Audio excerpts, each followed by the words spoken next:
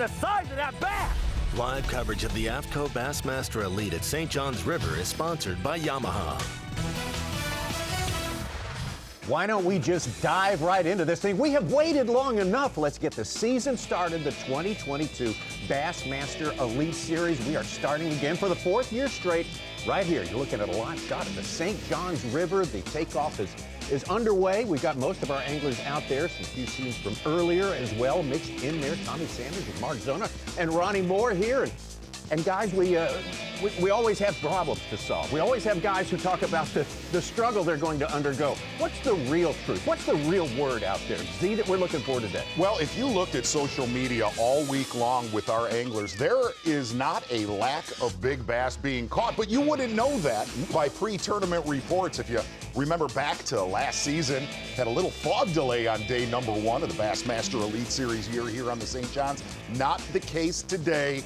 And really, last year, Ronnie Moore, it was a gamble. It was a gamble by a rookie, Brian New, who absolutely blew their doors out on the final day of the event. To win your first Bassmaster Elite Series event is a major accomplishment, and to do it in comeback fashion, Tommy, 26 pounds, 4 ounces on the final day, coming from middle of the top 10 to win your first Elite event. And he didn't just win it, he won it by multiple pounds. What an opportunity for him, and he did it in multiple areas at the St. John's. And truth to tell, comeback situations on the final day has been more the rule than the exception over the last, say, 7 or 8 years here. That's the way this lake sets up. We see giants on the early day. We'll get into this a little bit later on. Giants on the early days and giant bags on the later days. Exactly. That was a sweet stat by Ron Moore that he's going to throw out a little bit later this morning. But Brian New gambling on the final day, kind of leaving his potatoes area, going for the meat, and absolutely clocking them for his first victory on the Bassmaster Elite Series, being his first tournament. Probably one of the hardest things to do, Z, is knowing when you go from quantity to quality. He said, final day, I might as well go to try to win it, and he did just that. First attempt, first win, big time, Tommy. So hard to do. So many great anglers have gone their entire careers without collecting a victory on the Bassmaster Elite Series. We're so glad to be with you today. Coming with you live for about 7 hours today, taking you just about to weigh in time on this all-important, just as important as any day of the year, day number one of the season. Exactly, and really, day number one's kind of like the Super Bowl this weekend. You just want the ball to be kicked, yes, get things moving. And the one thing to watch today, as many as the fronts that have come through Palatka, Florida, brutal fronts, is actually normal for this time of year. And if you've watched Bassmaster Live really for the last 4 years, here's what you know about the St. John's River. Ignore everything that any of the anglers have said coming into this tournament, because no doubt they are going to clock them today. A lot of these anglers and a lot of these lakes that we go to maybe change hour to hour, day by day, maybe week by week, but literally it's minute by minute on the St. John's. You get a couple minutes of sunshine in the right area, and some of the biggest fish in the country will show up for you, maybe on tournament day. All right, we're talking about, of course, a massive fishery here, one of the most incredible places on earth. That's why we start here. The weather's good, not totally predictable, but man, it is a great place to come and begin a season. And speaking of our season, 9 events, just as it has in past years, comprise our season. We start with 2 down here in Florida. Next week we'll be at the Harris Chain, which has been, by all reports, on fire. Absolutely. The Harris Chain, not only one of the best lakes in Florida right now, really one of the best big bass factories in the entire country. But if you look at the predominant amount of the season, really the first 80% of it, they are factories for giants. You really honestly have 5, 6, maybe 7 shots on goal this year to maybe break 100 pounds, depending on how the weather sets up at places. But like you said, Tommy, 2 stops in Florida to start our season. What great playing fields to really start to kick off the 2022 year. There's a look at our playing field. We're biting off about 100 miles of the 300 miles of the St. John's River on this day, and that's the way it lays out. Of course, it's unique in the fact that it flows from south to north, from South Central Florida. It's upside down, flowing all the way to the Atlantic and Jacksonville, and so many different environments. And there's the man who, in a month's time, will try to be the first to ever three-peat at the Bassmaster Classic, the World Championship. Hank Cherry hooked up.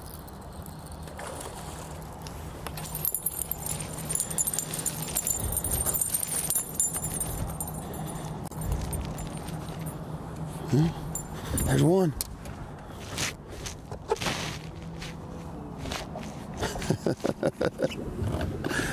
Sometimes it pays.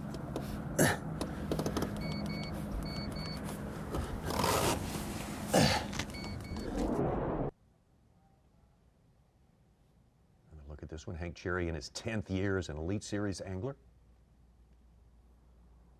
And Cherry said he started practice off pretty solid, about dozen what he thought keeper bites that he shook off on day one of practice, which would have been Sunday. And interesting for a lot of the viewers here on Bassmaster Live, there was a lot of fish spawning this weekend. Keep your eye on that today.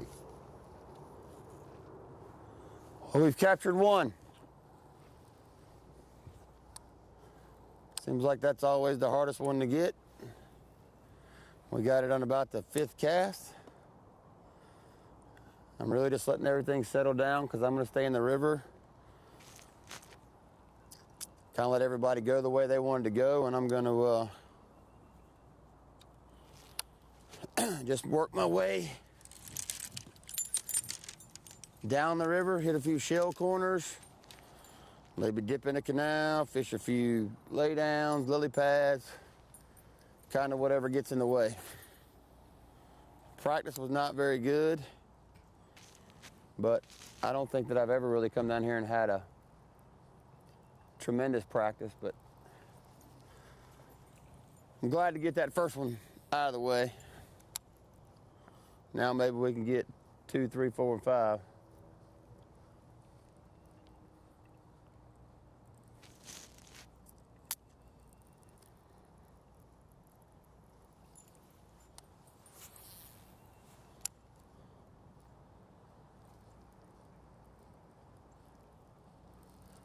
Slow and steady.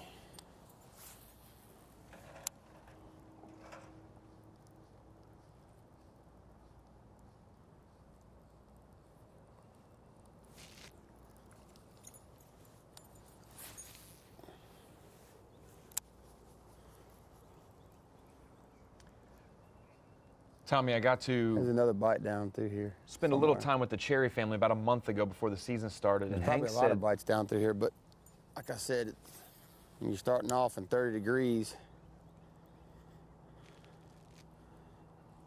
makes it a little difficult, but the one that bit it, I mean, it hit it hard. I'm hoping that's a good sign of things to come.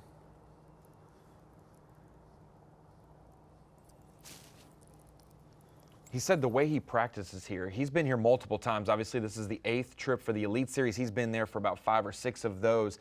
He doesn't practice in areas when he's done well in the past because he knows that they're going to live there, whatever stage of the spawn they're in when we show up, they will live in that area, and there's no point during a tough practice to go get involved in an area and get discouraged. So he gets to explore more of the St. John's in practice than most because he doesn't have to lean on those historical areas that he knows. He can trust those. Yeah, and with the lack of vegetation besides lily pads, look for hard cover like in years past. We've seen Mark Menendez utilize that. A lot of the guys that were in Crescent last year, look for hard cover, whether it's cypress trees or docks, to be a big player from there. You can actually head upriver again.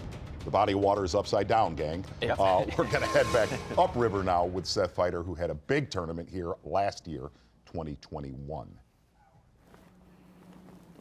Just got down to where I was starting.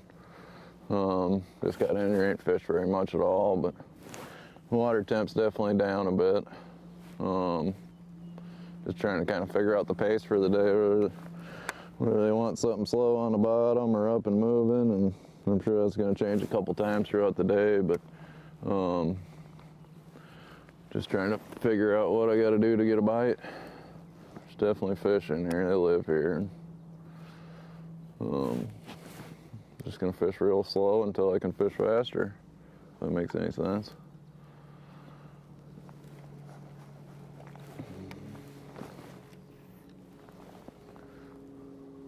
Water temps between 53, 56 degrees. And I know that sounds really, really cold, and it is for Florida, but guys like Lee Livesey got to talk to him yesterday, said, even though the water's cold, there are still a lot of fish up trying to spawn because of how warm it was here a couple weeks ago. Yeah, I mean, it was 48 degrees or so, and maybe just under 50, 2 hours south of here on another body of water just a week or two ago.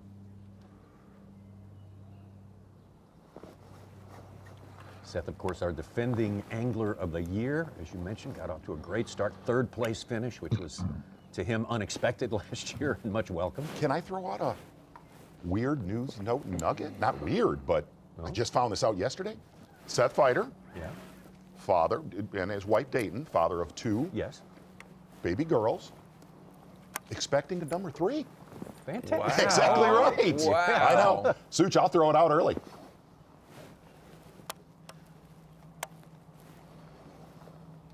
Oh, yeah, I forgot to mention, we're going to bring in the Such into the conversation. Absolutely. Plenty of times today. He is joining us also. And watching the Bass Track, we get about 20 guys lining up to go into Rodman. I just fish down one Another side and come back the other. Point Cliff, for instance, down in This might Crescent. be the only near the virgin bottom of water we Crescent, get all kind of day, surprising. so. Kobe Krieger's the only one who's gone north, get it all on the way downriver, in. halfway to Jacksonville. A couple. I only came in here, fished about that stretch right there. I had one bite and left. Every year I've been here, there's been fishing here. Does seem like the less guys that are in here, the better you do, though.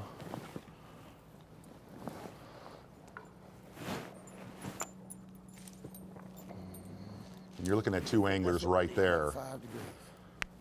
Big game players, obviously. Hoping, you talk about all the anglers that are heading to Rodman, and it's a big part of our field. A lot of the anglers that we have on camera, That was awesome. Patrick Walter's the only one talking about going to Rodman, but a lot of this field is looking to sustain the blows days 1 and 2 that Rodman is going to put out, because there's going to be good bags caught out of there today and tomorrow. But a lot of the anglers strategically hoping that group cannibalizes each other. And one thing to watch also is there's 20 anglers, like you said, Such, waiting for the lock. And I've already talked to 3 or 4 people yesterday or so that will go to the second lock. They have an early boat draw. They're going to fish for an hour or so, then go to the lock and then come back early. So they're not necessarily going to go wait from the start. They want to get a couple fish in the boat before they make that lock. I mean, there is a pile of players waiting to get into Rodman right now. I can tell you Carl Jochimson's feeling good out of that bunch with a 4-pounder that he caught just fishing before the lock, waiting. You go into Rodman with a 4 already in your bag. That's big, Z. And it was said that I believe there was a tournament, a local tournament Sunday that went on to Rodman that took like 32 to 34 pounds. The thing about it's a lake. It's more stable, or less stable than the river. More stable. Well, look, here's what Rodman different animal. is. Deeper? It has a lot of standing timber, and anybody that wants to use forward-facing sonar that we got to see in Rodman last year, I think you're going to see a lot of that going on. But I also think there was a lot, especially with that local tournament from what we got to hear, there was still a big population of good ones that were up shallow. Yeah. Last year we saw Windlet, some other guys sight fish in Rodman. That fizzled out. We saw guys, maybe 5 in our top 10 on day 3, dwindle to just Patrick Walters was the only one in the top 10 on day 4.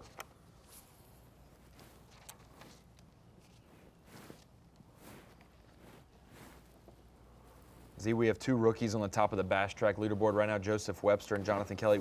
Imagine if you're Jonathan Kelly and your first bass of your Elite Series career is a 5-pounder. How much? Good. He's spun out the rest of the day with excitement. That is a good start. Yeah, AG.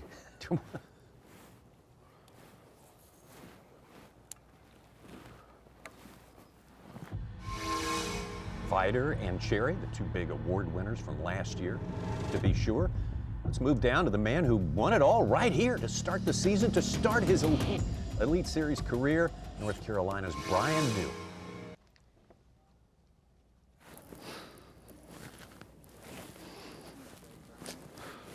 Well, I'm looking at about 794 bass, and I ain't getting no bites. About to make a move here in a second. Go to some that hopefully they will bite. Swing back through here later on, and hopefully at some point today we're going to catch us some bass. I'd like to go ahead and do it now, but my liking ain't working just yet. Oh, that was fun. Caught a lot of bass. Made a lot of money. Had a lot of fun.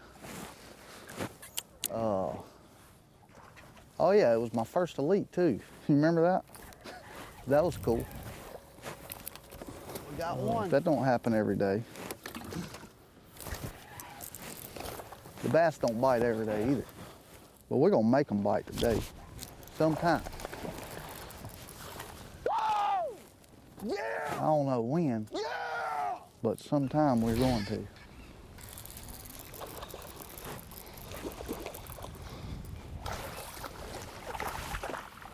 I wish it was now. Yeah! Yeah! Yeah!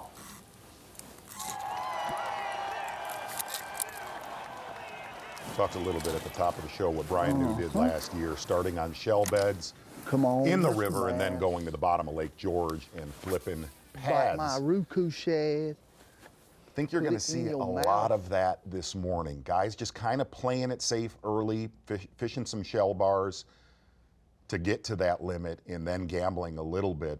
And Brian New, one of the anglers that said, no, man, I had a good practice, not doing the same thing, but he said, I'm gonna approach it the same way. I'm gonna try to catch a limit in the river and then make my way south of Lake George again, not catching them the same way or in the same places, utilizing a bladed jig when he gets through Lake George, but said, I saw the right size fish I needed to get me through this tournament.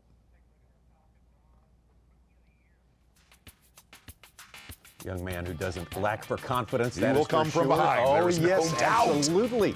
Going to win a classic, going to win Angler of the Year. But we've also got a great Rookie of the Year race going on right here. There's the results from last year. From Alabama, Josh Strassner. Pull this one out. Man, that's a big deal. Can I give it to you? Yes. Ronnie lifts his hands in triumph there because he predicted it all. On day one of the season last year, I took a gamble and did it. And who did I say, Z, to watch out for this year? And who caught the first bass of the season? I'm just saying. Listen, before we went live here on Bassmaster Live, Bassmaster.com, friends, Ron Moore, who's like a magician, he'll pull it right out of his I'll wizard fabricate sleeve. some stuff for He sure. absolutely called this year, I think Joseph Webster's going to win. That's what you said. And I said, yeah, him and Cody Huff. I'm more of a Cody Huff fan for this season. Yeah. Going to slide back. Well, actually, down in Crescent with Cliff Prince. Crescent Lake, large lake, Yes. adjacent to the river here. Very shallow. Oh man, I got my first stop. I hadn't had a bite yet, but water temperature's 55. I don't know where they'd have went, but we'll go over here to this other spot. If that don't work, we'll run halfway to Green Cove.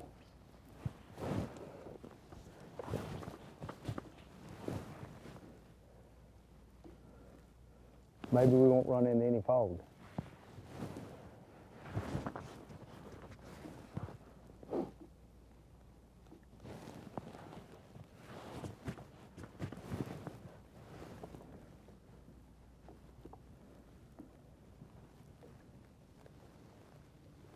Man, these are a lot different conditions than these guys got to practice in Sunday, Monday, and Tuesday. They had an off day yesterday, but really they were fishing during the front. A lot of wind, a ton of rain. Moving baits were playing, bladed jigs, jerk baits, a lot of lipless going on, and this is true post-fronty. No wind, cold night last night, and that's, look, anytime you're Alabama to Georgia to Florida to Texas, the nights are a lot more critical than the days. Yes. And it got cold. I mean, it was low 30s, so big time different conditions, and don't know if a lot of those moving baits that these guys were catching them on, I think you're going to see same areas, but I think you're going to see a lot of adjustments in how they catch them throughout the day. For the fans tuning in now and they want to know about the post-frontal conditions and how it affects bass that are in normal stages, when they're towards the spawn or they're on bed or getting close to it, does a front affect them nearly like the fish that are not in a spawning stage? You know, Lee Livesey said last night this is really cool. He said, there are a lot of males on the bank that are near or around their beds, and he says the females are up there too, but they're not in that zombie mode where you need, at least this is in practice, where you needed to fish slowly. He said you could move, you could cover water and get big females to react in areas that they were wanting to spawn in, so they weren't in that zombie mode yet where they are just focused on spawning. The other thing is, yesterday, I think it was Andy Crawford put up the photo gallery of anglers that were, where they do their guesstimations of the 4-day total to win this tournament. Lee Livesey was at 101 pounds to win this tournament. Wow. It would be a first time the St. John's has broken the century mark if that comes true. A little foggy out there in some places. No, I might just... A little foggy in places. Hey, let's slide around the corner. We are brutally behind par to break that 100. I'm gonna run, but well, it's early. I know it is. It's early. Hey, Jonathan Kelly's on pace. 5-pound average is what you'll need to break 100 pounds, and he's got 5 pounds.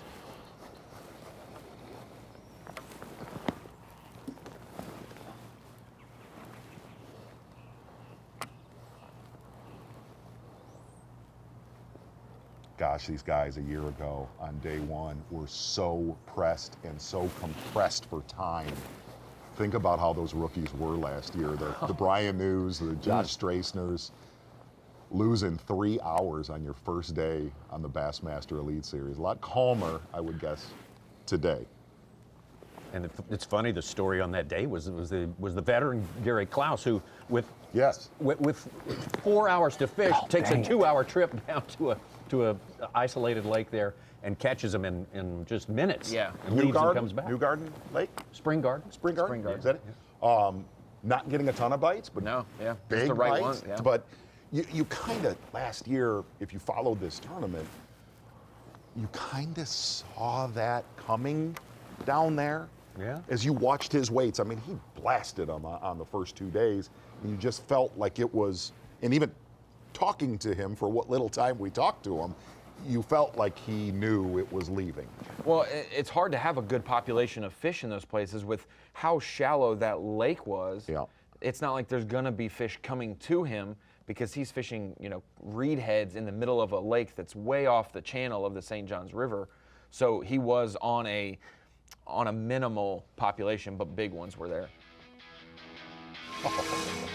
Getting ready to take a break here, but let's do our Humminbird Unlock the Lake, right? Some incredible views of this fishery with so many different sorts of opportunities. You have Dug Canal, cypress knees, you have shell beds, little lakes, backwaters, tributary, man, you name it, it's all here. Yeah, and really it's kind of a pick your poison what you want to do here. And a lot of anglers this time around, what was interesting, looking at your Humminbird Unlock the Lake, really concentrating on that main river, the main St. John's River, saying, I believe with a lot of the cold fronts that have come through here, that little bit of current, that little bit of tide keeps those bass biting throughout cold fronts. The other thing is, look for hard cover. We talked about it, lay downs, boat docks, lily pads to play. Here's the different deal in your Humminbird Unlock the Lake.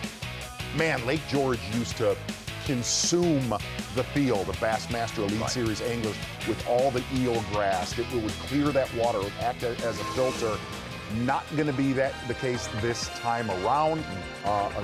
As you see, a lot of our anglers in our field concentrating on getting into Rodman early today. A little Mike Iaconelli flavor as well. Welcome back to the Elite Series, qualifying through the Opens this past season, getting his first bass on the board, a 1-pounder. All right, well, we are underway, and we've got guys on the board, and we have so much to look forward to. 6+ hours of Bassmaster Live coming your way.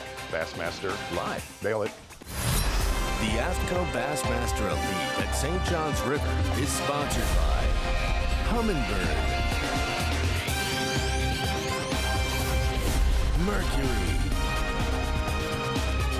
and by Nitro Boats. A fun day, the first day of the season. 94 anglers out there getting their start for 2022.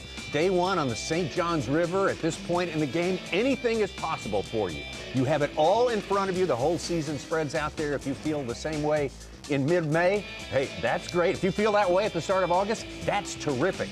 It will be a fight to the finish. So some great competition. And look at the top of our leaderboard there. Couple of rookies. The rookies are stronger. The rookies are more menacing to everyone else. Yeah, with each passing year. They are part of the adventure team, Tommy Sanders. Absolutely. Getting back out on the water right now on. with a quad box. And Seth Fighter hooked up.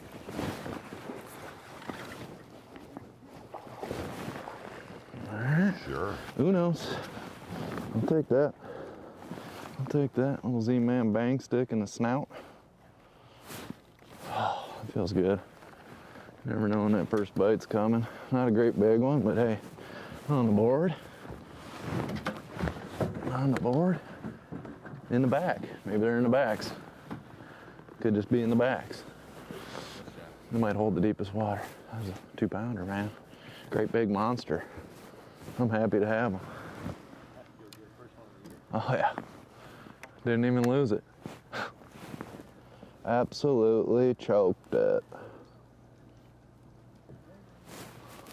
Hey guys, we're back here fishing for largemouth bass. I threw my bang stick out there and he just absolutely crushed it. That's from Mark Zona. Hey guys.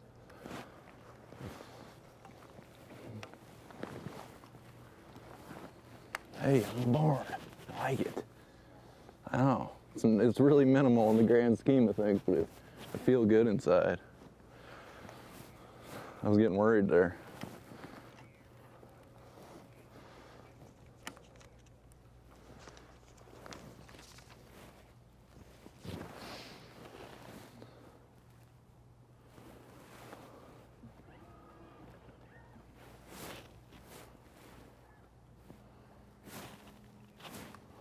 Hey guys.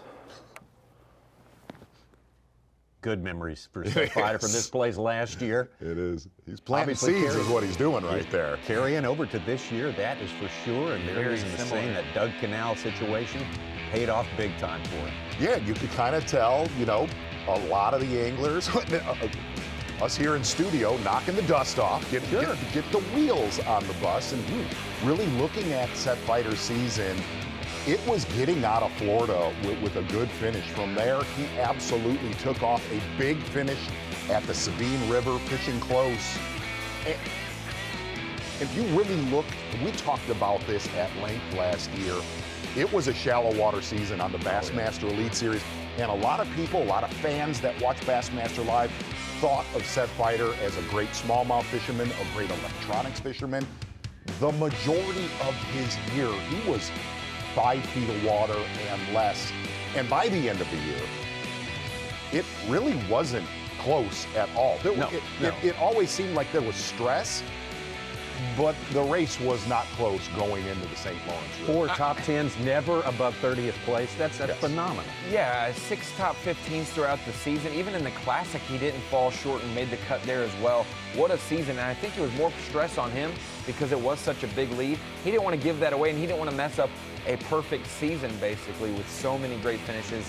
And obviously, day 1 was his toughest day of the season on the St. Lawrence, but he bounced back in an hour's time to be right par with the course. Just watching him and Hank Cherry, who's obviously won back-to-back classics, taking a look at your Skeeter boats. Angler of the Year from 2021, Seth Fighter. The interesting deal, looking at that board right there, is just kind of watch how these guys are fishing differently, a lot calmer, not ratcheted up. You look at a guy like Seth Fighter or a guy like Hank Cherry, and there's a very calm demeanor about them in the first hour of competition today. Yeah, Seth Fighter has climbed the ladder.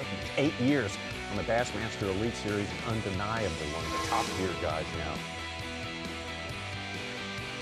All eyes on Seth Fighter, that's for sure, in 2022. And there he is, just around the corner from another one of the big threats to win this thing, Greg Hackney. Oh, hang on, he's got it.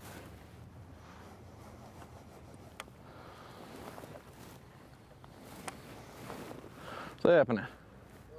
You found us. You found us. You must have a tracker on us or something, huh? Yeah. Can't hide from nobody.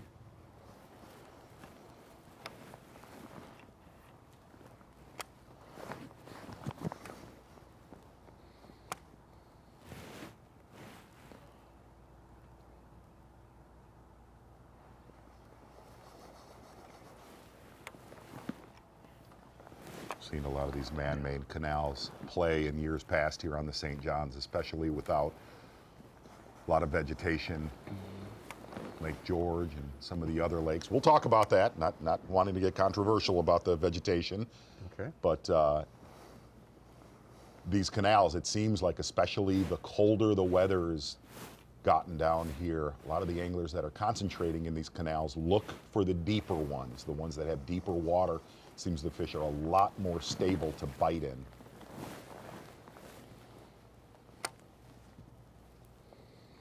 And every year we see some big ones. Some years Yes. double-digit fish come out of I these. told myself 100 times before this, like in practice, before this day, like get a bite, make sure like you get tight on them and hit them and don't miss any.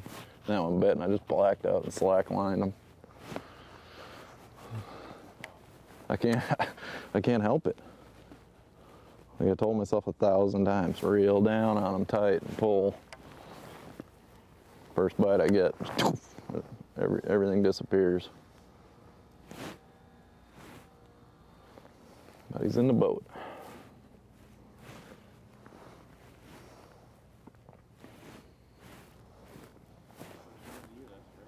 Yeah.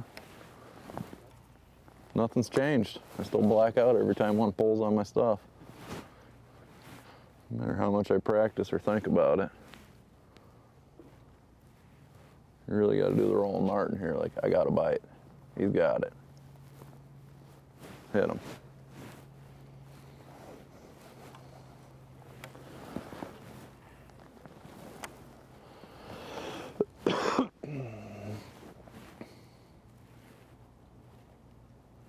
Would you say, Z, before Fighter's Angler of the Year season last year, if he was doing this same thing in 2020, he would have already been through this canal and out? Rate of fishing seems much more Bite every patient half an hour in here. now that he knows the recipe. Should get better as the day goes up. It is a huge. I think so. I was kind of worried a lot of them responding and that they'd all get plucked right away this morning, but I'm thinking they might have slid off the beds.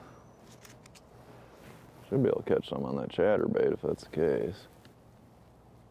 What the heck was that? Heard him say a brush pile there or he something. thinks a few fish have slid off the bed. So that definitely was playing. A lot of anglers said on Sunday they saw several fish locked on. Remember that. But man, I just think it's Brush in front of whenever. shorty dock. It doesn't matter where you're at in Florida. Florida, as nuts as this sounds, Florida's a lot See it like twice. smallmouth fishing on really Lake kinda St. fast Clair. first And time. here's what I'm saying is Wasn't ready you just for need it. to be around where you're getting bites. Even if you're catching 12 or 13 inchers, generally, if you take enough shots, if you set the hook enough times and you're around bass in Florida, you're going to catch some big ones. Suture. David Mullins is around some. He just landed a 5-1. His third fish. He's taken over the lead. First guy over double digits, 10 pounds total. He's one of the ones you would not expect that from based on practice, or based most practices.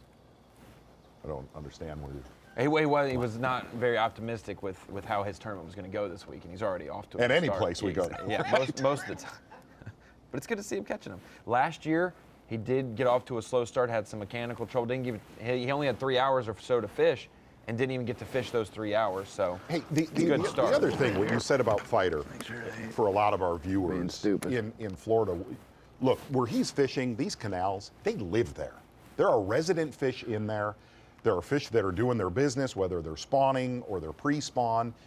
It's just the biggest thing in Florida, and all of our Florida viewers know this. Doing it the whole time. Don't get in a hurry, especially if you are in a cold front situation. You can just speed up and fish way too fast in this state.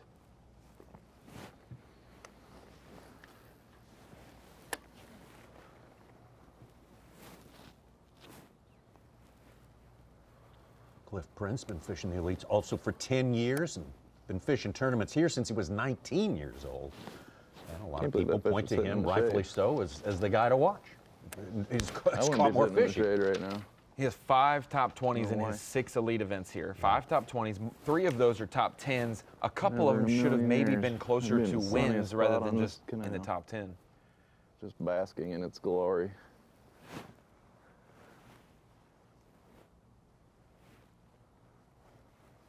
Another thing about Cliff Prince is he's got roughly 25 top 10s in Bassmaster competition, 5 of them here, which is very impressive. 20% of his career top 10s here. You know he would love to win an Elite Series event here, but if you add up what he's won here, it does equal to a win. Yeah, it does. It does. Ronnie, we were talking fantasy, and then I think he's picked the Oh most my of gosh. any angler. And you this have week. to. I had to. I don't like picking high percentage guys, Such, but he was at 50%. He's the Rightfully chalk. so. He's the chalk. He is the guy. Bad fish. 'cause he was like, Sometimes you go with chalk. Ain't no way one would spawn there. His floor is much higher than most anglers here because he knows how to maybe go catch 13 pounds when it's tough to go catch 13 pounds.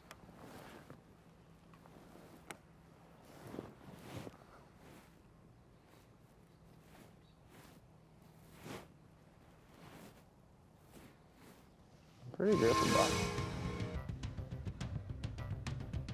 Gonna leave Seth Fighter right now, and I believe we're gonna slink on into Rodman. First looking Rodman today. Patrick Walters, a lot of his damage last year done fishing Rodman. Patrick Walters live.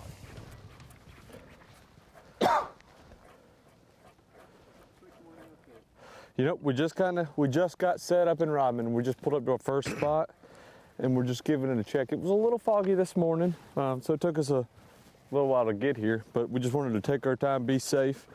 That was the biggest thing, but we're now here, and we're just gonna give this a little bit of time. We're on the spawning flat right now, just to see if the fish are still up here. I mean, we're sitting in 6 foot of water, but they do spawn out here.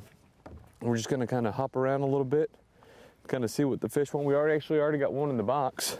We actually caught it in the river this morning before we went to the lock. I had a little showboat we stopped on, but we didn't stay long. We didn't want to chance with the fog. We didn't want a chance of missing the lock. So we already got us one. Now we're in Rodman doing a little fishing, doing a little head hunting, and we'll see what happens.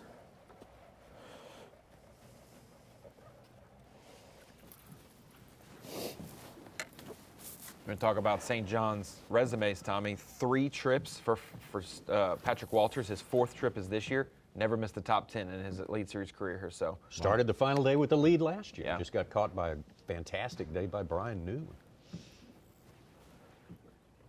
Caught the biggest limit here last year as well. Yeah. 26-7 on day 3 to take the lead, Yeah. in Rodman, but then day 4 kind of fizzled. he had 32 in 2019 as well, one day, 32 pounds. Yeah. One of the top 10 biggest bags in St. John's Elite history. And really throughout the years that we've covered tournaments here, you have a tendency on days 1 and 2 to look at the anglers that catch an 8 to an 11-pound bass, and you're focused in on them. And really looking at Brian New and looking at a lot of the tournaments here in years past, today at the weigh-in with Mercer and the whole group, really keep your eye on the guys that are just consistent with 4-pounders here, because they have a tendency to be the guys that hold the trophy at the end of the week. And to get back down to Seth Fighter, get a look at that Canal system that he's fishing.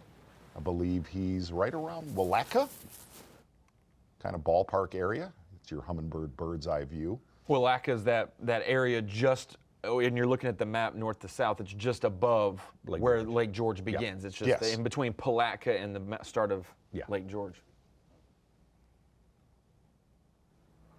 And there is not a lack of man-made canals for these guys. You can lose yourself. Trench in and be a canal wizard.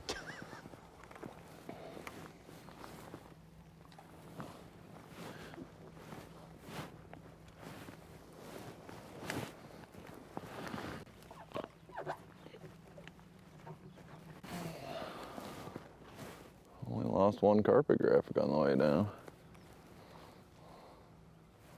I didn't think they stuck very well when the boat was wet.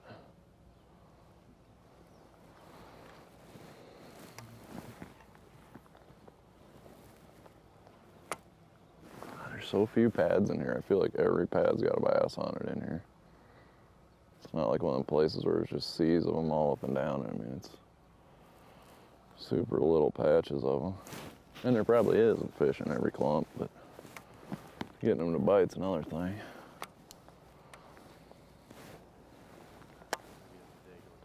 Yeah. I just might not be in here in the afternoon. I'm gonna try to get everything I can out of it. Wait for that tide to get right, and then go fish main river stuff.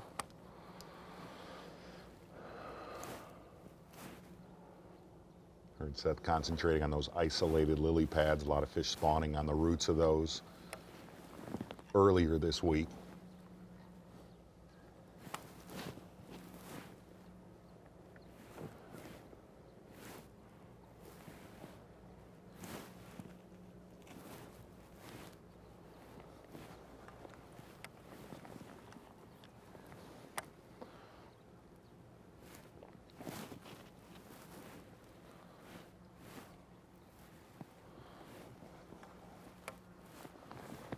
Only 3 boats in here, that ain't too bad. I'm assuming the one in front of us was a tournament, but you never know. Might have been a guy that lives in here, but probably a tournament. It's a pretty fresh bubble trail we were coming up.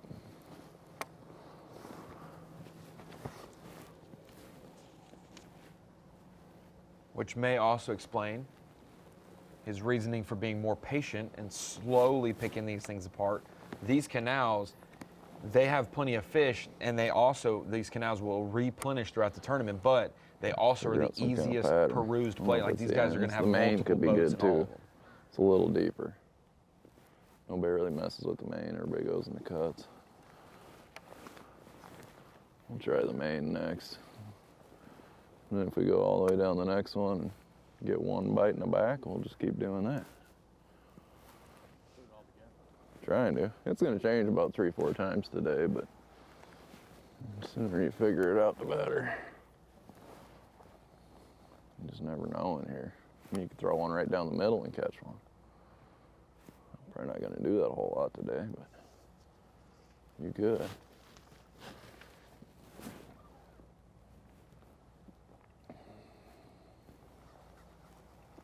I just don't want to leave much behind because I know the other guys, once you get to the first pass down it, they're all going to hit it. They're probably going to catch 1 or 2.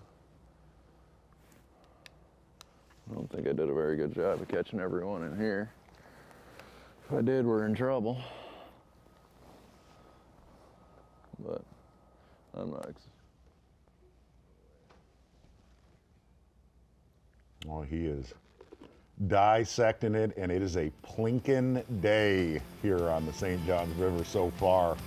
High skies, zero wind, and a lot of your anglers that I think were kind of banking on that bladed jig bite, a lot of aggressive baits. It's going to be a hard press today. A little slower and deliberate, huh? A little chippy, Tommy. Good deal. Well, being left alone, Seth talked about having a company, not having a company. Being left alone has been a big player for the winner in the last 2 events here. I can relate to that. St. Johns River, and another thing to keep your eye on. We got so many things to keep our eye on today. We're just getting our season started. We're getting the feel of it. Reacquainting ourselves with the ways that these guys get the job done right now. David Mullen's doing it better than anyone else. Only double-digit guys so far, and a good margin between him and number 2, Joseph Webster. All these weights are unofficial. They will become official at weigh-in time. So we're going to take ourselves a quick break, and we will come back and continue with our live coverage of the AFTCO Bassmaster Elite on the St. Johns River Bassmaster. The Bassmaster Live Show. Whoa! Look at the size of that bass! Live coverage of the AFTCO Bassmaster Elite at St. Johns River is sponsored by Yamaha. Feels good. Get the season up and running again. 94 anglers out there, as we mentioned earlier, who will be trying to make the cut. 47 will pass on to day number 3 after tomorrow's round here on the St. Johns River. There's our runner-up from last year, Greg Hackney, working over those cypress knees. We'll see what he's up to today. Very anxious to see what he's got going. Little bit, no, it looks fairly much the same as last year. Different area of the St. Johns. Greg Hackney having a very solid practice, a very great resume here in the St. Johns River, but doing something a lot different than we've seen with any other anglers here in years past that we're going to get into here on day number 1 with Hackney.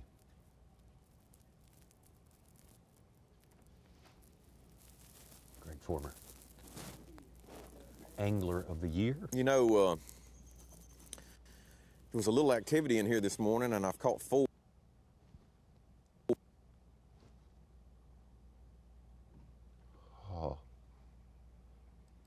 fishing the way I caught my practice. I kind of got off that a little bit. I saw the. He is in a Sketchenstein area. Yeah, different area. We've seen very few people in the past, to be honest, and so he's exploring a little bit. But you mentioned it, Tommy, runner-up last year, but he's got 2 second-place finishes here. 2016, he was second place here. And he's caught 2 10-pounders in Elite Series competition in his career, both of them here. Oh. So he loves some St. John's. He would probably love to, kind of like a big deer, hunting. You want to knock this one down. He wants to win the St. John's. Okay. Put that notch in his Got belt. a top 10 in 2012. Not going to run out of bullets. Yeah. No. Gosh, if we can get some good cell service with Hackney, he's doing something very unique, and it looks similar from the top of the water, but there's a lot of depth where his jig is going down right there, and Hackney believed that depth. We talk about Seth Fighter fishing a lot of the deeper canals. We've heard Seth talk about that all morning. Hackney said, man, I really prepared I think they might want it for these fronts. And he said the main thing is I wanted depth near the bank. Hard to say.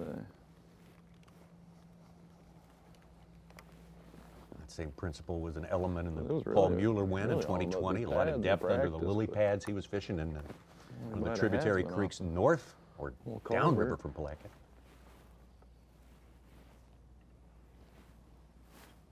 Maybe another sign ain't spawning.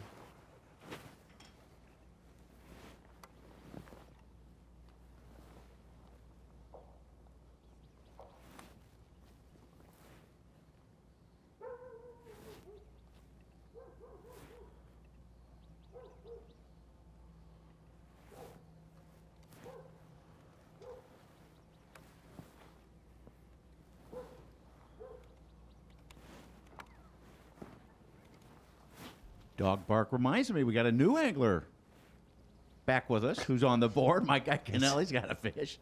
Such likes that.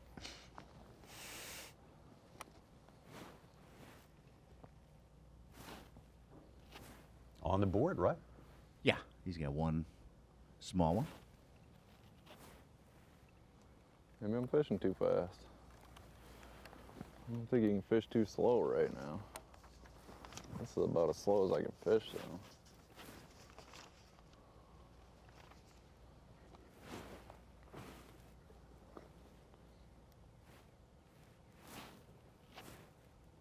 Got 32 anglers with a fish catch, only 6 with more than one fish.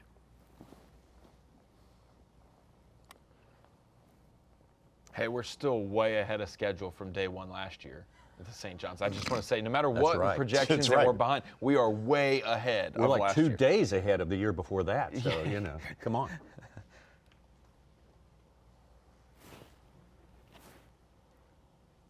Well, Z, it's calling for a quick warm-up today. Just hit over 40 degrees moments ago, and by 10 o'clock it's supposed to be 50. By noon it's supposed to be 60. Such, and that is a good serve right there where, look, it's wintertime. It's wintertime everywhere in the country, and the windows of bites, if you fish a lot in the wintertime, you know this. Look, in the spring and the summer, especially the summer, the window of bites could be all day long, where you can get bit all day. It's a lot different in the wintertime, not only just Florida.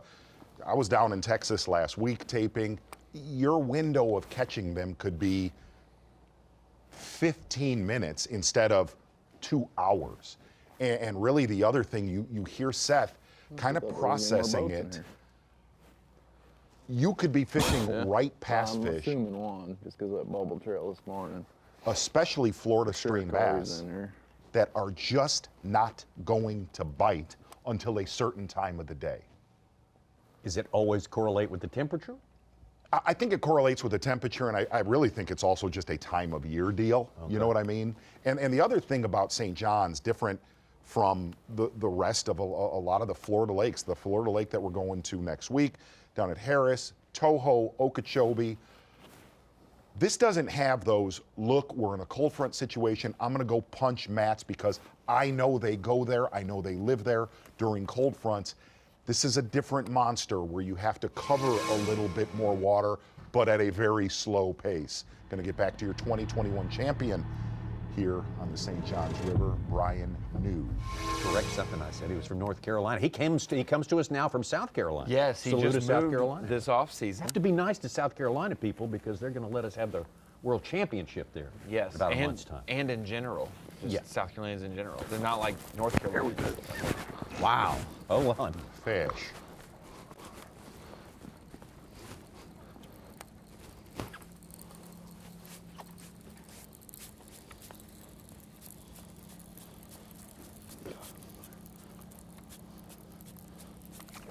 Barely hooked. I got one. I got a bass. I got a bass. I got a bass.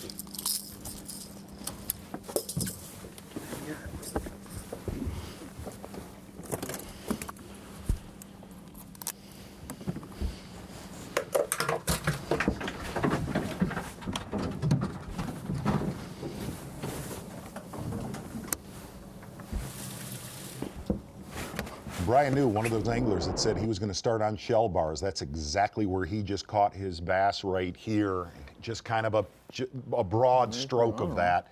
A lot of these shell bars really top out from 3 to 5 feet of water, taper off down to 10 feet. And the other thing is, Brian New said how he thought he was going to catch his big ones today was going south of Lake George and locking a bladed jig in his hand. That's going to be a hard push today. That is going to be a hard bite to chase unless we get maybe a little bit of wind or a lot more warmth.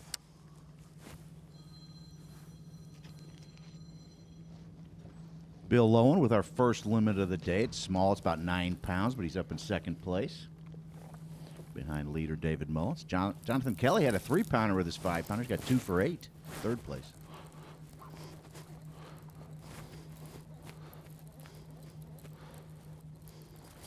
And this is the difference right here, fishing the shell bars at the St. Johns River compared to fishing the bank or docks. The opportunity to catch a limit in as many casts as prevalent on these Find shell the right bars. one. The to security crawl in, of the security of catching a limit. Now you can go lock that in there, and if he doesn't get but 2 bites, they could be the right ones, you know.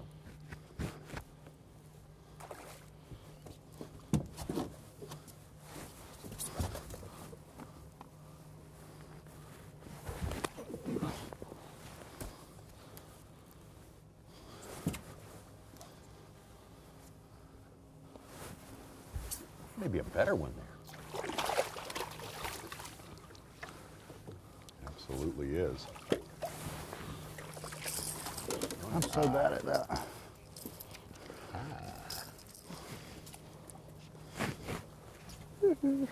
Look out now. I got 2 bass.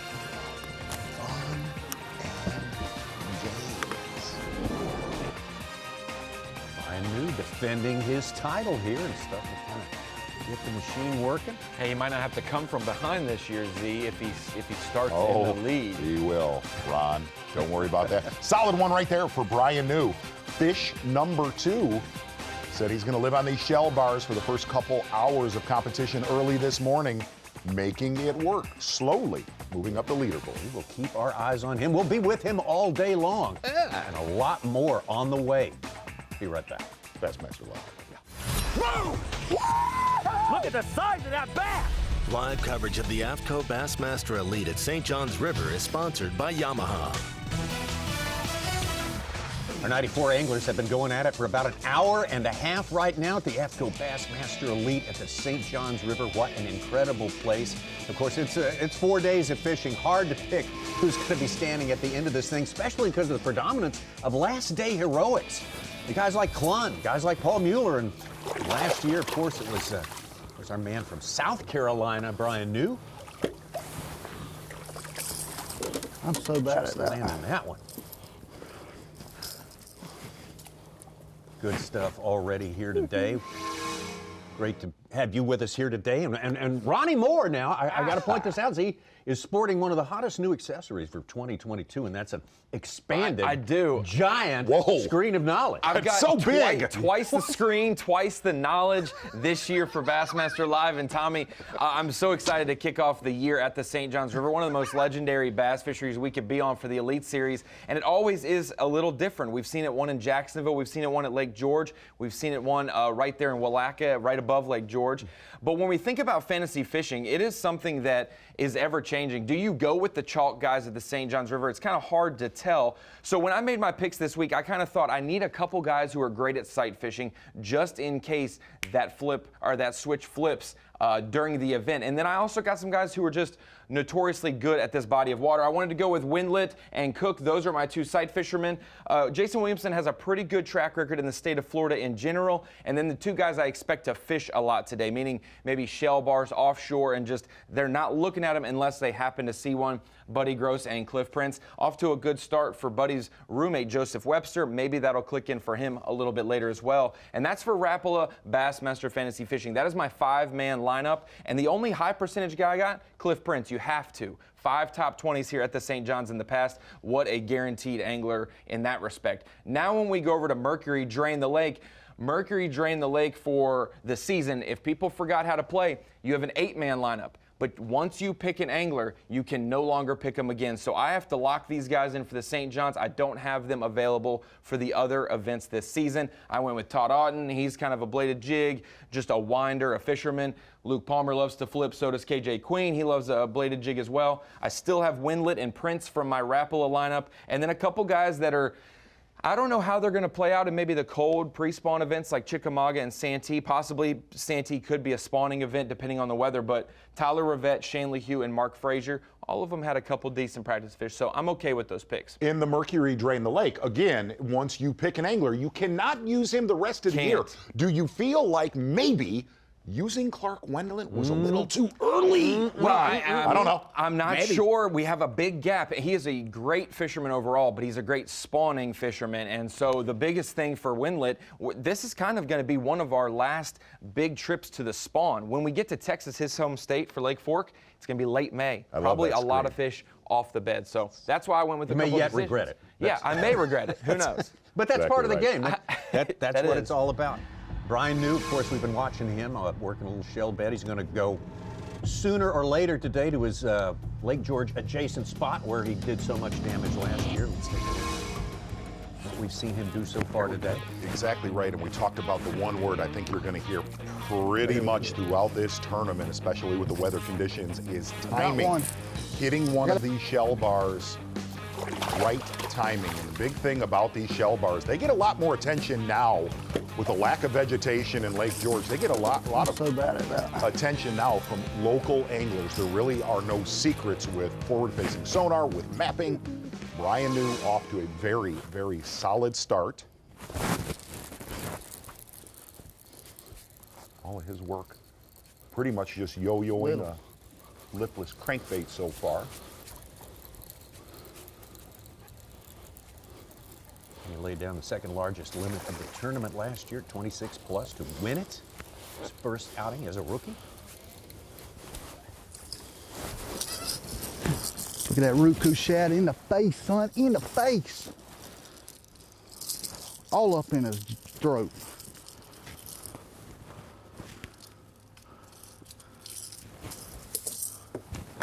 Little guy, little guy. I'm glad to have him though. Little, but those Green, are you big got to catches go. right now.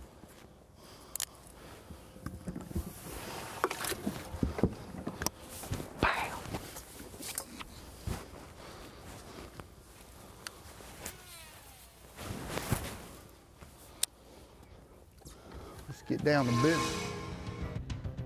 Z, I knew, first screen of knowledge hit of the year, I knew you were going to try to derail me there, so I didn't even make eye contact with you. I only looked at Tommy, kept my eyes on the camera. I had to stay in the zone. I had to. Tommy, is it fair for me to say you nailed it? Yeah, you nailed it. Hey, we've got more. We've got more That wall and that hardwood, you think they would be good position?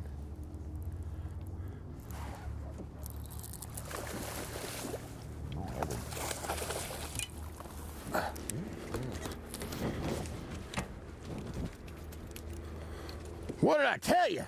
Ha!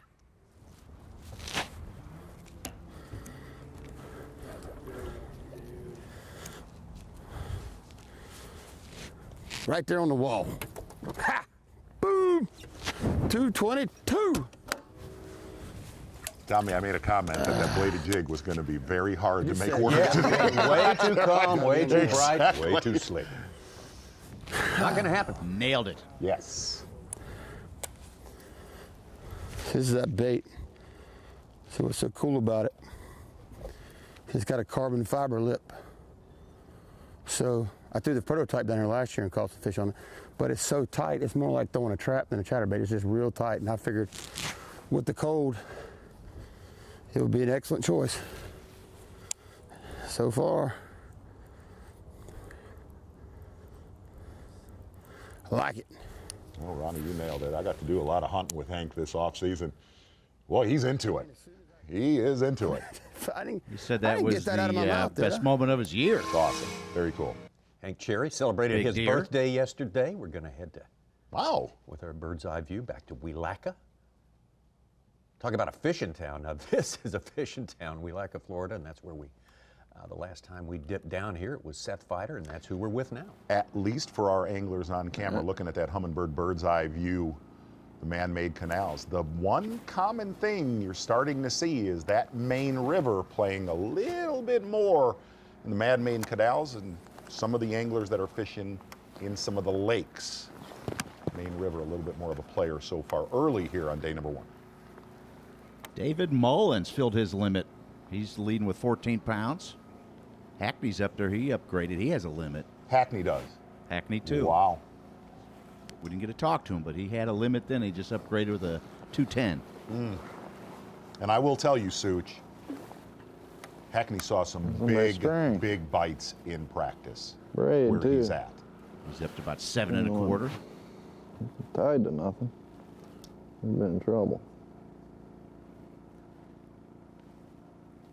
So far, Ronnie, you might have taken the wrong Fraser. Micah with a 5-4, a big fish of the day. He's up in our top 10. I'm saving okay. him. I'm saving him. It's strategy, Such. It's Mercury drain the lake.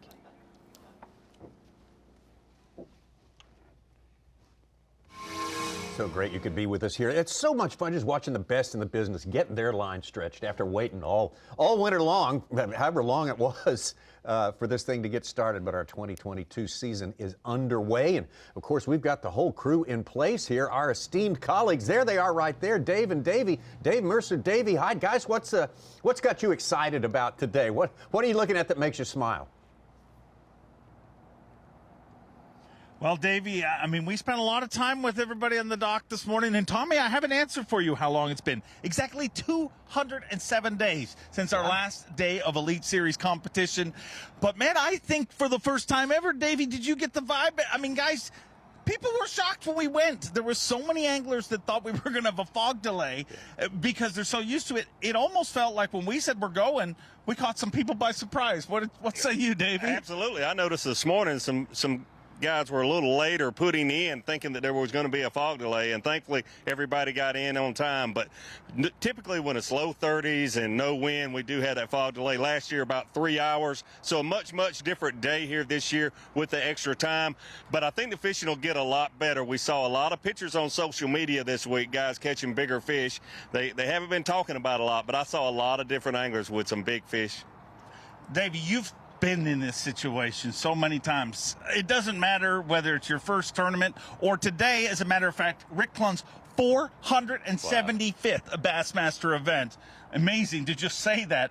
But what does it feel like on day one? I mean, for all of us, it's exciting, and we don't even get to cast. Well, a couple things going on in all these anglers' mind, I feel like, is number one, they want to get off to a good start. And they want to catch some fish, and you really have to, not swing for the fence so much. Just go out and catch a good solid limit. I heard a lot of guys talking about that. And even a couple of them said Cliff prints them, 12 to 14, 15 pounds, and by the end of the week, he's in the top 10. So a lot of these anglers just want to get off to a good start. Obviously, not all of them will, but everybody starts out this morning thinking they have a great chance to win Angler of the Year, Rookie of the Year, whatever. Well, the good news is, for the first time in, I guess, our last 3 trips here, this tournament started on time, guys.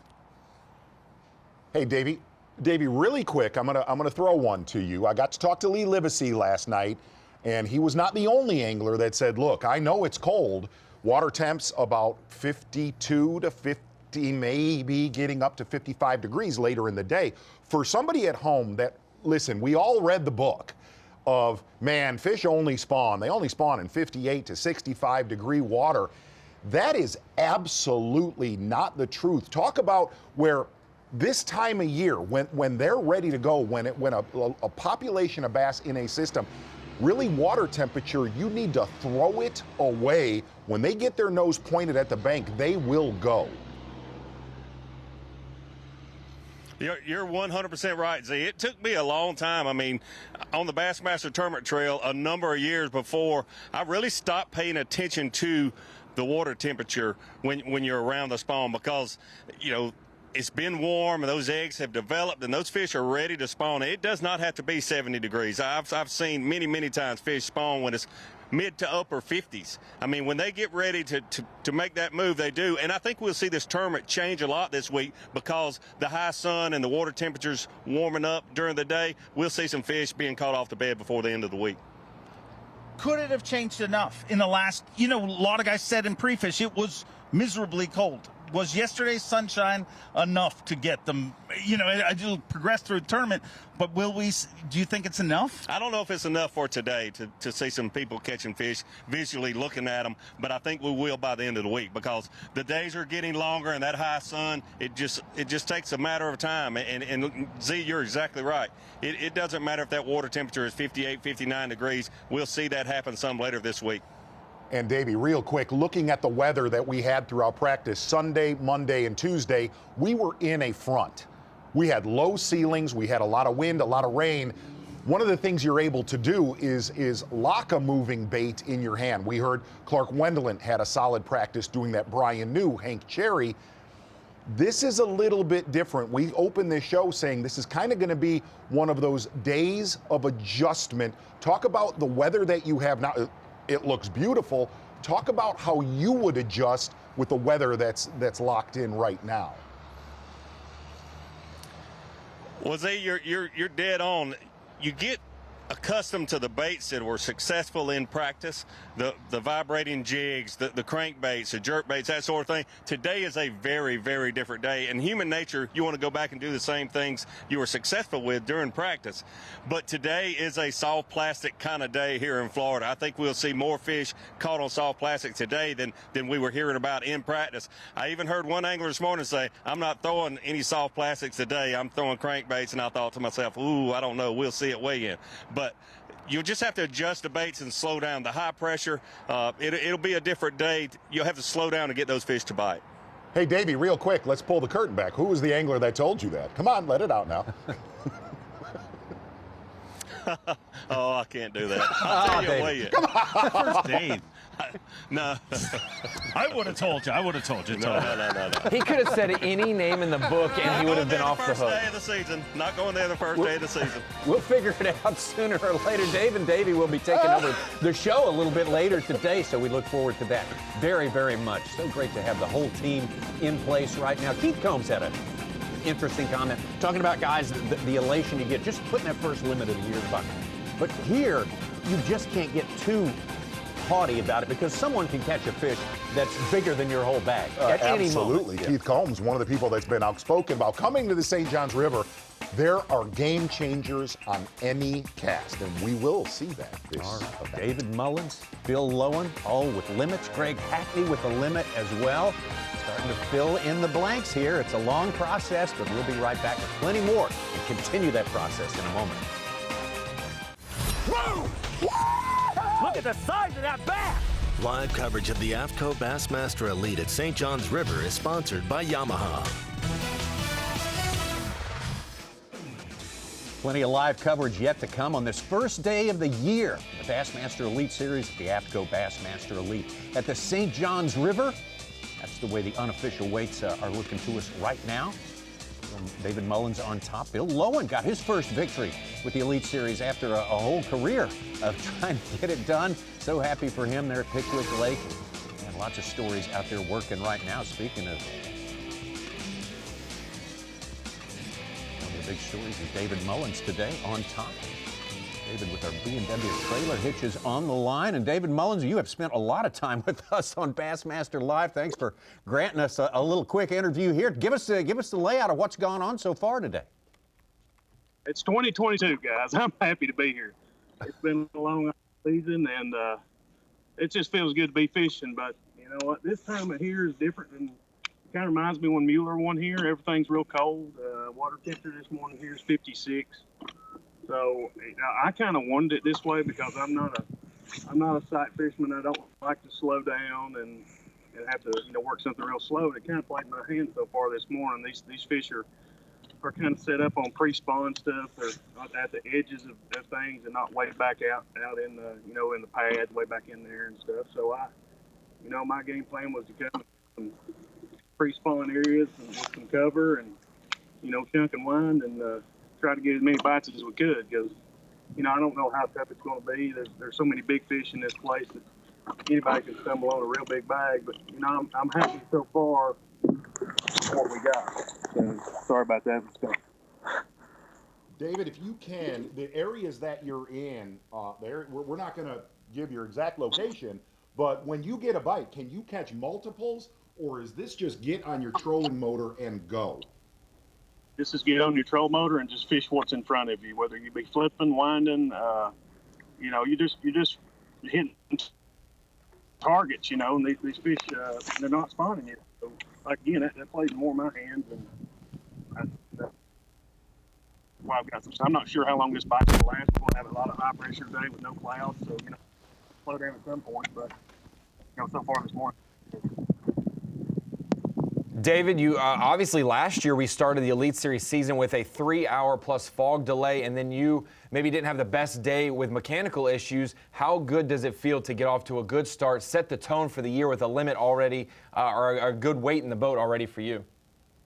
Yeah, last year, we had such a big fog delay, and I had the most random thing ever. I actually had a fuel line come off my motor, and that's never heard of that, and it just one of them deals where it just happened, and I lost a complete day because of it. Coming off second place in the AOY that year, and then you lose the first day of the tournament. It was kind of depressing for me because I was wanting to get right back on that train and catching them, and it feels good this year to finally just be able to come out here and fish and catch some. So, it's I like catching them on the first day. So hopefully we can continue this, and hopefully they'll keep biting. But it's panned out so far good this morning.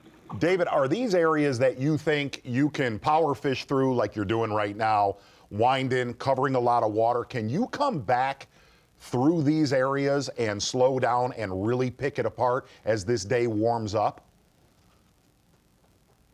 Well, I got Mark Menendez in front of me, and he is like the master of picking stuff apart. So I'm trying to do something a little bit different than what he's doing. But yeah, this is a tidal water, so all these fish are not going to fire or bite, at the same time. And right now is actually probably not a good time to be catching them. The tide's kind of high and rising, so I think later this afternoon it's probably going to be the best. It'll get better throughout the week, but I'm just trying to get a reactionary bite like this.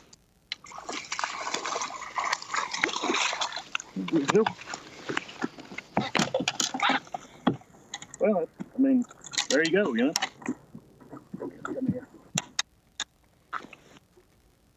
Just trying to get a reactionary bite off stuff that I can take advantage of while it's still early and there's still some shade on this bite. David, was this the game plan for you when you started down here from Tennessee, or is this something that you made adjustments to based on your practice? I don't think you can come into any tournament going, this is the way I'm going to catch them. I think you just got to show up and see what the conditions are, and that's what we've done so far this morning. And again, it being cold water, I love fishing colder water. Even though we're in Florida, it still has pretty good cold right there. It still plays in my advantage when I can. Like I said, I'm a winder. I love throwing crankbaits and chatterbaits and stuff, and that plays in my advantage when I can. David, of all the places we go, except for probably Lake Fork, we know the boogeyman lives here. Giants, 8 to 12 pound fish. When those fronts were set in and we had a lot of wind and a lot of rain, and you were practicing. Did you see any fish that size doing what you're doing? I saw one 7-pounder I caught in practice, and I caught a really nice one today. I'm gonna say it's a pretty good one. I don't know. It's over what I've got in there, but once they get to a certain point, I can't judge them very good anyway. But I did catch one nice one, and you know, again, this is not gonna be spawning, so they gotta be out here somewhere. It's got to make you feel a little bit more confident for sure. You know how to sight fish, and you're pretty solid at it as well. You've had a great finish here in the past at the St. John's back when Cabbage Point was a deal, and you were one of those guys who was able to maybe take advantage of sight fishing. So if they do pop up during the middle of this event, day 2, day 3, do you feel comfortable on making that adjustment and dedicating maybe an hour of your day to a specific fish? Yeah, I'm gonna keep them honest for sure, and confidence is everything, guys. And you know how it is in fishing. If you're confident in your equipment and everything, I just signed on with Shimano this year, got rods and reels, and that's been such a big help for me. And I feel like my equipment's top notch, and it's all confidence, man. It's just everything's going good right now. Oh, he is feeling it. Yeah, David, thank you for your time. Thank you for your time. McCullen in the first quarter of today's game, that's got to be a great feeling, David. That's happy David right there. That is. Definitely one of the top tier guys out here. Undeniably so. David Mullins of Tennessee. Hank Cherry had his birthday yesterday. Mullins has really turned it up a notch the last 3 or 4 years. Yes. He's really seen an uptick in consistency. That's the Usually biggest. If you let it happen, you don't try to force it.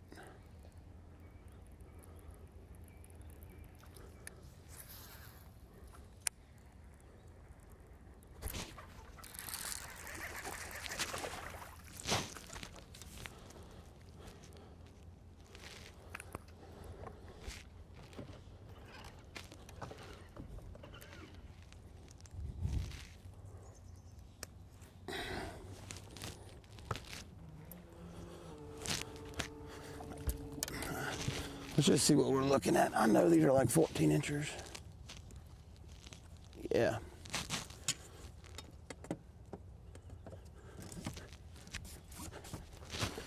Well,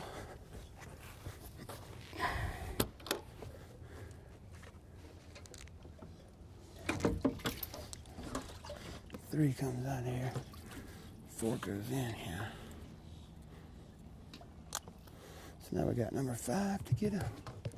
Got one on that one, on that one, one on that one. Put one on number 5. Because number 3 is over there by himself. We don't get no stupid penalties.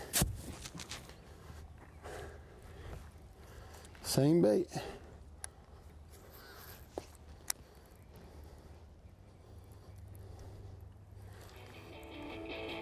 Looking forward to trying for the three-peat at the Classic here in a month. Hank Cherry having a good day today. We got with him early. Here in the brilliant morning sunshine, he was able to boat one pretty quickly. Exactly. Really taking a look at a lot of the fish catches that we've seen so far. Davey Height and I were totally astronomically off because pretty much everything, except for a few fish catches, have been on moving baits today. What did I tell you? Ha! This might not seem like a place that was set up for Hank's style. He's obviously a great jerkbait fisherman and maybe a dock flipping jig fisherman. And you don't normally do those things in Florida. You're fishing vegetation and other things. But for Hank, this is his 6th trip here. He's only missed 2 cuts, and those weren't even bad finishes. They were in the 50s, just below the cut line.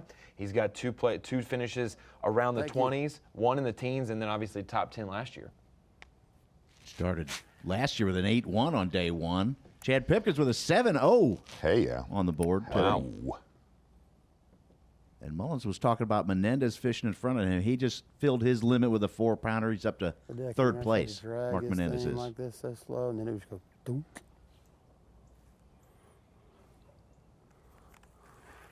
But as aggressive as they're biting, I might just be able to just throw moving bait until some of them big ones come in and get ready to do their thing.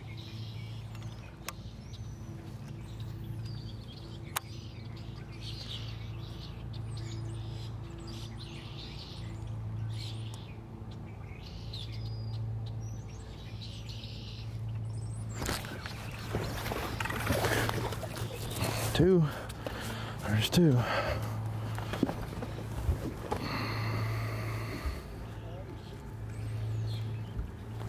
Not big, but I'll take his ass right now. back of the pocket. Huh, imagine that. Dummy. Dummy. Oh, what the? Hey, come on, hey, knock it off, hey, do that.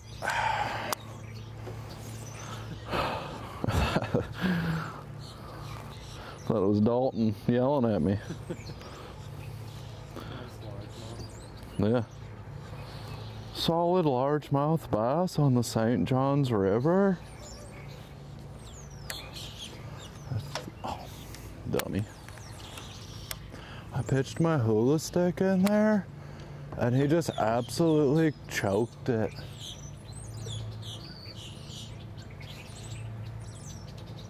Yeah, we definitely went to the backs. The backs kind of got like a little dip to them. I don't know if it holds like the warmer water a little better or what the deal is, but that's 2 right now.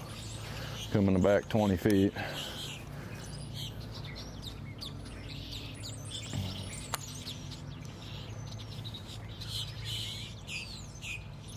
You wonder why the more aggressive one.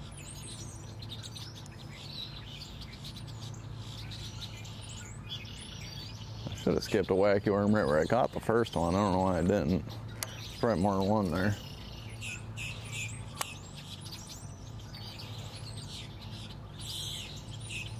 Everything's essentially come off boat docks, even though that first one wasn't really a boat dock. It was like a little hole up under the wall. Not a bite on pads.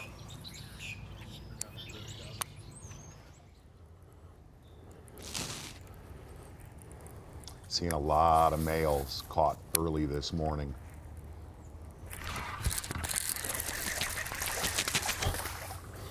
That one right there for Hank Cherry. That sucker was way up under there. Well, there's 5. They ain't the biggest ones. They ain't the biggest ones, but they're mine. They're like my boy at home. He ain't the biggest in the bunch, but he's mine. Little Berkeley trailer.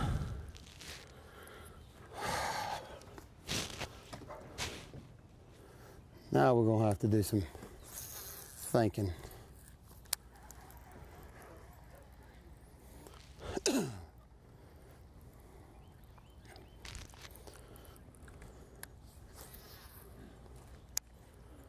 Like I was seeing it, I wasn't even worried about it. Like, the odds of me hitting that are like nothing. Sure did. Here he is. The bird's just left, bud. Missed him by 2 minutes. They were right there. He smells them. I think we've learned a lot about Hank Cherry the last 24 months. Not only just the 2 classic wins, but his versatility. We've dubbed him for the last 8 years of his career as just a jerkbait fisherman, and we assume he didn't catch him on it or he did catch him on it. He loves throwing a bladed jig, loves flipping, top water. Like, he has really shown us kind of a whole versatile deal. It's funny, I was just going to ask you and Z, what do you think about his thought process? He just said, I got to do some thinking. How has that changed through the years? I mean, he's always been a guy who'll stick with something a little bit longer than maybe you think he might. He's had that trait. He's not a Hank is not a check chaser anymore. Yeah. And when you are no longer you're chasing 47th place finish, and you're trying to win trophies. The sheer stress. We've watched that, Tommy. You and I've watched that for 20 years together. You just see them fish differently, act differently, on the water, off the water, and you absolutely are seeing that with both of those anglers, Hank Cherry and Seth Fighter. There's just an unbelievable calm. Those molehills remain molehills. You don't make those little misses or little catches in the mountains like some of these young anglers maybe do. Nothing succeeds like success is the old saying there. We're seeing that in action here. David Mullins, though, more successful than any. Look at that margin he has, unofficially, ahead of the likes of Bill Lowe and Hank Cherry. Taku Ito with a limit in the boat now as well. Lots of developments out there. We'll be right back. Bassmaster live. The AFTCO Bassmaster Elite at St. John's River is sponsored by Minn Kota, Powerful, by Skeeter Boats. Bassmaster Live, first stop of the year there. There's the bridge of Palatka, Florida, but in barely a month's time, less than a month's time, we're going to be cranking up the World Championship. The Bassmaster Classic 4th visit to Lake Hartwell in South Carolina. Good challenge for all these guys, and Hank Cherry, who we've been spending a lot of time with today, will try to be the first guy to ever three-peat there. Yeah, absolutely right. And actually, Hank Cherry got to talk about that a little bit during the off-season, talking about, look, man, I know the opportunity in front of me. I know that I would be the first one. He's kind of one of those guys on the short list, has to be because of a two-time champ back-to-back, but also where it is in the country, Hartwell, South Carolina. Obviously, a lot of the Carolinians are excited about that. Matt Airy, Brandon Cobb, the likes of Hank Cherry, Patrick Walters, even guys like Shane LeHue, those guys. Brian New. And Brian New. It's a great time of year for them to be there. And like the St. John's, it's won differently every time we're at Hartwell for the Classic. That actually very similar to this body of water. Every time we've been here, it has been won differently. We're going to start from the south and we're going to work downstream. I know that sounds crazy. In your Minn Kota unlock the lake, seeing some of the guys on the south end of George and some of the Springs area on the southwest and west side of Lake George. As we're going to hook east, take a peek. A little bit of attention today in Crescent, and they are definitely being caught on the north end of Crescent so far as we kind of fly northward, which is downstream again. But really, if you kind of look at the entire playing field, it looks very spread out, but 20% of the field is concentrating on Rodman today. Zia, I'll honestly say on that lake to fly, I lost where we were. Looking at all the faces, I look up and I'm not quite sure what canal they're in. You were disoriented. I was disoriented. Yeah, the fly can get you. Can get you for sure. David Mullins unofficially on top of the leaderboard by a wide margin right now. Right now, let's get back to a couple of guys with them all day long here, Cliff Prince and Hank Cherry. Definitely two different game plans. Hank Cherry, like Seth Fighter, concentrating on the man-made canal, slowing down a little bit here. Cliff Prince, very, very slow today. I want to tell you something cool for our viewers on Bassmaster Live. Cliff Prince said, hey, look, everybody that has watched Bassmaster Live on the St. Johns River, everything has been for the last 10 years, we have hit very weird circumstances of warming trends that have pushed giant females up. He said, this weather that set in, these cold fronts, this fishing right now is the normal for this time of year. There were, in the month of January, 31 days in January, the low temperature each night in Palatka for the under 45 degrees, 22 of the 31 days. 22 of the 31 days in January were below that for the lows, which that's what we mentioned. It could be 80 during the day, but if the lows are 30s, it takes half a day for them to get, so they don't get to have much progress. Right. So, sometimes I don't actually get my point up. Basically what he said is, this is normal. This is the way it should be right now. Yes. Right. If there's any volatile month in Florida, it's January, and it leads. Sometimes it's 2 weeks, sometimes it's an entire month, and it's kind of dipped into February some. Little surprised at zero fish so far. Yeah. You think if it's normal, Cliff Prince would be your guy. Seemed pretty comfortable with the conditions and seemed fairly. Here's what's really interesting about Cliff Prince. Covering him on this body of water. You and I got to run around with him for did we ever? Yeah. I mean, letting it fast. Jack is looking at Cliff Prince is he ignores the popular areas, the Springs area, Lake George. He ignores Rodman. And I said, why do you do that? And he said, man, I just know this river system so well. I know areas on Crescent so well. And he said, whenever I go to Rodman or I go to Lake George, I feel like I'm committed there, that I've locked myself into that, and I can't make my usual milk run, my usual rotation. And said also this tournament, coming into this event, he was very happy with the cold weather. He said, look, I don't need to worry about 100 pounds of bass flooding the bank for some other angler. He said, I can write that off. I don't need to have it in the back of my mind. I'll keep that honest. But he said, really, not having to worry about giant waves of spawners is an advantage to him. Is there any use spending time chasing slight changes in water temperature here? If you can find a place that's 58 versus 56, is that worth the effort? Honestly, I think a guy looking at Bob Downey live right now. Suches, man. Dadgum good one hooked right here. Stud.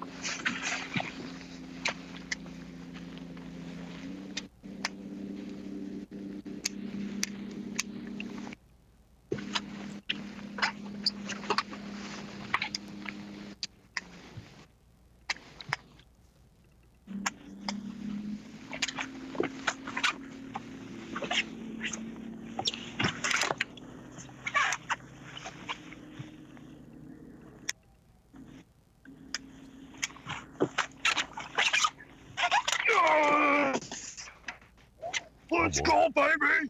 Boom! Arashi vibe down the hatch. Yes, baby! Wow. You think it wanted that? Let's do some B&W trailer hitches on the line with our friend from down from Minnesota, Bob Downey. Bob, not a limit. Is that number 3 right there? This is number 4 here. Number 4, okay. Man, you have found the size today. What's going on with you? Oh, man. Well, what's cool is I'll show you guys what these fish are sitting on. There's shell right there down the throat. I don't know if they're eating little stuff off the bottom, but basically I've caught one good fish here in practice and just kind of yo-yoing a Arashi vibe trap, lipless crankbait, and that one's gonna go over 7, guys. Wow. Hey. And I caught one here. I lost it in practice, and I'll kind of explain I think what it is here in a second. I think there's shell down there. I'll show you on the 360. You can see it pretty good. But I'm just off the bank. I'm in a pretty popular area right now, but I think with the weather we've had overnight, these fish have maybe stacked up on this spot because there were fish on the bank here in practice. I'm shaking like crazy. But it's just a little depression in this little, it's kind of a community hole, this whole stretch. But it's just kind of a depression in the middle of it. And I think that cold weather has maybe stacked them up here. Because I've caught 3 here in the last 30 minutes. I hammered it. But I didn't realize there was shell there until I kind of eased up to it and caught a fish off of it here, a half hour ago. But shell is weird looking on 360 and inside imaging, but you can see how it's all divoted in here, and that's what those fish are sitting on. You'd think they'd almost look like craters or beds, but that's actually what shell looks like on side imaging and 360. And I'm just yo-yoing this trap through there, kind of worming it through there. Normally you fish a trap, you're kind of winding it a lot or ripping it through grass. With this colder weather, I've just been literally just worming it, like almost like you'd fish blade bait for smallmouth, but I'm only in 5 foot of water. And throwing it on a little stiffer rod just because when they do eat it, it's usually on the fall. And so you're almost actually like setting the hook into them like you would a jig or something. So I started with a glass rod in practice and lost a couple doing it, so switched over to like a medium heavy, and that seems to be working. But man, if we get one more, we're out of here. It's been quite the surprise. You can see it really good now. We kind of got shell here and then some depressions kind of right out in the front. And I'm using live too, and there's some fish out in front, but there's a lot of mullet in here. So who knows if those are bass or mullet, kind of hard to tell. Hey, Bob, you're in a very, very popular area. We're not going to get into exact area, but it's popular, but it's also big. When you say if you catch one more, you're out of there, are you out of there, or are you basically just expanding where you're at right there? You know, I might expand some. I do have some other areas in here. The first shell bar I stopped on in the morning was, you know, further out and didn't get anything. And then the second shell bar, there was another impact on it, so I just went past. And this is kind of the third one I have in here. But yeah, it's a huge area. And I caught some fish on the bank in practice too. And that could go maybe later today, who knows? But yeah, probably scan around a little bit. We got boats out in front of us too, so clearly people caught fish elsewhere in this general area. It's not a secret. I mean, if you watch the St. John's tournaments the last several years, it's a well-known area, but it kind of just changes daily with the conditions and how they set up. And I think I just got really fortunate with the weather we had. It seems like it kind of sucked into.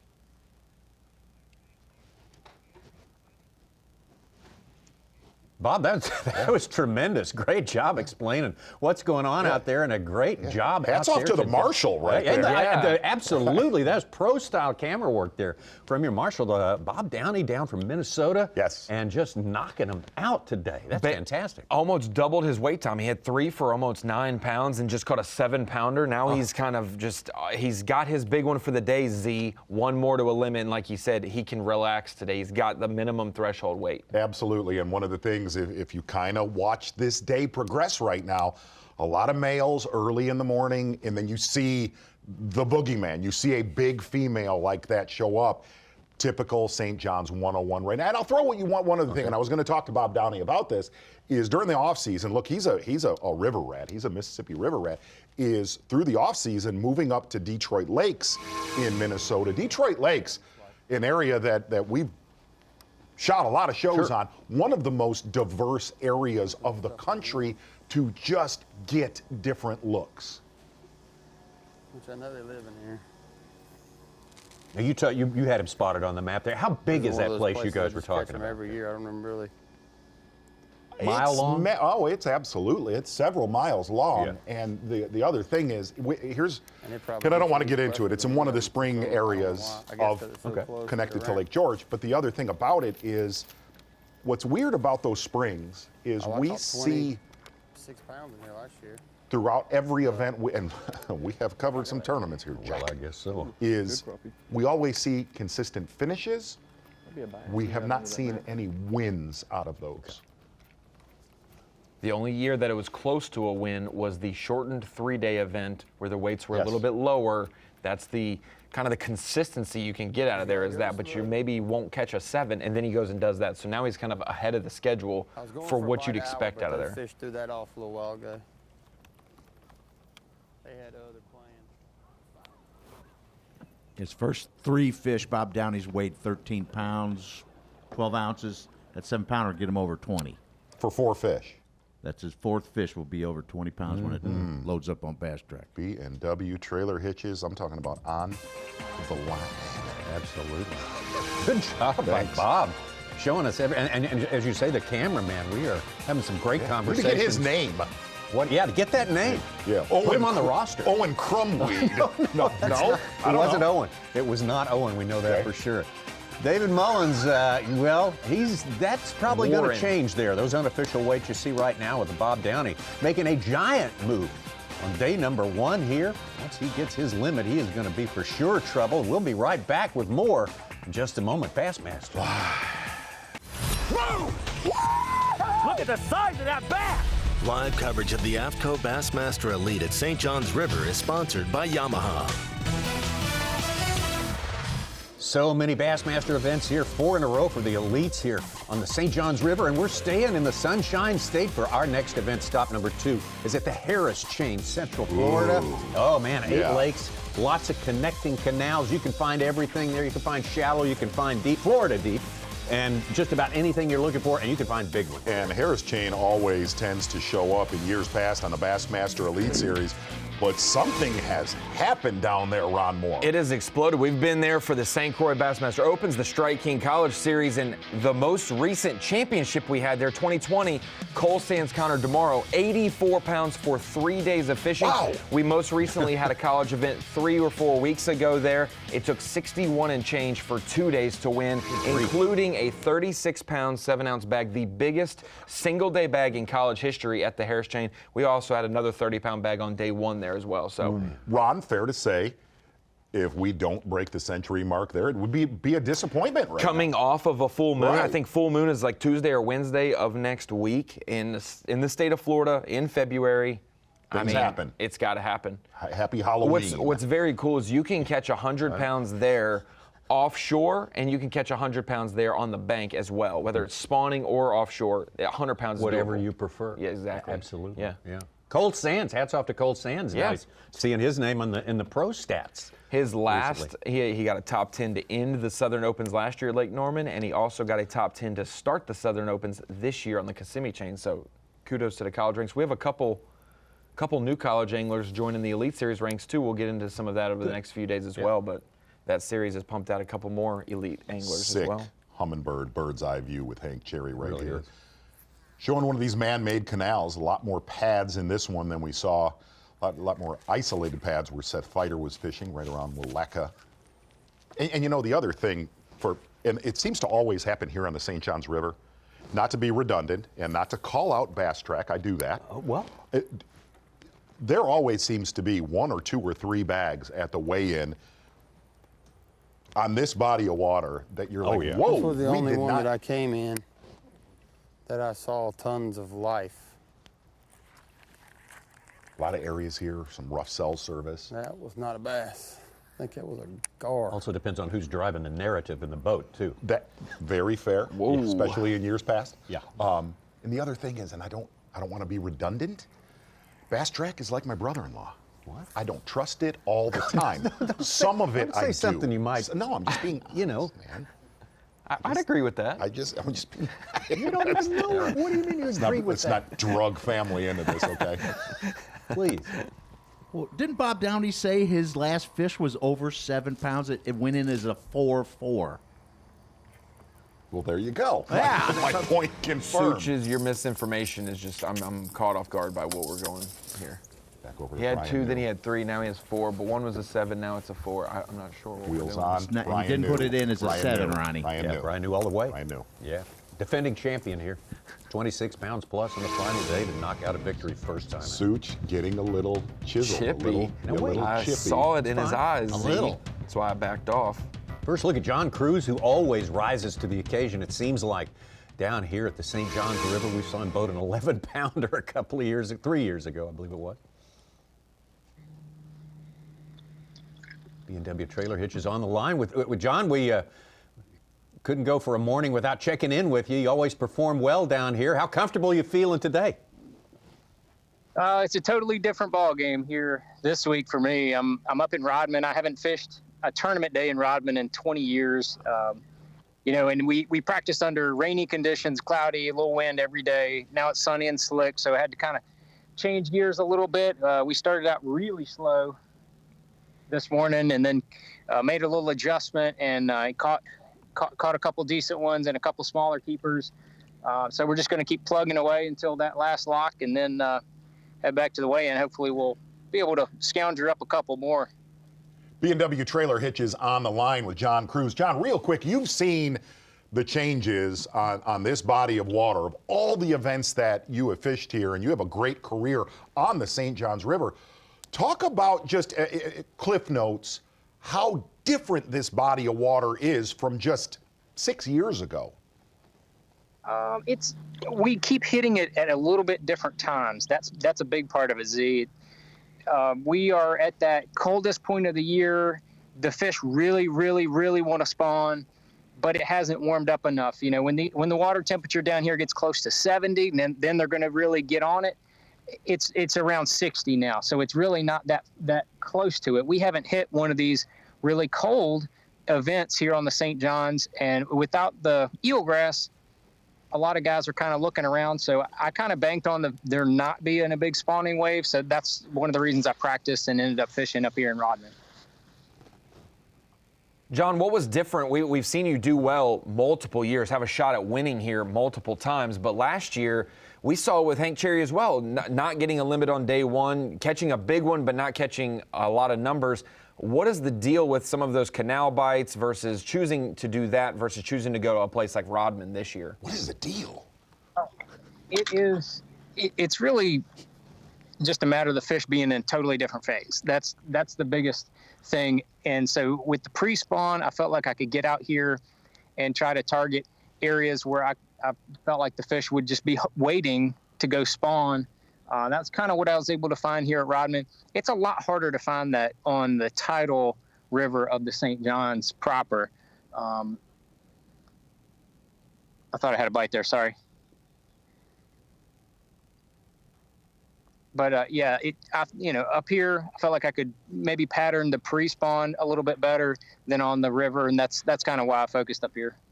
John, thank you so much for all the good info. Thank you for all the thrills you've given us here on the St. John's River. I want to get that guy's camera type. Remember, that's the most beautiful camera I've seen in a long time. Not gorgeous. Playing. Is it the camera or the person on the camera? Because John Cruz is beautiful. Brian New slowly gaining some traction here late morning. 4 fish in the live well. Still concentrating on those shell bars in the main river.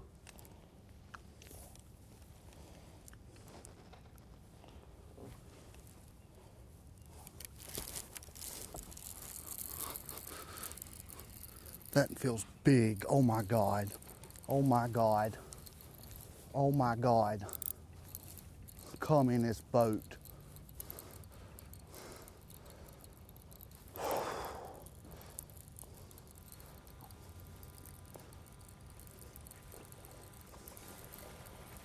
He's as big as I thought he was, but he's dang good. Fishes. Not fighting. No, not a. I got you.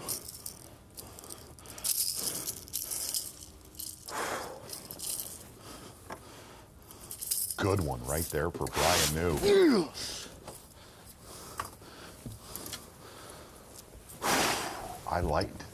I really liked the grabbing his entire lip list too. Yes. Not no fear. Giving one care in the world to those treble hooks. The way that man rolls, I guess. Wow. Defending champion having a good morning here. That was fish number 5 for him. Let's take a look at the 4 that preceded. Hey, and here's the thing, Brian New, he's got some solid quality in his live well right now. And just for everybody at home watching this, this is not how and where he caught his biggest ones in practice that possibly we will see later today. Look at that Roku shad in the face, son, in the face. Good morning to Brian New. Lipless crankbait on shell beds. This right here was his most recent catch. We saw him fishing lily pads last year to win the event, caught a giant bag doing that, but he would much rather live, if he could live every Elite Series event offshore looking at his electronics, that is more of Brian New's alley. Brian New unofficially in 3rd place right now, so having a great morning. Having a great morning anytime we can bring in our pal Davey Height. And Davey, you saw that. You're tuned into all of that. How's this thing changing minute to minute? Because it always does here on this river. It really does. You know, we've been here, I guess, 7 or 8 times for Bassmaster Elites, and basically the same time of year, but it's a different river every single year that we come here. The water's a little higher this year, a little more stained, but here's something that is consistent. Brian New getting off to a good start, a better start this year, even though he won the event here last year, but he's gotten off to a better start this morning, fishing those shell beds, those shell bars in the river itself, and then transitioning with the fish throughout the tournament, just like he did last year. And I think that's what's going to happen this year a lot. You're going to have to either visually look for those bass and fish for them on the bed, or do like Brian New, fish those soft plastics real slow around the pads. Davey, real quick, something that we talked about yesterday during sound check, Ron Moore and myself, was of all the tournaments that we've covered here, the usual places play, but as far as victories go, we've seen the top end of Lake George, the bottom end, we've seen Dexter, we've seen Crescent, yet every time we come here, Rodman gets so much attention, but nobody has ever won out of Rodman. Why do you think that is, say Davey Height? Well, it is a small reservoir, but it really, I don't understand why we haven't had a victory. Maybe this year will be the year, because I've heard more anglers saying that, yeah, I had a couple really big ones there in practice at Rodman, and just talking to the anglers this morning, it sounded like about half the field was going to go to Rodman, but they seem to cannibalize themselves. I mean, you can't consistently do it. Patrick Walters last year, have a great day there and then go back the next day. And it should be the most consistent area along this river, because it's really, a reservoir, a lake to itself, that it's got a lock and the tide doesn't affect it as much. But for some reason, we just can't see an angler catch those fish there in Rodman for 4 days in a row, and I really can't explain it.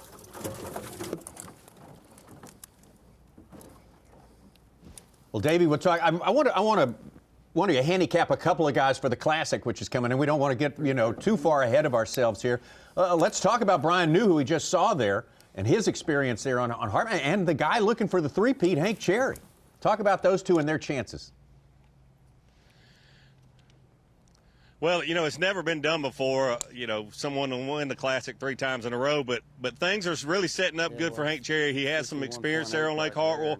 He loves to fish offshore. He loves to fish a jerkbait. Now, all those things will definitely be factors in the Bassmaster Classic. So, there's obviously every angler in the Bassmaster Classic has had to qualify to get there, and every single angler is capable of winning. They've proven that they're good to be able to qualify for the Bassmaster Classic. But, you certainly can't count Hank Cherry out. And he seems, he's been an athlete. He is an athlete his whole career, and he likes the competition. He likes to, to step up for the big game, and that's what we've seen him do. His rookie year, he finished second in the Bassmaster Classic, and then now he has 2 wins. So he turns it up a notch for the Classic, so I certainly wouldn't count against him. Davey, one question here on the St. Johns River as far as this is a true post-front day. These guys practiced through the actual front.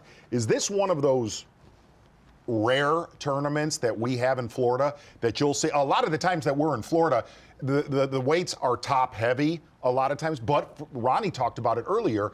On the St. John's, it seems like the weights tend to go up quite a bit. Is this one of those tournaments that you feel as the weekend gets here, the weights will get better?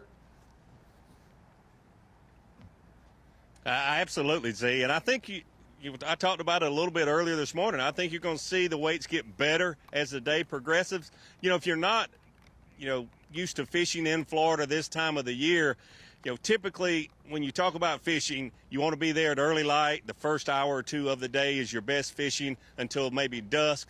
But here in Florida this time of year, the fishing should get better as the day goes on and as the days progress into the weekend. No doubt about it. I mean, I don't know if we'll see the 100-pound mark. We always talk about that to win this event. But I think we're going to see the top 10 all have real heavy weights when we go to Championship Sunday. Mm-hmm. Great stuff. Thank you, Davey. We're going to wait and watch Davey and Dave Mercer take over the show here in just a little while, inside of 3/4 of an hour. Speaking of Rodman, we were talking about that at Patrick Walters with a spinning rod. It looked like he was hung up there for a minute trying to keep this fish out of it.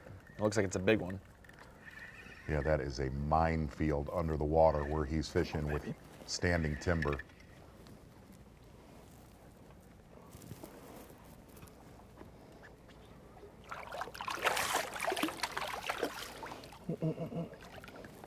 There we go. It was lanky. There was 3 of them. That size hook fell right out. That's what you call getting a good drag right there. Get that monkey off our back, baby. Let's go. Look at how the females just showed up in the last hour. Yeah. Stocky fish there. They're there. Full ready to go. Gotta get them fired up. Timing deal when they can recover off of that cold, cold night. It's just been so weird. But it's all about just getting them to the right bite. Whew, goodness. That was good to get. Oh, Slinky, baby. Got the crossover on there. A little bit of bait fuel. Get fired up. Fired up.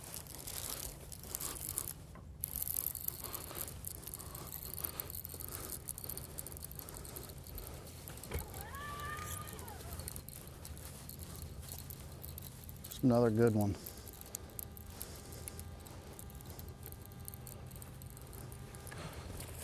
It's a big one. Come to the left side. Thank you. Now stay over there.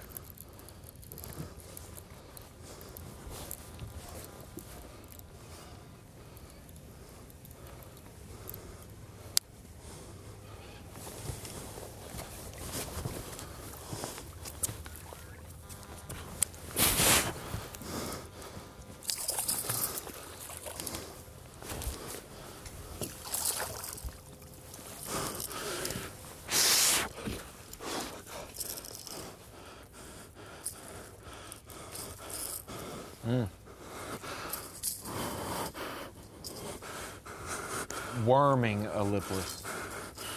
Bob Downey, Brian New, just crawling it seems.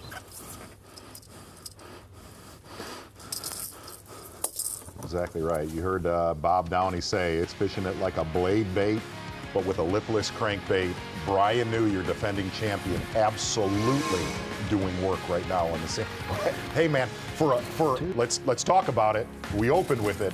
A tough St. John's is a pretty awesome St. John's for the first 3 hours. That should be added to every time we say that it's tough or challenging. It's also fantastic. And the story is just the same as when we left it a year ago. It's this guy, Brian New, on top of the leaderboard right now. And as you say, Mark Zona, he's maybe saving the best for later today. You know, listen, I know you guys did an average of average finishes here on the St. John's. That's who you put cameras with today? Yeah. Job well done. Yeah, absolutely. Let's keep doing that. Yeah, why not? That sounds like a good plan. Absolutely awesome. Bob Downey, we saw him catch a good one to round out for number 4, actually, for him. He's one shy of a limit. What a good position he is in as well. And a lot of guys on the move this last hour. Things have changed. We'll check back in with it in a big way when we return momentarily. Whoa! Look at the size of that bass! Live coverage of the AFTCO Bassmaster Elite at St. John's River is sponsored by Yamaha. Fishing fans, we're enjoying this morning here, this Thursday morning, to start the season for the Bassmaster Elite Series 2022. Look at that beautiful shot right there. Look at the leaderboard, unofficially, of course, but Brian New, the defending champion here, defending successfully so far. We just saw him land another giant to fill out his limit and take a lead there. He may well be over 20 pounds. Bob Downey, ditto for him. He's got some big ones in the boat as well. Lots of developments going on here. Striker Daily Trivia, that's developing too. In fact, it's fully prepared and ready to go here. Here's your question. After catching 5 bass on day 1, 2021 St. John's Elite, how many did Brian New estimate he caught on days 2 through 4? Was it 60 bass, 75, 100, or 125? I guess we make our guesses right now, Z. He shoots high. I'm going D, 125. I'll go C100. I'm with you on that. I think it's 100 too. I think people just say 100 more readily than anything nice else. Round Let's number. check out. It's a good round number. Thank you. I get it. See what happens when David Lipke's not feeding answers to our color analysts? What are you saying? Trivia. I'm just saying. That's you. Yeah, I'm just saying. That is you. Indict me. Just saying. Don't you indict me. Let's have some B&W trailer hitches. There he is. How about some live on the line? One of our stars of the Bassmaster Elite Series, Taku Ito. Taku, is everything going good out there for you today? Do you like coming to Florida and fishing? Yeah. So today's a good day because I'm pre-practice 20 days, and I have a 2,500 waypoint in St. John's River. So I caught the easy 5 ring, and I need a big one. I don't have a big fish, but I can get 5 fish. It's easy. B&W Trailer Hitches on the line with Taku Ito. Taku, Zona here. We did hear, actually, Such threw this stat out that you're a big football fan. Who do you have for this weekend Super Bowl, the Rams or the Bengals? So, yes, I'm very, very fun. So many St. John's fans. I met so many Florida people and very, very excited and very fun. So I like Florida now. So last year no good Florida fishing, but this year I many pre-practice. So hopefully I can get a big fish. Well, Taku, you're looking for a big one. Do you have a plan, a specific place where you think it's likely to find a big one or many big fish? Practice is that fun? No. Do you have an area where you might be able to find a big fish? Oh yeah. This area is a many big fish, but maybe it's a little bit difficult to catch because many angler fishing here and so too much pressure. But hopefully I won't get too big one. The practice is I caught so pre-practice I caught a big fish now here, and so official practice I'm not fishing, not many, so but many big fish staying here. Well, Taku, thanks for your time today. Yes. Good luck for your season 2022, and good luck here at the St. John's River. Taku Ito, big victory for him up on the St. Lawrence. I mean, what a final day for him on the St. Lawrence. Absolutely right. I think he was so laser focused that he just said Florida was the place that he was just. It was last year Tampa Bay. It's the Super Bowl, the St. John's River. It's how we kick off the year. But I will say, I'm going to answer. Taku taught me something. I'm going to answer every football question you ask me about the Cardinals by saying I love Florida fishing.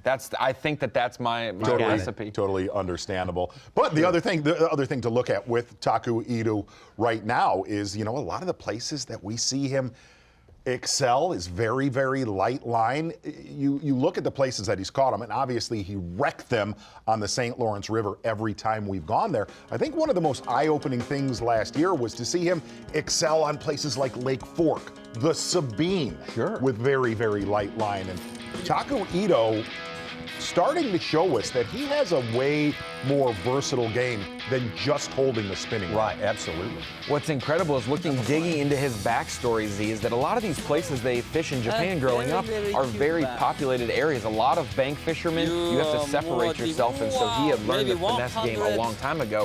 He took that to the Sabine where you're fishing on top of people, fishing tougher conditions, and he made it work. But for this guy not to have ever caught a smallmouth until coming to the United States, and for him to be so good at it already, that is incredible, because that's something that stumps a lot of pros for a couple years. Hey, man, and the other thing about, if you really look at what he's done on Lake Ontario, not in the river, out on the lake, he has learned places, specific rock piles that were such big secrets for the last 15 years out there.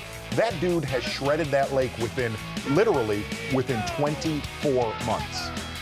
2 huge monster days there, key to that victory there for Taku Ito, especially day 4. Man, oh man, we've not seen anything like that in a long while. Great stuff. To think he was in the 40s of that event on day 1 with only 17 pounds, and for him to come back and end up with the final 3 days having 73 pounds for 3 days of fishing, day 2 through 4, to have 90 and win that event, that was big time. On the board with his limit here today, so that's a good place to be anytime you're not even near the halfway point. You've got a limit. That's good. That's where they're going. Cliff Prince on 0 still. Shock to you, Z? Yeah, 1,000,000%. Absolutely, and especially you look at guys like Brian New who have nowhere near the experience fishing shell beds out on the main river. Look, the Cliff Prince knows the best ones and the best time of day to fish them.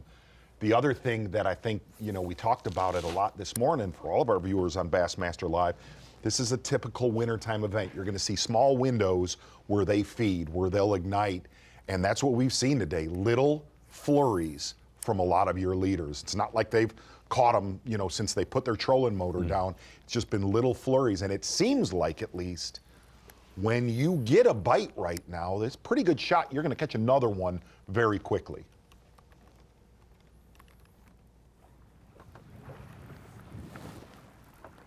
Finally, This whole thing is real short.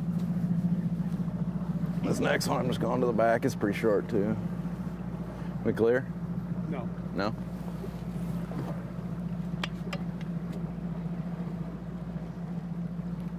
Rookie Jay Shakur in our top 10, sixth place that. with a 5-pounder plus. Get in there. Dad. Right ahead of Jonathan Kelly, another rookie. Dad, a famous walleye fisherman up north.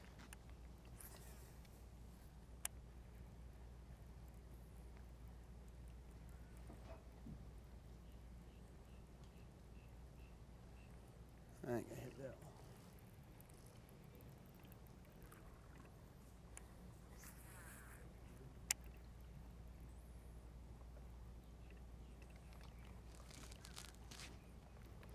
one. Well, TH Marine Weather Watch, it is sweet. Gorgeous day. Yeah.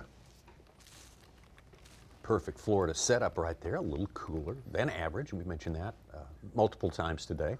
These guys are dealing with it well. I'm going to go with there is no wind. Yeah. At this moment, there appears to be little evidence of wind. The start of the morning said 2 to 3 mile an hour. Now it says 5 to 6. And Suchenstein, I believe, we're not supposed to have, if you look at your TH Marine Weather Watch, we're not supposed to have any wind really until Sunday, Championship Sunday. Low 34. Warmer temperatures through the weekend as well. I think this was the coldest night we had was last night. Yes. It's been solidly, like I mentioned, 20-something days in January. The 5 of the first 10 days in February have been in the 30s or 40s for the low. And the lowest it got, though, in January was around 24 degrees. So it's been cold for a little bit in Florida, but this is it's a Shock normal Blade for the Pro. most It's part. got a Taking a look at Saturday, mostly cloudy, chance of rain, but the lows, you talk about in the state of Florida, huge. Lows only getting down to 50, not down near that freezing line that we saw last night. Some colder weather moving in late Sunday. Of course, the tournament will wrap up mid-afternoon on Sunday. I think the first flight today checks in for weigh-in at 3:30 local time, Eastern time. And that's your TH Marine Weather Watch for today. Beautiful, beautiful day, and as Mark Zona pointed out, devoid of wind. Ron, I'd love to get, you know, some of the social media I bet you would. of really who some people are picking for this weekend's game after we get done with Championship Sunday, if you know what I mean. Who are you picking for this game? Yeah, that's the question. Mind, Rams, Heart, Bengals. Yeah. I honestly think other than maybe Los Angeles people. Yeah. Which, I mean, they're probably still 50-50, to be honest. Which my son's a Los Angeles person. Yeah, exactly. Right. I think most people in the country are Mind, Rams, Heart, Bengals. Yeah. I think it's a great story. Okay, I do too. Question for a Michigan guy here. Okay. The phenomenon of Detroit fans throwing huge support. It's amazing. To the Rams quarterback. They get chastised for it. It's fairly amazing print. because, listen, for all the Lions fans, Matt Stafford ditched you, right? Yeah. He didn't help you that much. He went to a better prom date. But they don't blame him. They don't blame him. They have lived with the way the team has been, and they're like, we love you, and we just want you to have a good end of your career because I'm sorry you spent so much with us. And we're going to get back into this tournament, but the whole thing to me, I hate to say, obviously the Rams have given up 93 first-round draft picks, and to me it's kind of like they're trying a little bit to buy it.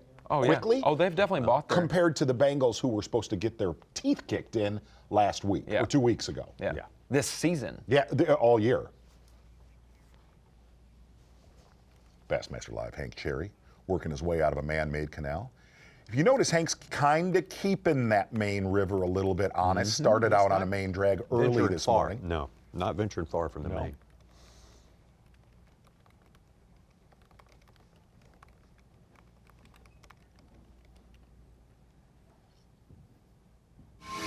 Tyler Rivette with his limit of 4-pound fish. It's up to 6th place. Hank, show us what you're using and then tell us why you're using it. This is a Shock Blade Pro. It's got a carbon fiber blade. The late great Aaron Martins. This is one of his ideas from Picasso.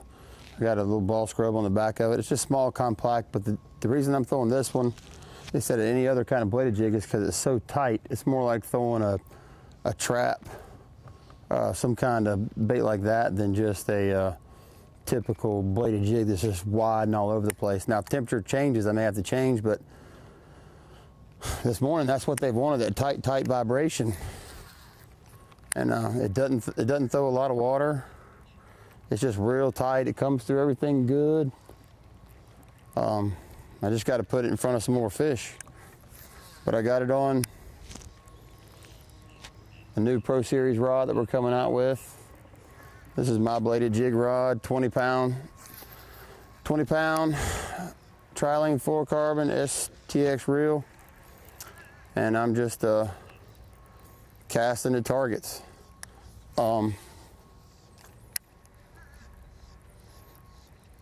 It's just a good bait. I think it's tight and something maybe a little different. I don't have any boats fishing around me, so I got it all to myself, and I'm just trying to enjoy the day and pick things apart.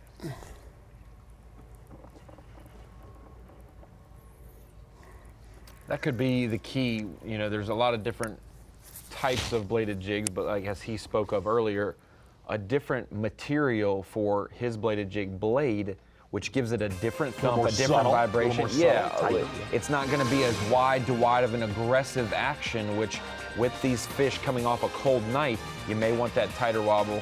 He's also put a trailer on there that's going to be more streamlined, not as much action, going to keep it tight like a rattle trap. And obviously, that's a common theme right now. You see Brian New doing a whole bunch of work with the lipless crankbait, tight vibration. Hank Cherry, two-time back-to-back Classic winner. Brian New trying to be the two-time back-to-back winner at the St. John's. More on that when we come back. Whoa! Look at the size of that bass! Live coverage of the AFTCO Bassmaster Elite at St. John's River is sponsored by Yamaha.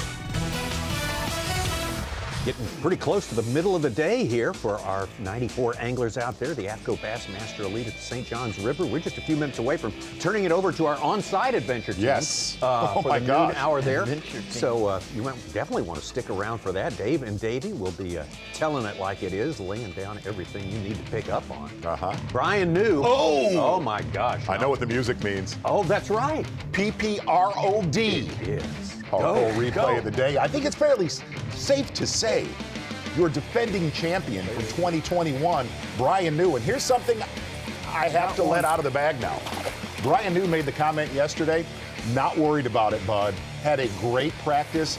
I will climb on them. But here's the interesting thing. Not in this area. He thought he could catch about, call it 10 to 12 pounds. Hey, Brian New, you are the Owen Plumweed right now of day one of the Bassmaster Elite Series. You are the Power Pole replay of the day, fishing really 1 or 2 shell bars. He said he's got about 200 of them, getting it done with a lipless crankbait. And here's the amazing thing about Brian New right now. If you look at what he's caught off of his shell bars, okay? He always utilized the bottom of Lake George last year to upgrade. Not having to do that yet, really the bulk of his weight. We have him unofficially at 19.9, which is a little bit heavier than that. Brian New, you are once again, my friend, the Power Pole replay of the day. Excellent. Thanks, friend. Tribute to our defending champ. Girls, day one of the Bassmaster Elite Series of 2020 here at the beautiful St. John's River. I really like this place. I don't know why, but it's got some delicious bass. And I've caught me 3 of them, 3 2/2, almost 4 1/2.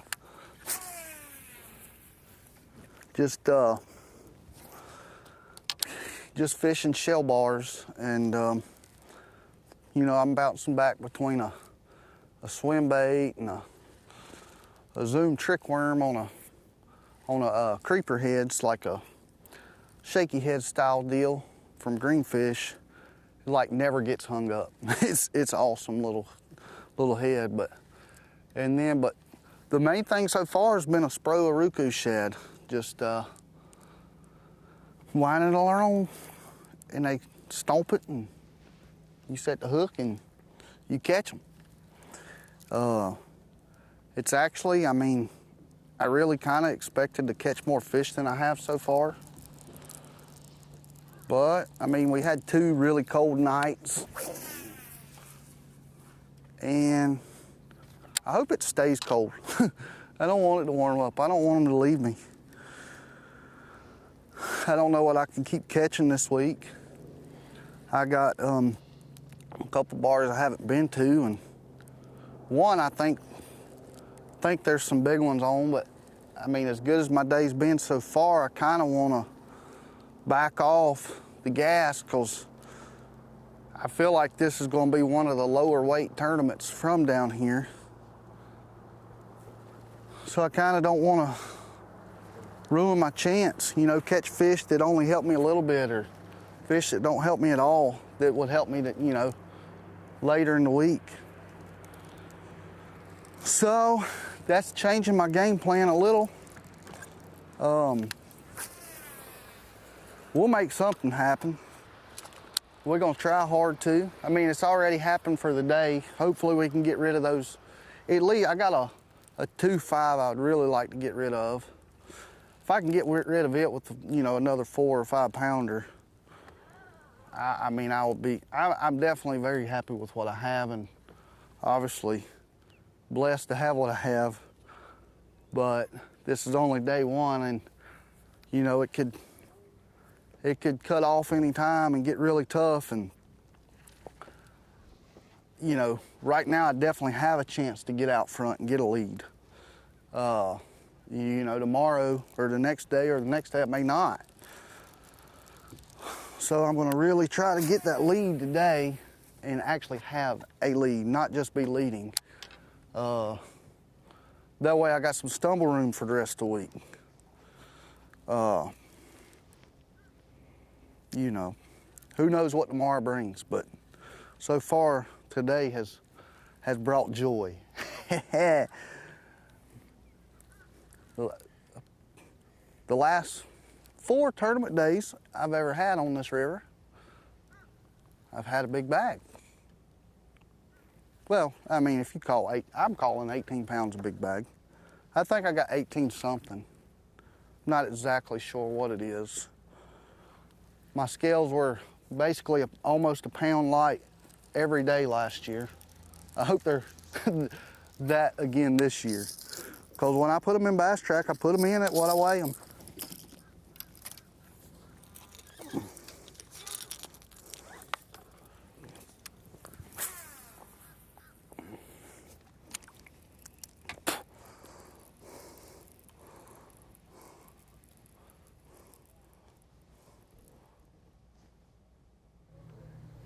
You notice how orderly his deck is there, Z? I did notice that. A lot of rods, a lot like his buddy he hangs with, Brian Thrift, in the same area. His teacher, mentor. He is our latest one-question interview man. I called him on the phone in advance for this and had to cut him off after 6 minutes of talking.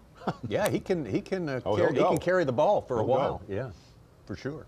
Well, who was that sitting on that bench there? I stoic figure. Really creepy. If you bumped into that past dusk on a Friday pregame. Yeah, and you're not feeling too stable to begin with. It could cause trouble. Whoa. Hey, what was that? Whoa.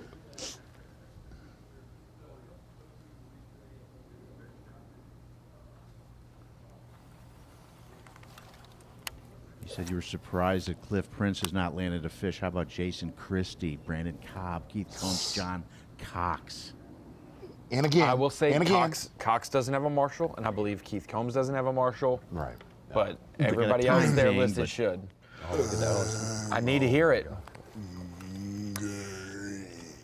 Supposed to be one here, Brian. It is too. I don't know.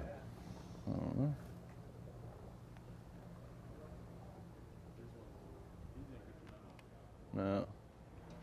This is about the worst of all these ditches. Oh, this one here. I was at Choke Canyon a few weeks ago. It is amazing how many grebes are on that lake. Seriously. Really? Yes. Texas, they told me they were grebe. coots, but they No, Texas grebe walk. not so fast. You know my a friend. grebe when you see one. Could have been coots. Again, a lot of these shell bars that these guys are concentrating on, topping out 3 to 5 feet of water. And the other thing is, I got to talk to Terry Scroggins before this tournament. I really got to dive in with Cliff Prince, and they said, man, with the lack of vegetation, you know, on the other lakes, the eelgrass being gone, they're just not that big of a secret anymore. A lot more local pressure, and a lot of that pressure has come from the electronics, combined with the mapping on this river, that these shell bars get throttled now compared to in years past. Refresh us on why shell bar is attractive to a fish that's kind of sliding back down deeper. Basically, look, a shell bar, whether it's on the St. Johns River or it's the Tennessee River, it's a feeding place. It's a place, number one, where those shells stay clean from the tide or the current. It's a hard spot that they could set up on and feed. And the other thing about a shell bar, it's the same as the Tennessee River. It's a lot about timing. You heard a guy like Cliff Prince. He thought he was on the mother lode, but he said the thing that really worried him today was, he said, the key shell bar that I'm pretty sure we saw him start on, he found him late. He said, I don't know if it was a timing gig, that maybe, you know, I need to fish it late in the day and not early. And if you look, you could chase this shell bed bite all day long, but if you're timing your rotation, again, it's just like any river that we fish. You could be completely backwards. The other thing is, listening to Cliff Prince and listening to Brian New, is I said, man, with your forward-facing sonar or your 360, whatever you're using, okay, are you seeing a lot of fish on these bars? Both of them. Oh, yeah. I just need to time it right to where they'll bite.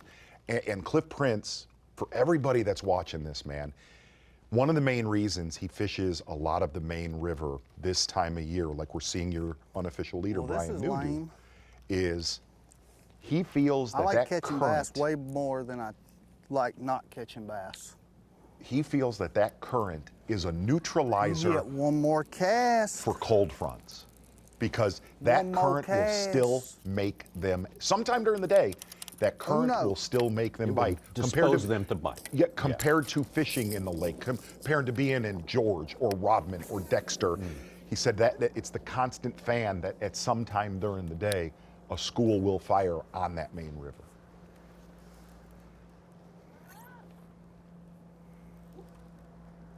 As soon as I mentioned John Cox, he catches a couple. And Scott Canterbury, 6-pounder, second largest fish of the day. Wow. Chad Pipkins with a 7-pounder, but I believe Mr. Bob Downey underestimated his fish that we saw. Well, you have said that all morning. You have chimed in on Why that. don't you take the lodging list, Such, and text the marshal to clarify or get him to change it?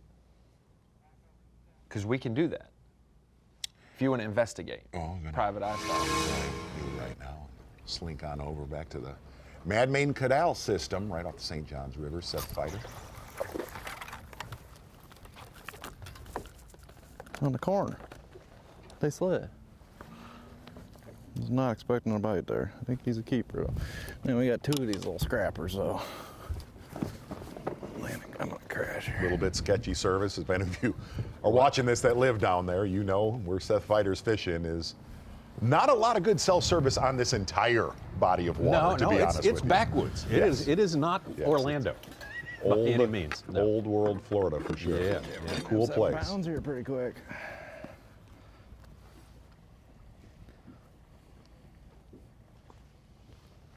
Almost 14. Another keeper in the box for Seth Fighter. Should be 4 for him now. Let's slide back to the 4-pound hole. The 4-pound hole. It's had a long enough break, I hope. I'm not going far.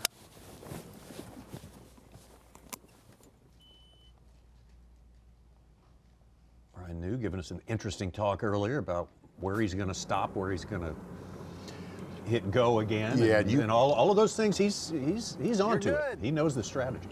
You can stay right there. You could tell that calculator in his head starting to work where he's going to start laying off a little bit, predicting that this is going to be a lower weight St. John's tournament. I like catching bass. He does, doesn't he? Yep. Big old bass. Little ones are fun too. Big ones are way more fun. I just want to have fun 2 more times today. Is that all? I don't think it's too much to ask for.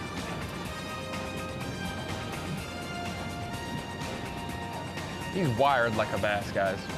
He does nothing but work and fish. I mean, no, not twitchy. He does have a lateral line, but not that kind of twitchy. Yeah, I think you're starting to see a little bit of fish management going into play right here. And he absolutely mastered that exact thing, as he credited to his win back in 2021 in his rookie year here on the St. John's River. It was a game plan from day 1 to day 4 where he definitely gambled. Starting to see a little bit of that play already here on day number 1 for Brian New. A lot of fun spending time in the boat with him, our defending champion. And he's working hard, as well the rest of the 93 anglers besides him. Trying to put themselves in position. Don't get too far out of position, because you've got to be in the top 47 if you want to advance to day number 3 after Friday's round, tomorrow's round. 3 guys, or 2 guys that are rookies in the top 10 midday, day 1. That's a good sign for them. Our pleasure now to turn it over, hand the baton off to Dave and Davey. Davey Height and Dave Mercer, our adventure team, getting ready to go. Take us deeper into this tournament. River is sponsored by Ranger Boats, Yamaha, Toyota, and by Berkeley.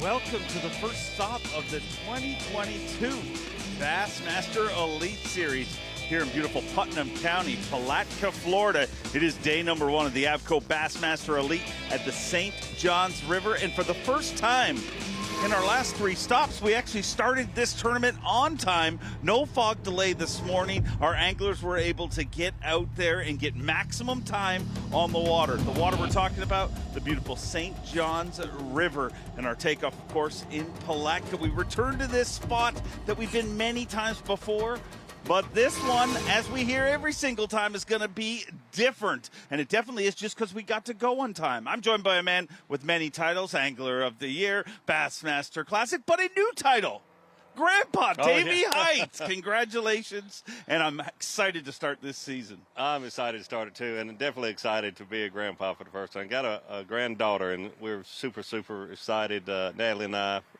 and Haley and Peyton.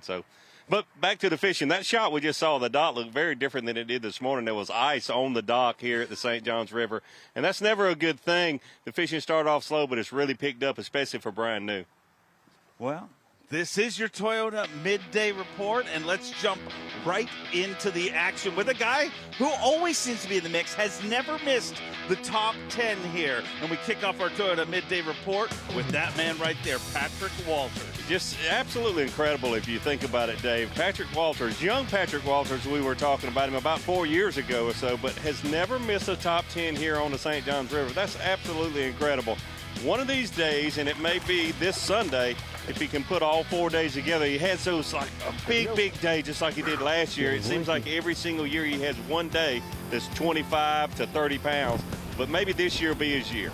Well, this is the guy he battled it out for Angler of the Year, and of course your reigning defending Angler of the Year, Seth Fighter. Yeah, Seth starting out this morning. It really surprises me. The cold weather had some guys making some changes and that sort of thing. But last year, if you remember, Seth Fighter started out on the river on the shell bars and would catch fish, and then as the tournament progressed and as the sun got up and the water temperature warmed, Seth would migrate back in these man-made canals, the same area that he's fishing in today. But he didn't start out on the main river today. I don't know if he just didn't find a good shell bar out on the river, but really surprising that he's done this all day long. Let's talk about the champ. Back-to-back Bassmaster Classic champion, Hank Cherry. Yeah, Hank Cherry, I'm sure he's got Lake Hartwell and Anderson, South Carolina, Greenville, South Carolina on his mind right now. To have a chance to do something no one has ever done is go back-to-back in Bassmaster Classics.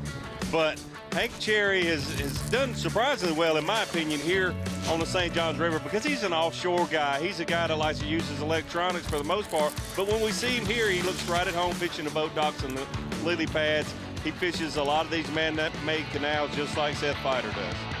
Well, let's bring out the guy that was new last year, not just by name, but he legitimately was new. He's our defending champion at this event, and we'll look out Brian New on him again. Yeah, you're so right, Dave. Last year it was just cliche to call him new, but he's certainly not new, and he's certainly not new to the St. Johns River. Getting off to a much better start than he had last year, and he got better and better as the tournament went on.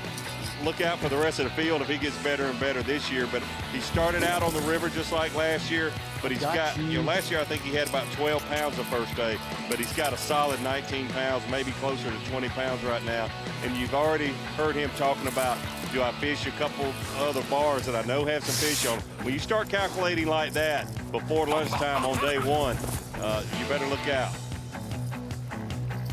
Always excited. I mean, he is a ball of energy. Brian New, an incredible angler. But the guy that we got to talk about, the Prince of Palatka, I mean, been so close so many times, and literally this entire community wants to see him lift this trophy. Including me, and I know we're not supposed to really be pulling for any one individual, but, you know, I think the world of Cliff Prince and his whole family. He's a nice guy.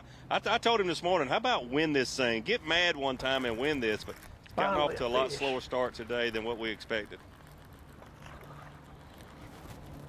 Hooked up live here, and a lot of anglers going into this event set up for him. Yeah, oh yeah. You think that coming in with the colder water temperatures that there would be more fish caught like we've seen Brian New catch a lot of his fish, and Cliff Prince loves to do this, fish the main river. Oh my gosh, y'all. Pretty dang pathetic, y'all.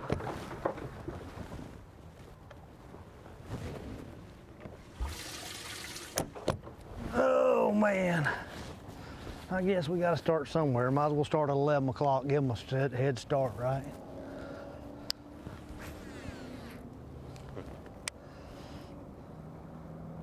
As an angler, you put so much extra pressure on yourself, being around your hometown, being around your family, because you want to do well for them, and you do it to yourself, and your family is going to love you whether you catch one bass or 100 pounds of bass. But I know Cliff Prince really wants to win this here, along with everybody else. He's had so many close calls, and a lot of it is literally bad luck. Weird things have happened to him. But, man, to put himself in contention that many times is really incredible if you look at his record here.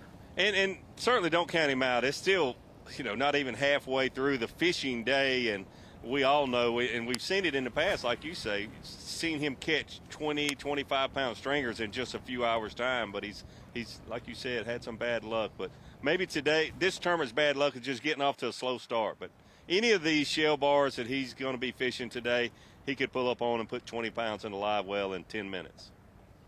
Things can change in a hurry here in Palatka, Florida, and that guy has showed us in the past. We caught one. An incredible angler. They're not all dead. And such a big part of this community. Cliff Prince, not just an incredible angler, but a big part of this community, and this whole community would love to see him and his family get this title.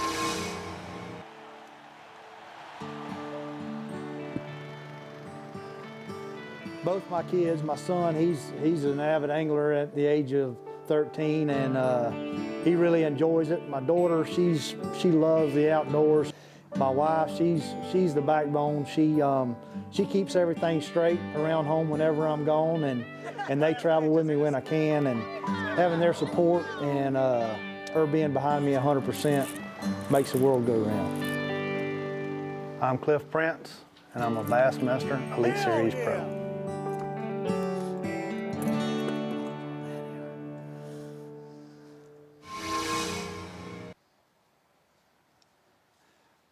Cliff Prince, an incredible family man and a big not part going of as this planned community. yet, Literally but half the we field still seems to got stay at his house. half the day, so don't give up on me yet.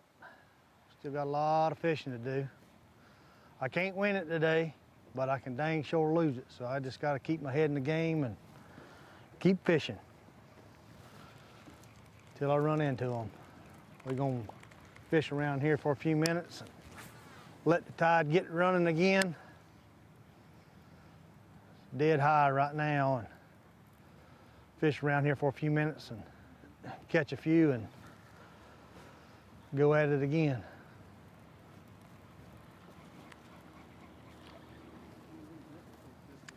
Man, I don't know. I just I haven't seen a whole lot out there. So many close I can't calls. explain it.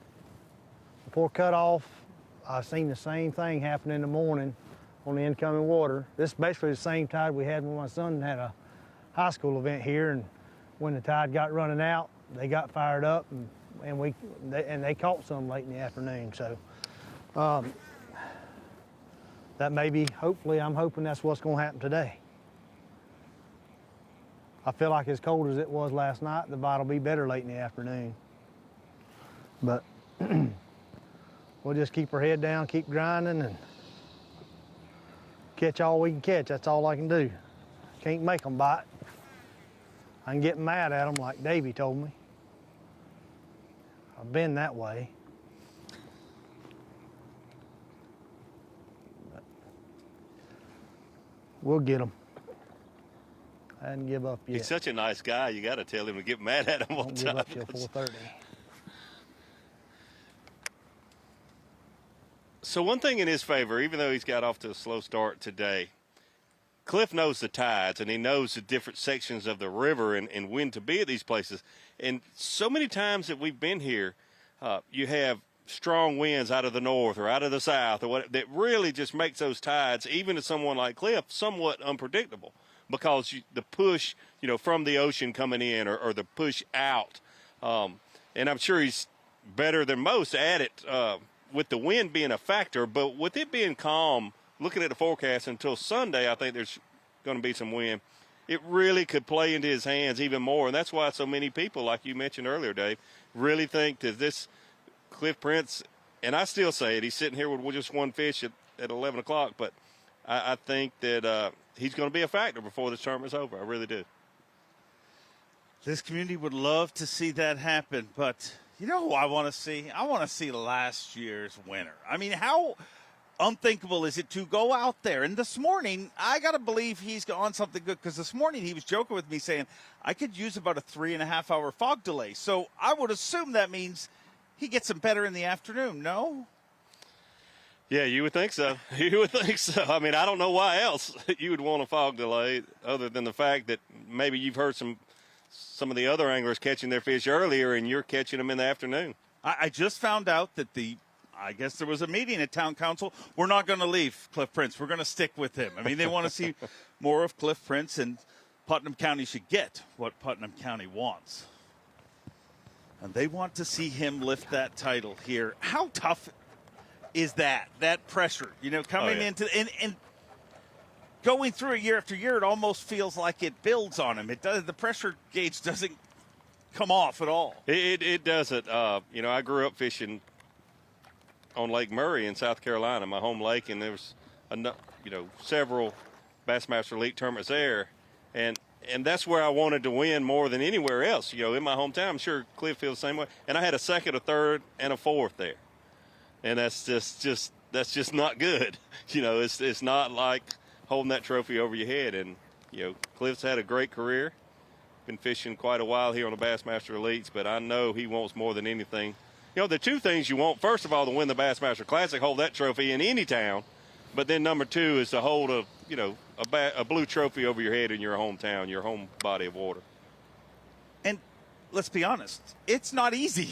I mean, people give these titles away, it seems like, before the events all the time. He's got it. It is an incredibly tough thing to do. If you look at the number of wins that Hall of Fame careers get, it is, I mean, you'd have to be a madman to get into this game, Davey. Yeah, absolutely. But, you know, it's when it gets in your blood, as you know, Dave, when it's in your blood, it just gets in there and you love it. You get up, you know, you're in Florida and you get up and you got frost and ice all over your boat cover and you go out there just because you love the game. Just really love it. Speaking of pressure, if anybody's got more pressure, and I don't know how you could win 2 back-to-back Bassmaster Classics and have pressure, but geographically, if you looked where he won those, and you said these next 3 Classics are coming, this one coming up, you'd probably pick for Hank Cherry before any of those. Yeah, absolutely. And he could do something that nobody's ever done, 3 in a row. For him to win last year, I mean, to me, that was not Hank Cherry. I mean, those willow trees, those flooded buckbrush, that's just, you know, that's not what you normally see Hank Cherry do. And for him to win that Classic, to me, is absolutely incredible. But Lake Hartwell really sets up for what Hank Cherry likes to do. He likes to, you know, fish moving type baits, and he likes to use his electronics a lot.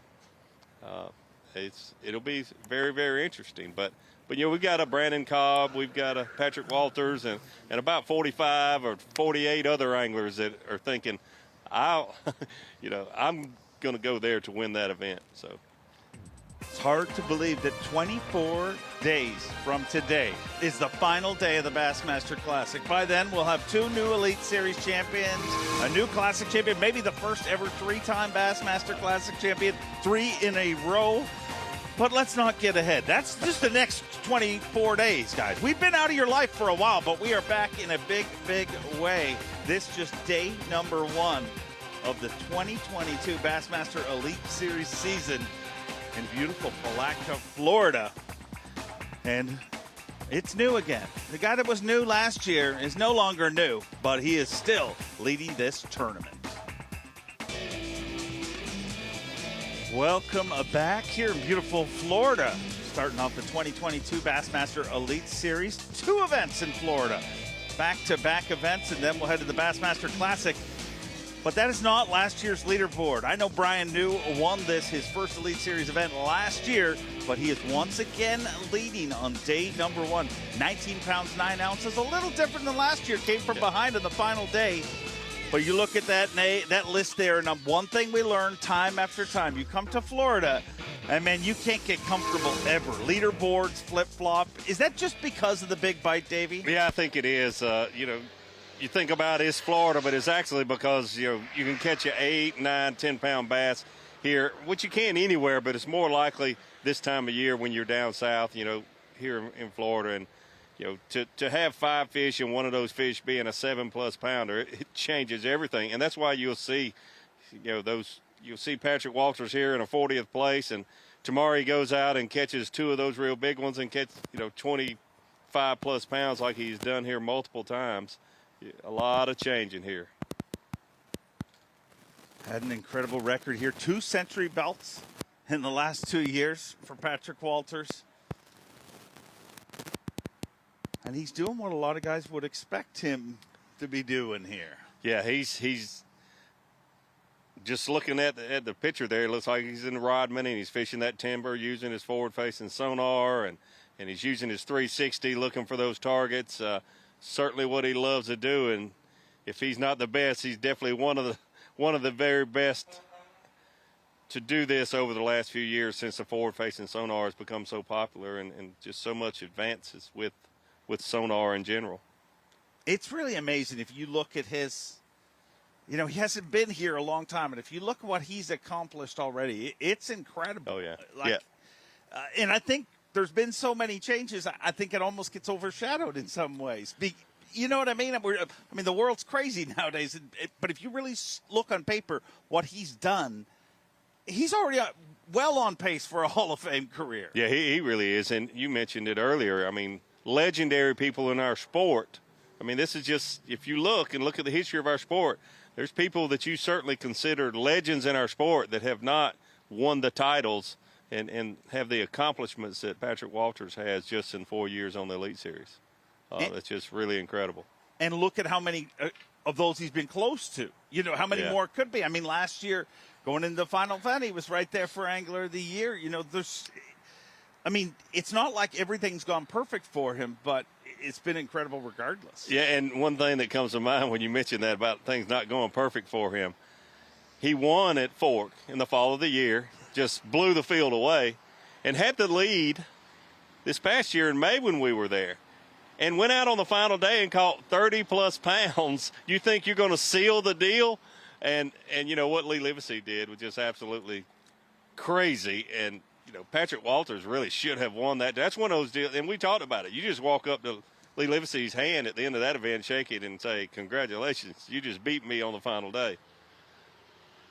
Catch 40 pounds. Go to a good cause. Yeah, I mean, he went to Fork 2 years in a row and cracked a century belt. Yeah. And didn't win one of the events. It's absolutely incredible.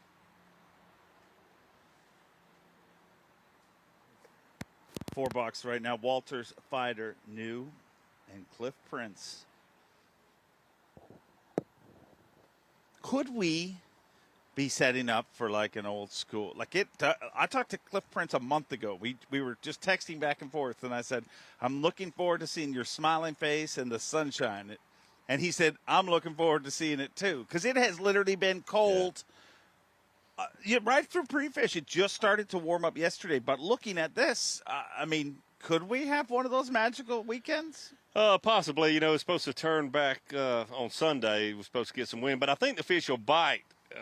Similar to in practice, we saw a lot of these guys had pictures on their social media of 5 to 7 pound bass in that ugly weather. That first day of the wind blowing and the water temperature still, you know, being up there warm, I think it could be great. And this is one event, and it seems like every time we come to Florida, you have to adjust. But this is an event with this weather changing from what it was in their 3 practice days to yesterday and now today and the forecast for the next few days.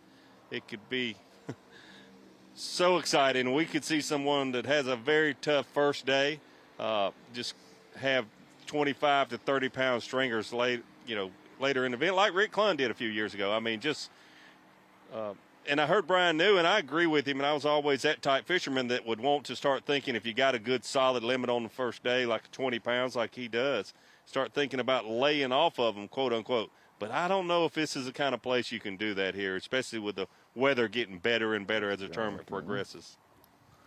So important to have a big start here, and you don't have to look any further than that dude right there. Literally, this is the one. This is when they started saying, could this be, if he has a good finish in Florida, look out. And he did last year, went on to win Angler of the Year with one of the best seasons in Elite Series history. So it's so key to get it off right, to start this season strong. You can make the Classic, or you can win Angler of the Year having a slow start for one event, but man, nobody wants to try to do it that way because it is an uphill battle, even to just qualify for the Bassmaster Classic if you have a 75th or below type finish here at the St. Johns River. I remember Polnick had like 100th finish when he won Angler of the Year, but he literally went, I don't think he was out of the top 12 or the top 20 for the rest of the year. Like, if you have a bad one here, chips are against you.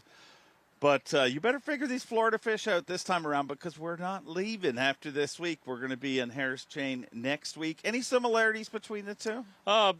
Very different. Very different. You know, the chain of lakes, obviously, versus this being a tidal river, in my opinion, very different. A lot more vegetation there. I think and the weather's supposed to be good. I think we'll see some. I really think we'll see over 100 pounds wind there next week. Wow. What you're looking at right now is our Humminbird bird's eye view of our tournament leader. Brian New is the man on the move, not just on the scoreboard, but also in location. He has an incredible amount of tournament experience. I think people don't give him because he fished so long as a co-angler. So he got to see people make mistakes, do the right thing, and he was very successful at it. So I think, although it's his second season here, do not count that guy out. I mean, he's very tuned. So we've made, the sport has progressed so much in the last 10 years with boats, with motors, with electronics, with electric trolling motors. I mean, so many ways the sport has progressed. But when you get right down to it, so many of these anglers, I'm looking at Patrick Walters, I see that. And Cliff Prince, he's fished his whole life. Time on the water is still a very, very key component to being a great tournament fisherman.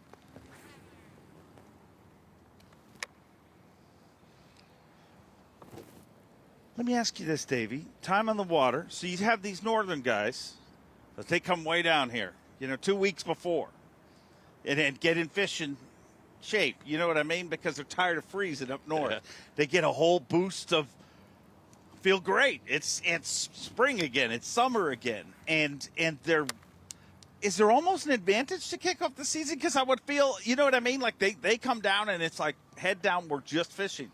Where people from Florida, I mean, I would feel the start would be a little slower. Yeah, I can see that, where you just, okay, it's time to turn that switch back on, and oh my gosh, and you feel the sunshine, and I could see just the Johnson brothers for sure just come down and say, wow, here we go again, and just give you that burst of energy versus somebody that lives in the South and man, it's freezing this morning. It's 34 degrees. And, the Johnson brothers like, what are you talking about? This is summer. I didn't have to shovel anything today. The other thing a lot of our anglers are dealing with, and it's just the reality of the world. Everybody watching this knows. I mean, it's hard to get a lot of products nowadays. And it's no different for our pros. I mean, I heard more and more stories about people fishing with, a previous year's boat, fishing without certain bits of electronics because – that's just something that they're dealing with, and they're no different than everybody else. Yeah, this is, a lot of times through the years, you'll be these guys, most of them get new boats each year and getting, there might be a certain company that's backed up a little bit with a certain line, usually because they're so successful, they're sold out. But this year is certainly a different year. There's more anglers than I can ever remember having trouble getting boats, motors, rods, reels, line, baits, all of the above. Well, we've waited 207 days for this, and we're watching a couple of guys that have a combined 3 fish today. But the good news is there's a lot of time to come, and things can change in a hurry. As you see by our leaderboard, a brand new leader. Brian New drops to second, and John Cruz, who is a perennial big finisher here, is in first place with 22 pounds. 13 ounces here at the AFTCO Bassmaster Elite at the St. Johns River. Whoa! Look at the size of that bass! Live coverage of the AFTCO Bassmaster Elite at St. Johns River is sponsored by Yamaha.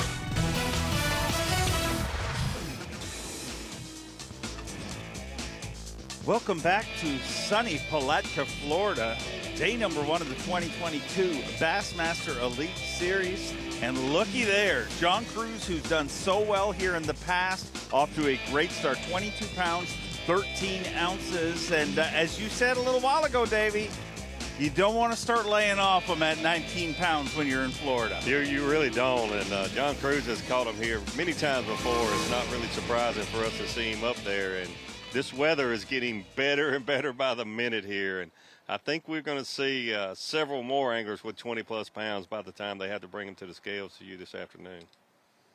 Looking in on our reigning and defending Angler of the Year, Seth Fighter, live. That big start here propelled him to his Angler of the Year title. And, man, an incredible season he had, but it all starts with a good start in Florida. Absolutely. First time I've seen him out on the river. I can't tell if I think he is on the river and not in Dunn's Creek or somewhere, but he's been in those man-made canals all morning. It really surprised me. Maybe some good things will happen here now that he's moved out.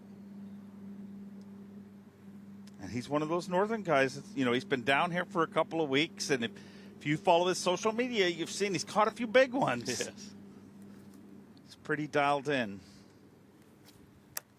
And I think that shows how important a good start is. because you see more and more northern anglers making sure they're down here in plenty of time. I mean, you used to see it in the past, but I mean, people add up the points at the end of the season, and they're like, it didn't hurt me here, but I could have done better here. Beautiful shot of one of the most famous mustaches in the sport.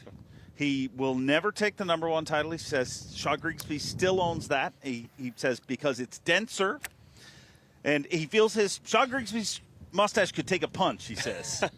And his is just young, but there is time yet, just like there is in this tournament.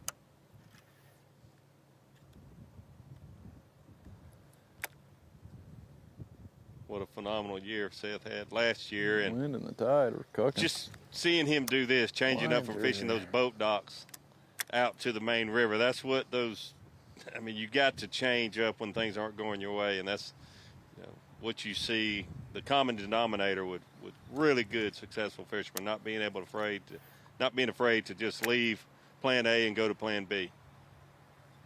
I have to feel because so many of these anglers, with the exception of 13 new anglers here, so many of these anglers fished this event last year, all of them. They sat on the dock and literally had just started fishing right around this time. So I have to feel also, how quick, you know what I mean? Like they've lived through that.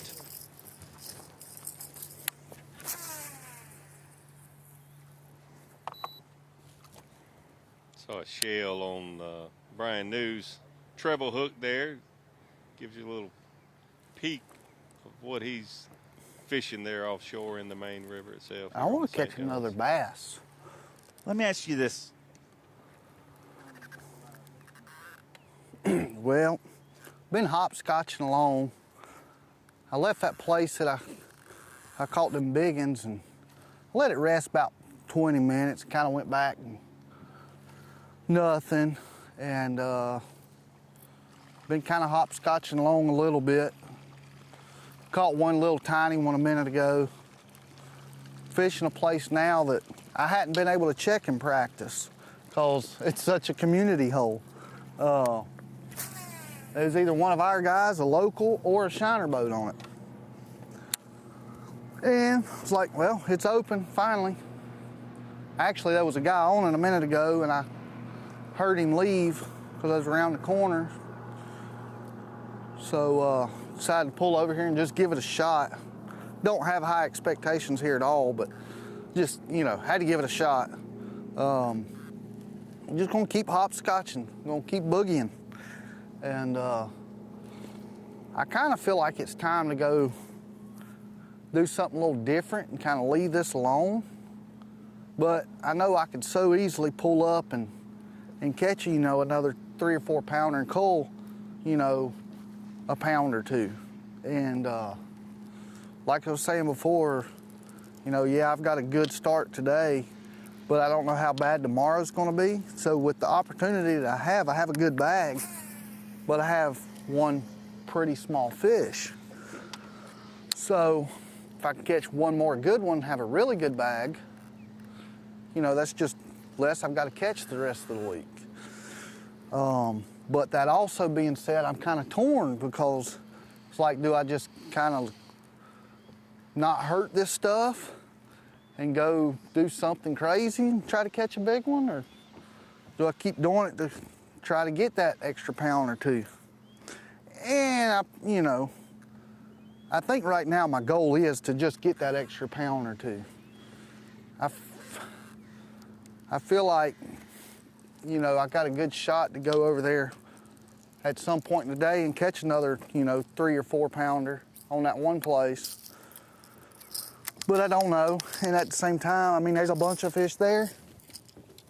But I hate to catch something that's not gonna help me a lot when it would help me a lot tomorrow. But now we're gonna boogie some more. Hopefully catch another big one. Check back in a bit.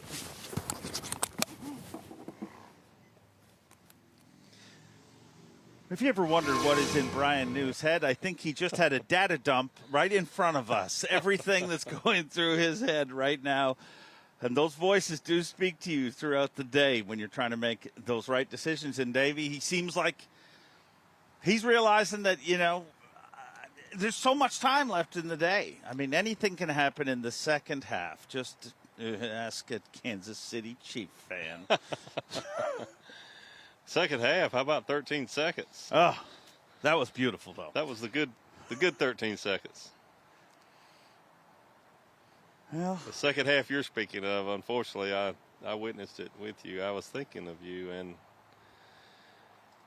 and our good friend Mike McInnes. Enough about football. Over to Patrick Walters. There is a big game this weekend, I've heard.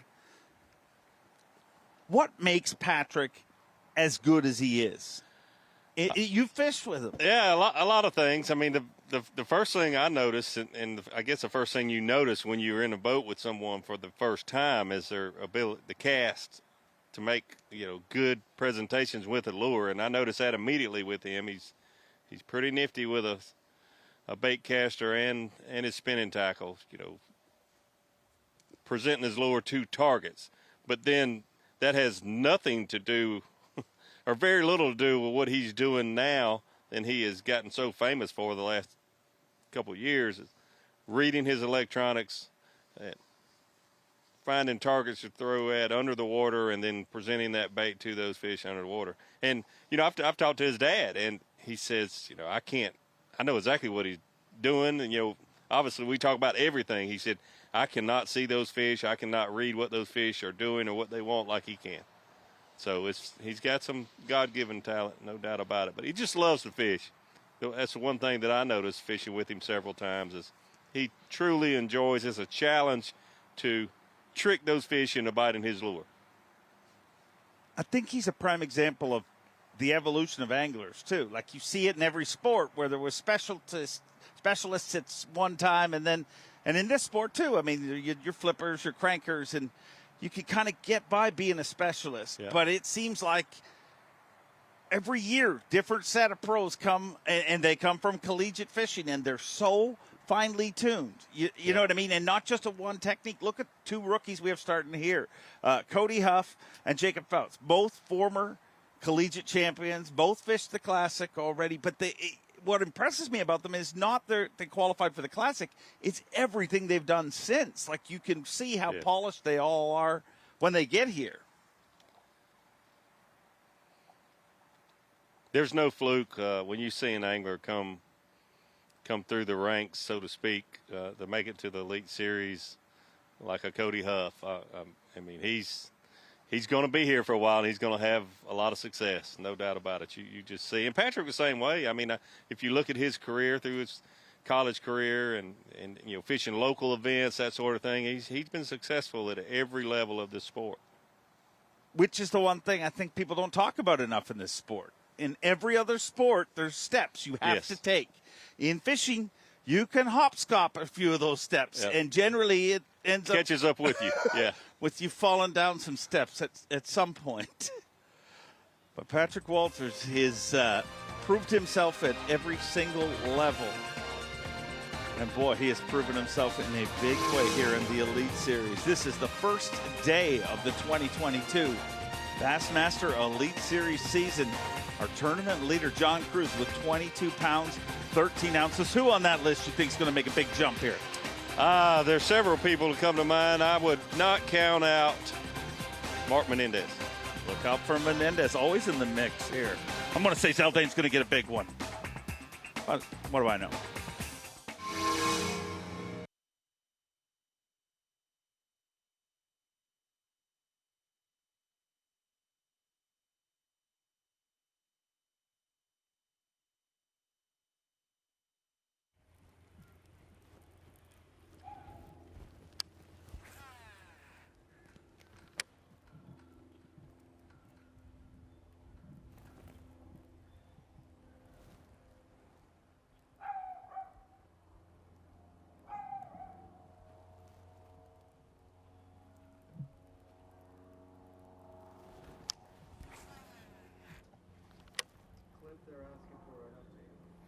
Oh man, it's just a grind right now. I'm kind of biding my time, waiting on the tide to start running out. It was dead when we come in here, and just kind of giving it a minute to turn around. Everything that I want to fish is south of here, so I got to give it time to start running. I give it a few minutes in here and see what happens. It's not good right now, y'all. Been a grind.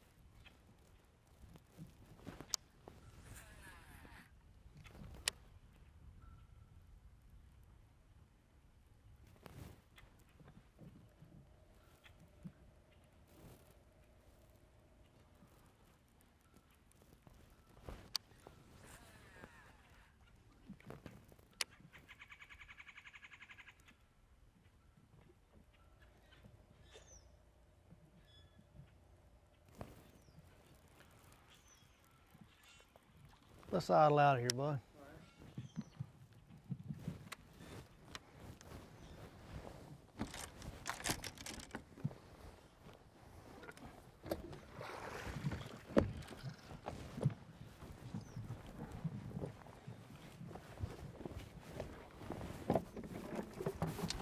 Want one? I'm good right now.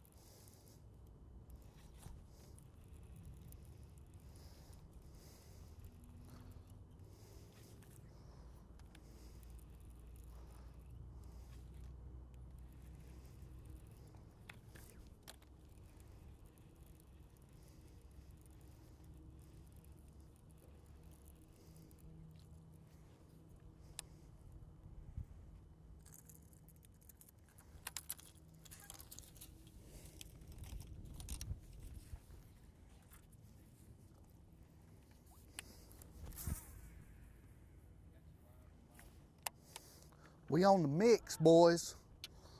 On the mix. Hopefully we in the mix. Hopefully we are the mix.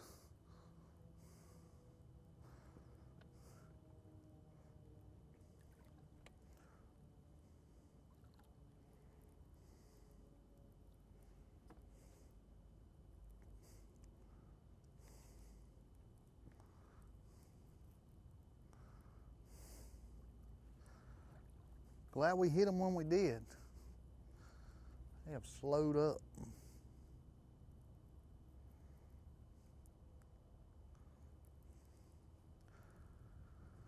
I'm glad I'm not catching a lot of fish that are not helping me though, that I can catch later.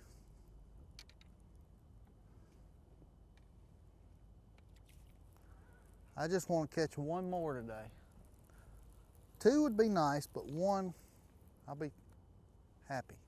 I'm happy the way I am.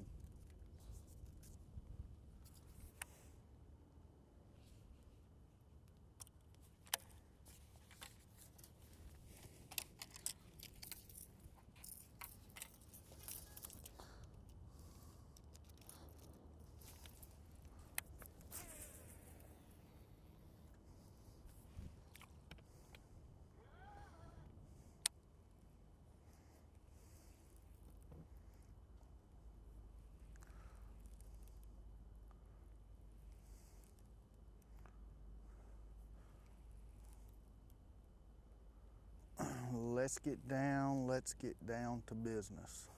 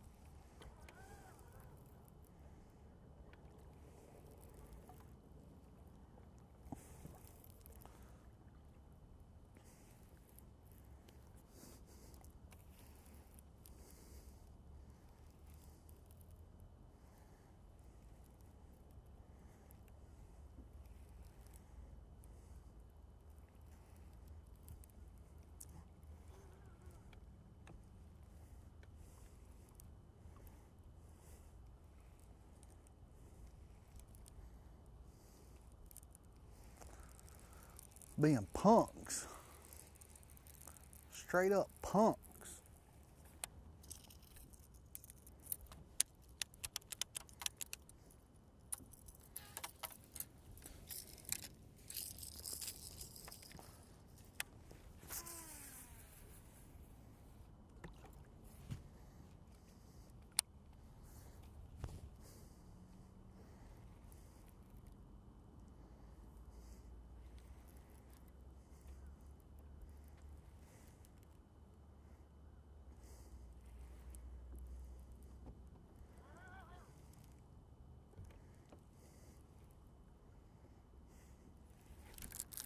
There's one.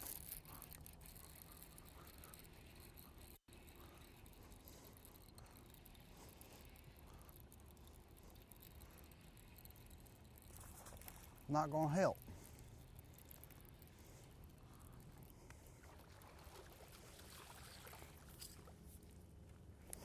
He ate it though.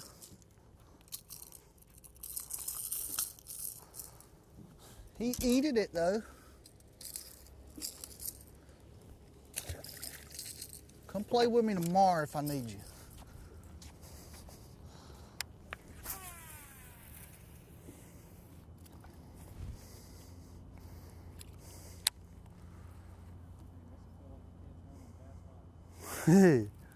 Finally. I captured a bass, boys and girls. He was a small bass, but he was a bass nonetheless.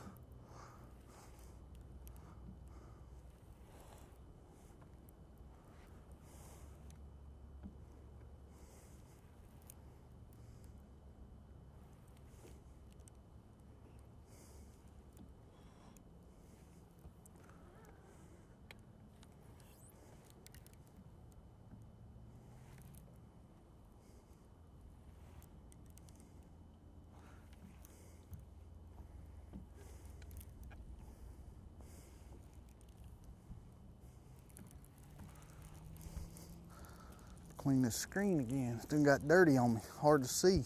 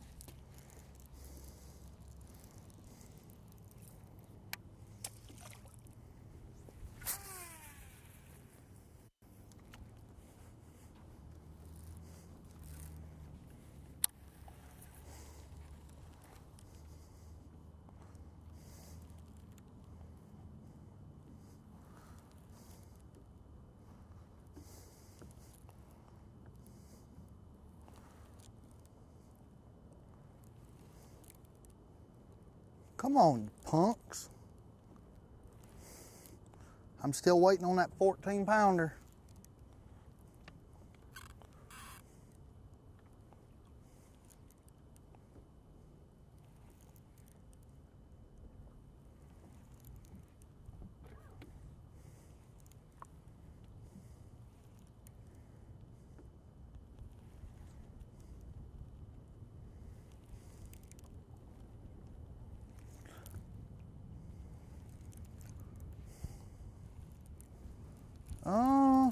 Let's see here.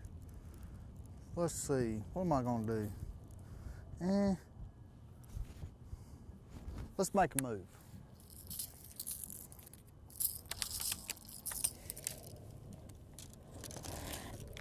Whoa! Look at the size of that bass! Live coverage of the AFTCO Bassmaster Elite at St. John's River is sponsored by Yamaha. First day of the season, day number 1, AFTCO Bassmaster Elite, the St. John's River for the 4th year in a row is where we kick it off.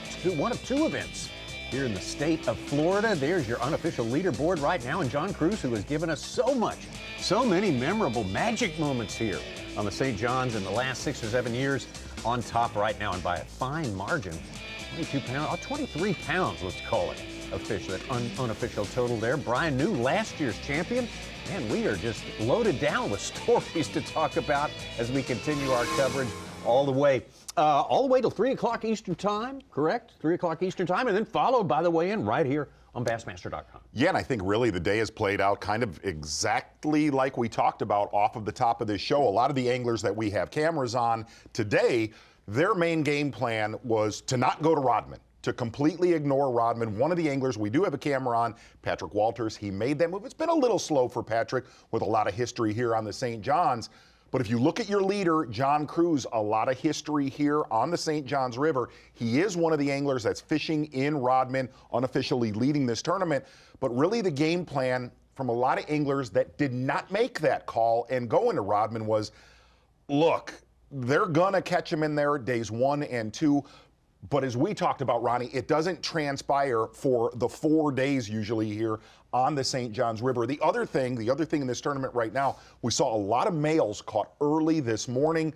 Look, as the morning went on, as the bigger females started to show up, typical Florida 101, for that big bite to transpire as this water warms up slightly on day number 1. Well, we're going to see a lot of big changes in the afternoon of day 1 of competition. We had the cold, cloudy conditions, all of practice, not sight fishing conducive to at least find a lot of bedding fish. And so guys like Cliff Prince we thought would rise up, but yesterday's sunshine, today's sunshine, we're not seeing the locals and the guys we expected to do, we're not seeing them pay off today. So that'll be interesting to see how they adjust this afternoon. Yeah, plenty more to come today, and for 3 days after that, we are ready to go with our Yamaha Midday Report right now, just to take a look at what we have seen this morning during the first 3 or 4 hours of fishing here on the river. Patrick Walters, second place. No, was he ever second place? He's got 3 top 10s. At least we know that he's been in contention going in the final. Matter. No. Patrick Walters catching a good one here, kind of mid-morning-ish. Really, Patrick Walters thought he was going to be able to bank on a suspending jerkbait in Rodman with all the flooded timber. You can't tell, but there's a minefield over his shoulder. That bite really not transpiring. Somebody else that's finesse fishing like Patrick Walters in Rodman. We saw John Cruz doing that from there. Way down in Wallacka, the canal system, the man-made canals, pretty much exactly what he did last year. The 2001 Angler of the Year champion, Seth Fighter, not a big limit, but has 5 in the live well. For Fighter, we've seen a methodical approach, fishing very slow this morning, knowing there will be other people in these canals, and he's either going to have to fish in front of them faster or pick it apart behind them. And today we've seen him, it's kind of paid off. Once that sun got up to a certain angle, it has positioned some of these fish maybe around the docks a little closer where he's been able to probe them. Exactly right. Solid fish right here for Fighter. I believe that was fish number 5 for Seth out on the main river. And a lot of the anglers we have cameras on said they will utilize the main St. John's River. One of them, your defending back-to-back champion, Bassmaster Classic, Hank Cherry. Visiting with Hank first off of all our anglers we're covering today, and he rewarded us with a keeper and kept keepers going. It wasn't too long until he had his limit filled out. Yeah, and Hank, one of the anglers, able to make a bladed jig work as high as the skies were, very, very light wind. Solid bag for Hank Cherry right now, unofficially in 23rd place. A lot of his career, he's came out of Florida unscathed. No bombs. That's the biggest thing, is you do not want a bomb. He's had middle of the road finishes and upper echelon finishes only. And for a guy starting his Elite Series career last year, Tommy, went 1 for 1 in Elite wins. We're wondering how much of a, not a fluke, but would it transpire this year, and what a start already for Brian New. Exactly right. And Brian New doing work on all the shell beds here in the St. John's River, and he said that was kind of his catch a limit game plan. Then he'd head south of Lake George like he did last year when he won here. And really, Brian New catching unofficially right around, let's call it 19 pounds. We've noticed he has laid off fishing very close to our takeoff right now in Palatka and bypassing. He said, look, if I need a big one, I'll go south of Lake George and do what I did last year. Might not be the same technique, but same general area. Looks like Brian New has tapped into his mental calculator and has, at least in the live well, what he thinks to be in contention going into day number 2. I think absolutely he is convinced of that, and really, as you say laying off just a little bit here. I think laying off quite a bit here. Yeah, okay. It's very tough to tell, though. We've seen anglers do this. It's been a tough practice. People have been mumbling that at the tournament meeting and whatnot. And you go out and you catch 16, 17, 18 pounds, and you think you're good enough, and you're 26th. But this year, 19 to 20, you're going to be top 10. But yes, normally, like, you don't know when to lay up. But if you go off the history here, if you catch 20 pounds, that's you're in the hunt. You know, somebody might bag 26, 27, but you're well under par being at 20. That was our Yamaha Midday Report. What we did not include in that is not such a good story. The story of Cliff Prince, who many people have in fantasy, and of course always a favorite here. Huge fan favorite here in Palatka, Florida, his hometown, and just struggling today, uncharacteristically and unexpectedly. Just landed number 2 a little bit ago, Tommy. Oh, that's good. 2-pounder. Well, it doesn't take long to turn it around. That's the positive side. The one good thing with him is, even though he has been Mr. Consistent over his career at the St. John's, not only his finishes at the end of the event, but each daily weight, he's never been too high, like upper 20s weight, just really solid every day. If he does have a slip today and he catches 10 pounds or 9 pounds, something like that, he has enough areas on the St. John's that he can push to maybe make up ground. We've seen him have to do that in the past. Yeah. 4th fish for Micah Fraser is an 8-pounder. Wow. Biggest fish of the day. Wow. So up to 4th place with 4 fish. Red alert. Got a 5-4 in there as well. Bunch of them on the outside. Looks like.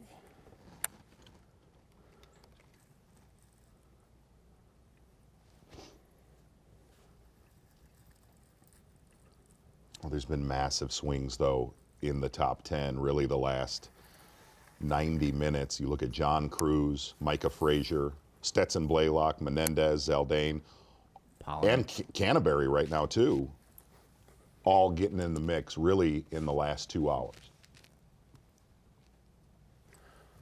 I knew I was right on top of where those bites came from. What's interesting about that as well is there are some guys like Cruz and Canterbury who have done great at the St. John's historically. Both struggled last year, and you don't know if that's a fluke or what the deal was that they missed this year back in the top 10 in the first day. Yeah, but you know what's strange is if you look at Canterbury, you look at Cruz, New, and yeah, Cruz and Canterbury Hopper's not getting any hopping. Struggled last year, It's but just those going guys to the bottom. jive with this place. Yeah. You know what I mean? If you look at Brian New bottom jives hop. with Florida. He won an Open, he won an Elite Series tournament here. There's a lot of, in our top 10 right now, there's a lot of solid Florida history. When you say that, Z, he started fishing Florida touring about 10 years ago. He said, I hated Florida. And then all of a sudden, he told me something just clicked.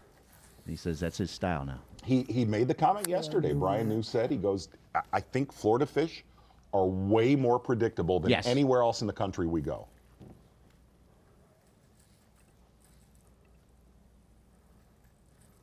Which is interesting because most anglers would say they're the least predictable, like day to day. Like they're the ones that get stumped the most over a 4-day event is people in Florida. But that's why he's on top. And you're talking about Canterbury a moment ago, why he fell off after So such many a productive targets. first visit. And he Target said, rich I just completely missed the timing. It was just one of those things, one of those fluke things. Yeah, and really, Void of the bass. if you look at where the tournament got won, predominantly right now won it is. on the south end of Georgia, it's an area Canterbury Don't lives mean in. nothing in a minute. Yeah. Right Lives now. there. Same shot. Every time you go to him, Yes. it's the same shot.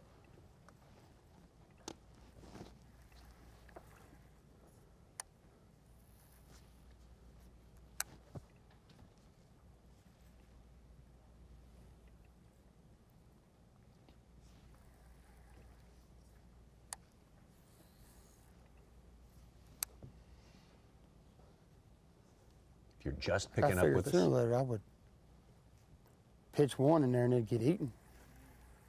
It hadn't happened. Been a lot of action today. Devin Mullins jumped out with the first really good lead, and since then was passed by Bob Downey from Minnesota. Then Brian New took over, and over the last hour, it's been John Cruz with the giant brought into the boat, 7 pounds Color, plus. wrong time. David Mullins. Oh, David Just Mullins an is astonishing Turn it. morning. Yeah.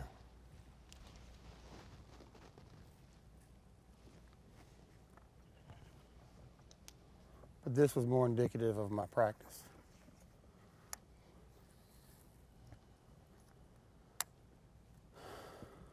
But I'm also sure stuff's probably had the crap fished out of it.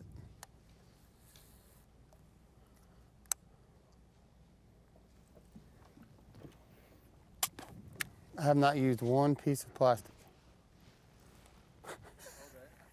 No, I mean, I've used the same worms, well, I changed chatterbait trailers one time. Everything else has been totally the same.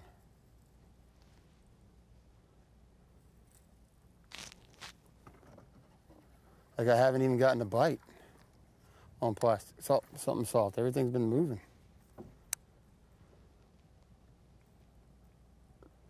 And that kind of petered out.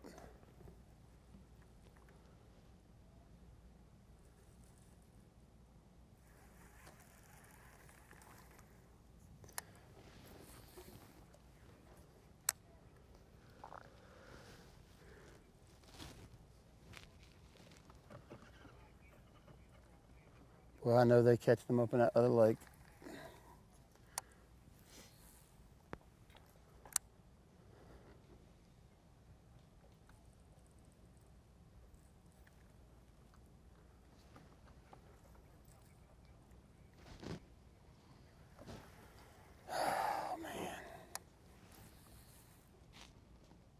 I mentioned our leader, John Cruz, who's really had a great record here the past 5 years. Visiting the St. Johns River is absolutely tuned in, dialed into the big ones. What? Which is what you remember. Oh, it's a Marathon Peak Performances. Okay, all right, I got you. Perfect. John Cruz is ready to go. This is from 2020. Yeah, we're going to kind of rewind time here for your Marathon Peak Performance 2020 with John Cruz. And John Cruz tends to mix it up quite a bit here, from sight fishing to a little bit of power fishing, man-made canals. But we talked about it like Brian knew. Talked about it with Scott Canterbury, guys that have a lot of experience here on the St. Johns River, seeing them kind of rise up the standings slowly today. And in all honesty, Tommy Sanders, he's gone full-blown Skandu Akbar. Skandu Akbar. Exactly right. Skandor Akbar. I don't know. Skandor Snack I Bar, have no idea. Yeah, but exactly. looking at his day today, still with a lot of room to move, has a 1 pound, 12-ounce bass, and he caught a 10.03. Look for John Cruz to weigh in a sack if he can get rid of that one in his live well. And John Cruz also notoriously one of those kind of underestimators of what he has in the live well. Right. But again, what a lot of the guys predicted that did not go to Rodman was your Marathon Peak Performance being John Cruz. They said, look, the leader will come out of that lake. And so far today, that is exactly the case with John Cruz, your Marathon Peak Performance. They won Bassmaster. Very good. Very good wrap up to that right there. Skandor Akbar reference included. That's great. It was disjointed and run-on-ishly sentenced. It was peak work. Peak work, I will say that right now. John Cruz on top. Brian New hanging in there, kind of letting it ride now for the time being. Bob Downey, we'll check in with him later if we can. We'll take a break right now, though, and be back. The AFTCO Bassmaster Elite at St. Johns River is sponsored by Humminbird, Mercury, and by Nitro Boats. Show you our unofficial leaderboard here. Still day number 1 of 4 days of fishing on the St. Johns River. AFTCO Bassmaster Elite. John Cruz, a veteran of many campaigns on this waterway, doing well yet again this year. Look at the size of that lead. Ahead of Brian New, Bob Downey. Micah Frazier just added an 8-pounder, did he not, Such? Yes, sir. That's a big fish. Attain the fourth spot there. And David Mullins.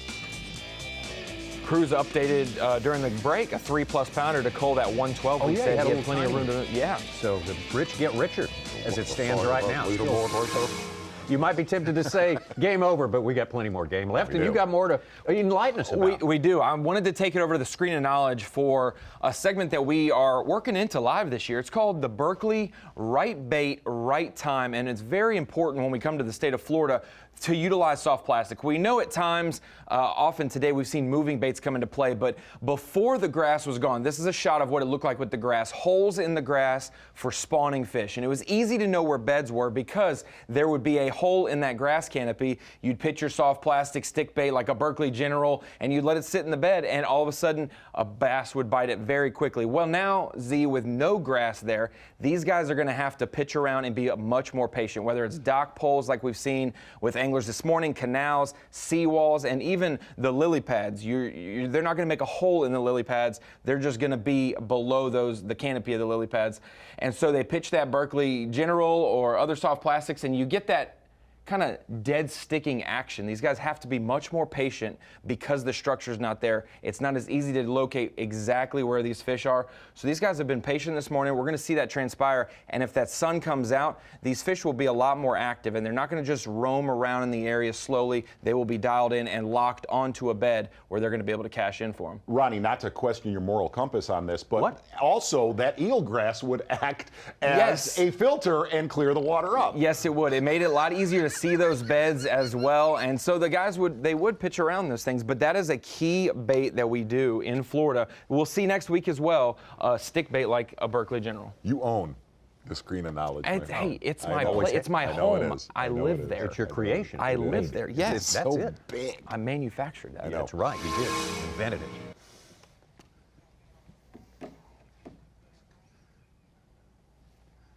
it. Gotta keep your eyes on Brian New. Back out on the water right now, Brian New. Like we said, if you did not join us earlier this morning, Brian New doing a lot of work out on the main river, which he said was kind of part of his game plan. But Brian New has kept in his back pocket his bigger fish area that he caught him in practice, not going to that area today. And as late as we are in competition here on day number 1, pretty much he did not ding that area at all. Brian New in really good shape for day number 2.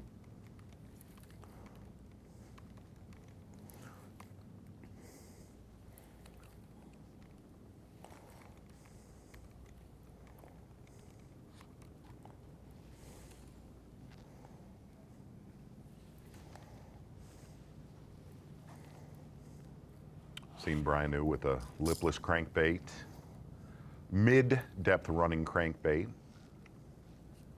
Said he'd do a little bit of worming on some of these shell bars.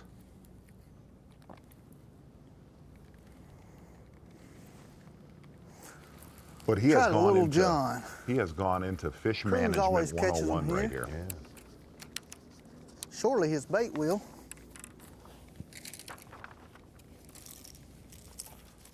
Little Spro Little John.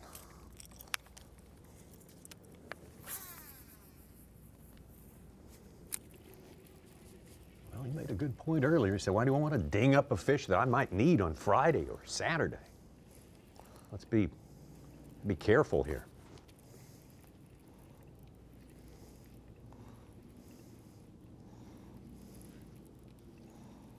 And you know what's strange about Brian New? Ronnie, I know you covered him in the opens and said, you know, like coming into last season, he was one, and obvious, he dominated the opens when he fished them. But really covering him and listening to him, we've covered a lot of guys like Brian New before, same but different. Guys like Steve Kennedy, where they kind of come across when you're talking to them a little bit all over the map, where you're not really gregarious. Here's the other thing. When you watch him, I wish I would have went south now. Interesting statement right there. But when you watch him and you listen to him and you watch how he manages a tournament, We got 4 hours too.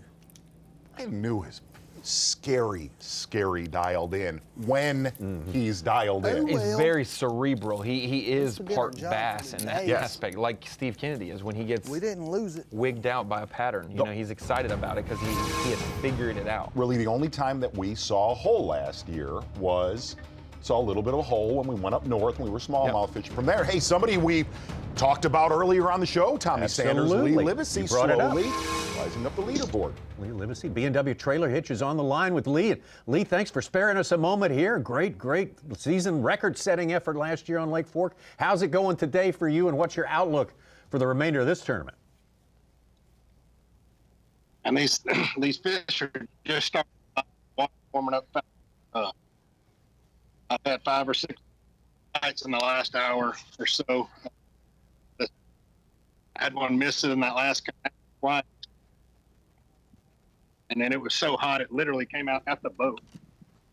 And, you know, another 3+. But, you know, I didn't get any bites this morning in my main area. So I'm real optimistic. I kind of bailed and came up north just to get right, and I ended up catching a 5 and a 3 and some small 1 pound keepers. So I'm going to fish this canal out and one other canal south of me, and I'm going back to the area that I fished this morning. I'm really confident I'll go right through where I fished this morning and catch some real quality fish, I hope. Lee, temperatures, we got to talk about this a little bit today. Temperatures in the low to mid 50s water temps. But yet you were one of the anglers, and we got to talk a little bit yesterday. You've seen a lot of fish locked on throughout practice, even with how cloudy and cold it's been.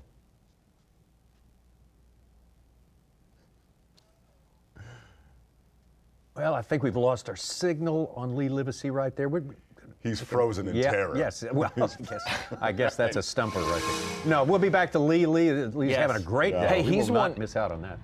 He was one we mentioned this morning. He had 101 pounds for his suggested weight, his guessing winning weight this week. I didn't hear that.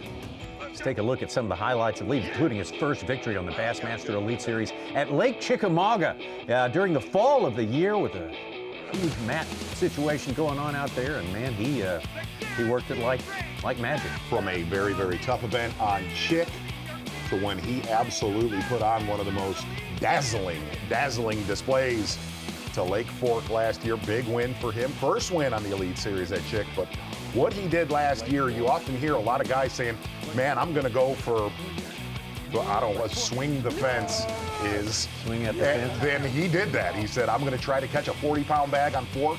Landed on them. Actually, fish that he said he saw busting on day number 3 when we covered him. Lee Livesey catching one of the biggest stringers we have ever seen on Bassmaster Live. The third biggest limit in Bassmaster history. And this could be his third year in a row of winning an elite event. If he could do it in 2022, he would have won one in 2020, 2021, and then this year. That's something that doesn't normally happen a lot. Yes. That's very, very hard to do. Yes.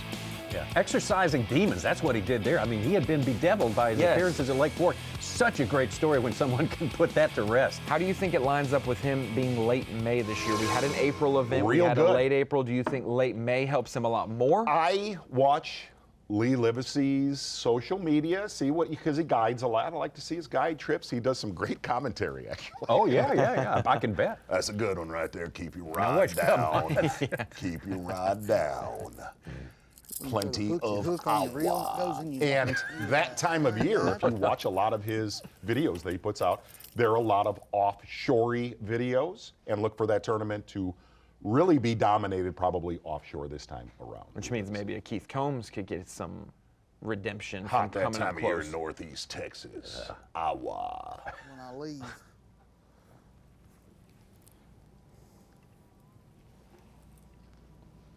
Got a little hummingbird bird's eye view for you here. 2 looks at Brian Newman, the spot he's working right now currently. He's telling me why he is so organized and all that, see everything at hand, that if he can save 2 seconds 15 times a day, that's how long it takes to land a fish. Who are that's you one talking more about? fish. Brian New. Oh, Brian New, okay. Well, he is. He's very efficient.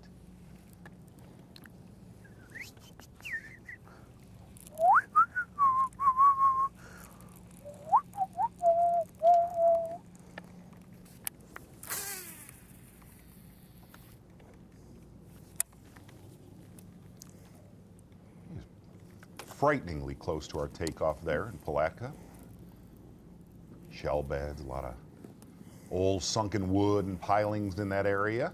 Yeah. Yep.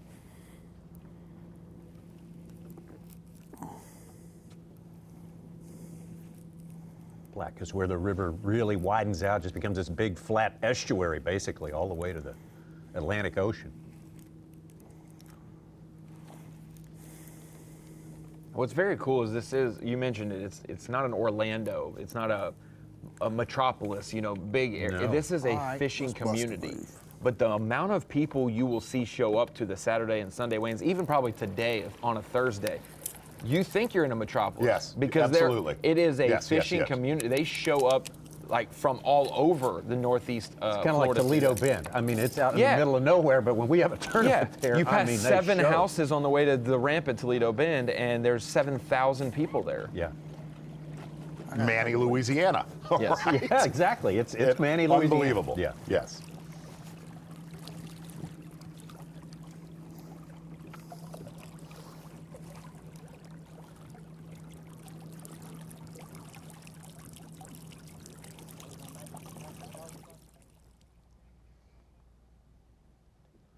Hey guys. We've missed it. We've missed watching this. We know you have too. Absolutely. Best in the business, man, doing what they do best on one of the great fisheries in America, but that's what we've been treated to all day long. It's been, well, Dave Mercer set me straight on that. It's been 207 days since we've gotten to do Bassmaster Live, and man, we have missed it. No doubt about it. I'll tell you one common theme. We've seen a lot of fish caught semi kind of finessing power fishing, but there's been a lot of spinning rod action today. Yeah, we like the diversity. We love that stuff. Striker Daily Trivia. We had one for you this morning that fooled some of us. Now, we pose this to you. How many different winners have there been in B.A.S.S. since the first event in 1967? That's 3 years before the Classic. How many different winners? 333, 377, 411, or 444? Figure it out. We'll get back to you. Figure it out. Look at the size of that bass! Live coverage of the AFTCO Bassmaster Elite at St. John's River is sponsored by Yamaha. A lot of fun here getting the season cranked up. 94 anglers, some of them old regulars, some of them new, some hybrids, old new guys who are back to compete here. But right now, let's focus on Striker Daily Trivia. We posed this question to you before we went to break. How many different winners have there been in B.A.S.S. since the first event in 1967? The trick part of that question, how many different winners have there been? Was it 333, 377, 411, or 444? Z, I'll let you go. 377. 377. I agree. I'm going to say 444. I think there's been like maybe 600 bass events. 377. Wow, man, Ron Moore. I just did some quick math. Yeah, I just figured it out. Simple arithmetic, basically, right? Yeah. 758 events. I can't even count the 200, so 377 that's where I got winners. kind of messed up there. Almost 800 bass events since 1967. Crazy. Talking about winners, talking about the tradition, the past, the legacy of the Bassmasters. Let's talk about some of the winners here. 2016, it would be the first of 2 wins. Would you give me some Masters tone right now? Would you? 2016, it would be the first of 2 wins. 2 momentous wins for Rick Lund. Rick Lund, and the one thing, we were looking at some of this footage yesterday, gang, if you're watching here on Bassmaster Live. I really want you to look at the difference in the water quality back then to the water quality now to what you're seeing. You see a lot of small dollar pads there, a lot of eelgrass, really, really good environment. 34-14, final day for Rick Lund to win 98 pounds in 20. What's crazy got himself a century. What's crazy is he won back-to-back. He was leading by 6 pounds going into the final day the first time, and he had the same exact weight the second time, but was 13 pounds behind. That's how big they were catching him. And then winning by a weight that was half of what Klund's weight was. The very next year, 2020, it was foreshortened, it was postponed. Yes. Really only 3 days of fishing, but Paul Mueller getting the job done. A win is a win in a completely different sort of situation. No doubt about it. If you look at Paul Mueller's win, eerily similar, different area of the St. Johns River, but lily pads playing a big, big factor for Paul Mueller and Brian New. But really what's happened down here at the St. Johns River every single year, it is now just a different body of water. If you talk to a lot of the locals, it just doesn't really fish the same way it used to in years and decades past. The one thing about it is they live here, and if you collide right like Brian New did, the final day of the Bassmaster Elite Series, the 2021 big victory. Oh, always fun to come here to the St. Johns River. But as we look at it today, Z, I mean, what we were expecting versus what we have seen. Now, we've seen unexpectedly, as pointed out by you, guys moving fast down the bank, down the dock line, using moving baits, catching fish. What else has been unexpected? Yeah, I think probably the versatility of a spinning rod in Rodman that we've got to see so far today. Can something like, look, Rodman's getting throttled right now. We talked about John Cruz being in there, but there are 20-something other anglers. Over 20% of the Elite Series field is fishing in Rodman. What a lot of guys game plan that did not fish in there was those guys are going to beat each other to pieces. They're going to cannibalize each other. Yet to be seen. We'll know a lot more tomorrow because we're going to have some anglers fishing in there. Every time we come to the St. Johns River and we come to Florida, we expect a 10-pounder to get caught. And I wanted to drop some stats on you real quick that if we see a 10-pounder get caught, it will most likely be day 1 or day 2 of this event. The top 10 biggest bass ever at the St. Johns River have all came on day 1 and day 2. On the flip side, about 8 of the 10 biggest limits ever at the St. Johns come on day 3 and day 4 of an event. The only ones that came early were the events with grass. So I think it's crazy to see giant fish will show up early, giant limits show up late in these events. It is very odd. It's a very weird stat. Yeah, We threw that out early today. That's a very odd stat. The opposite of what you would think. TH Marine Weather Watch today, high of 65 degrees. Low last night was 34. It's going to be the coldest night here in the neighborhood for the remainder of this week. Tomorrow, warmer, all approaching 70 degrees. That's good. 10 degrees warmer at night tonight. So that's going to be a partly cloudy sky, though, tomorrow, so we won't have the benefit of that warming, that radiation you get no matter what the temperature is. Always something that you have to And that's carry in mind. sort of that TH Marine weather report. I've been really watching tonight's lows. There's a lot of discrepancy. A few of them are saying it's only supposed to get down into the high 40s, and then there's some That has us dipping down into the 30s. Really, again? I kind of look for tomorrow to be frighteningly similar as today. Okay. TH Marine Weather Report. Weather report. That was Without as much sunshine. conflicting, without as much. But again, the winds tomorrow are going to be almost identical as today. Cliff Prince with 2 fish. Our man Davey Hyde spent a lot of hours just trying to keep up with Cliff Prince as he moves from place to place. I mean, sometimes miles and miles in the course of a day. We talked about Cliff. Cliff's a good dude, man. Oh, absolutely. He's somebody that he's been doing this so long. And we also talked about, man, how many opportunities are you going to get? And look, he has seen now fishing the Bassmaster Elite Series on his home body of water. He's basically seen every condition. Yeah. Oh, yeah. Warming trend, giant weights, cold fronts, lower weights.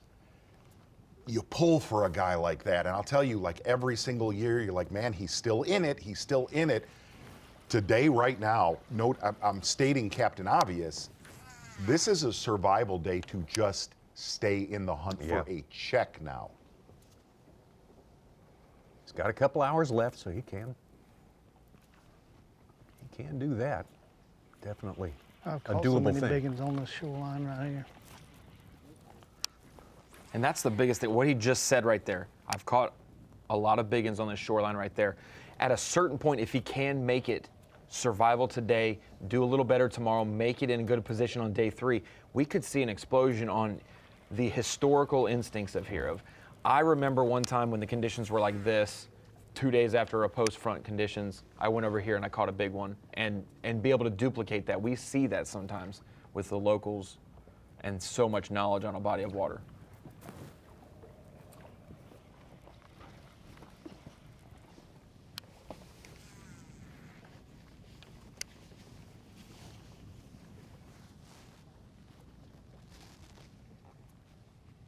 Patrick Walters with a great record here, always top 10s, currently sitting in 32nd place. We'll remind you that the cut line after tomorrow, 47th place, only the top 47 move on to day number 3.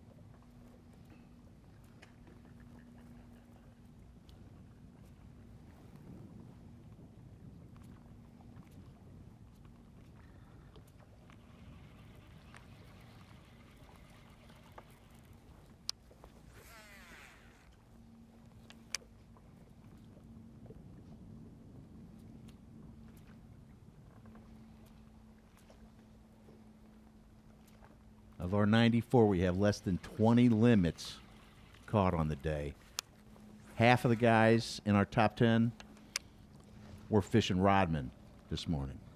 At right now in our right top now, 10. Wow. 5 of the top 10 really were over in Rodman.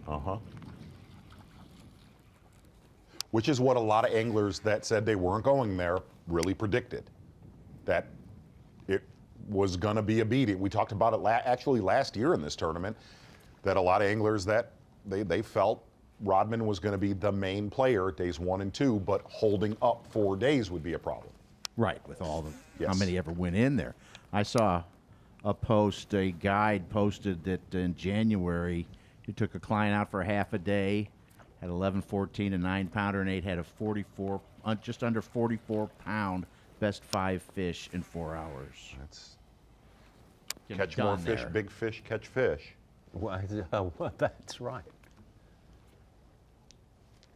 Polinick, Zaldane, Blaylock, those guys all in Rodman? Yeah, Cruz, Zaldane, Polinick, Austin Felix was over there. Morgan Taylor, he just fell out of the top 10.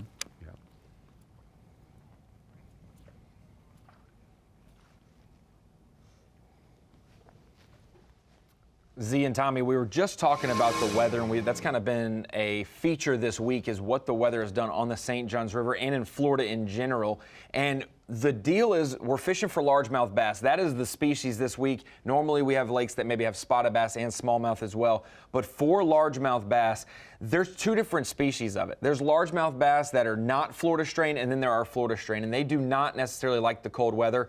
The closer you get to those cold fronts for Florida strain, the worse they tend to behave for these anglers, except when they're around the spawn. They will stay up there and they will do the process. Like you said, when those eggs have developed in the fish, they're going to stay there. But looking at the weather over the past week, when you look at the lows, since Sunday's practice, 41, 44, 38, 31. Yesterday was 66, the highest we've seen all week. Today, 70, and the high tomorrow around 68 as well. For all these events that have high temperatures like that, but they dip down to the lows, we will see these afternoon flights. So the guys who check in at 3:30, 4 o'clock, the first two flights, may not sack them up. Today it'll be interesting to see it weigh in. Those guys who check in flight 3 and flight 4, the 4:30 and 5 o'clock Eastern time check-ins, if they come in with a good bag, that could bode well for those guys who flip-flop the next day. Had a shorter day today, they'll have a longer day tomorrow. It's very interesting to see that. But yes, those lows, not what you want to see when you come to a Florida lake for a Florida strain bass. And that kind of segues in. Brian New said, hey, Florida fishing, they're very predictable. Well, they're not predictable for me this week. And right now, halfway through day one, my fantasy team's not doing too great, Z, so I wanted to be honest about that. I wanted to tell the truth. None of my picks right now above 50th place. Very shocking to me that after Buddy Gross got off to a quicker start, caught a couple fish, has not improved his bag since then. To see these two anglers with 2 fish for 2 pounds and change and 1 fish for 3 pounds and change. That's very shocking. I know the Cliff Prince situation. We get to watch him and see how he's moved around, fished offshore, tried a lot of things. But to see some of these guys who maybe did go to Rodman, maybe did sight fish, maybe did some other things, it's not really paying off for them, and it's kind of shocking to me. But both my teams, Mercury, Drayton the Lake, and Rapala, not doing too hot right now for Ronnie, us. I do notice that you tend to, I think it's a Beat Ronnie Moore League that goes on. A lot of friends that watch Bassmaster. I do notice you talk a lot of pre-tournament trash. I do. You do? I do. What do you do on days like, or nights like today, when you look at the standings and you sucked? What do you do? Trash yourself? Do you cry? Yeah. Honestly, it's a little bit of humble pie, but I know that I hero today, or I zero today, I could hero tomorrow. Same with the actual sport of fishing. I have a chance to come back, and I have guys who can make that comeback. That's why I picked them. You're wild. Now, He's wild. I have to take it just as good as I can dish it, so it's understandable. Okay, yeah. That's That's a perfect explanation right there. We got through it, that's for sure. B&W Trailer Hitch is live on the line. Having a great day today. Also, our man Chad Morgan-Taylor. Chad out there, hoping you got a minute to spare for us and give us the lay of the land. What's been going on and what's been the game plan today for you? Well, you know, we've had such difference in the weather over the last couple of days. It's been hard to try to figure out exactly what is going to go down. I don't know. I don't know if I'm messing up or not by staying out here.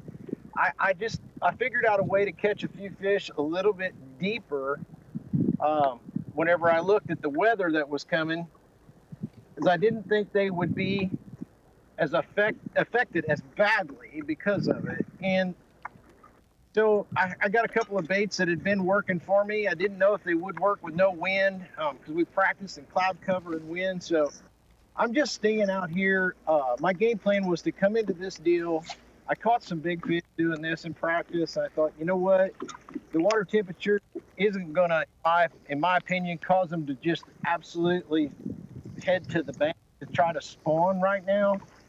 So I decided to live a little bit deeper, and that's kind of what I'm doing. I'm actually targeting just ditches, depressions, and any type of structure that's around that. If it's a brush pile or a standing log or tree or whatever, and kind of giving it the 1-2 punch. I got some fast baits that I can move and cover some water with, and then I try to, whenever I get around some brush and structure and stuff, I try to slow way down.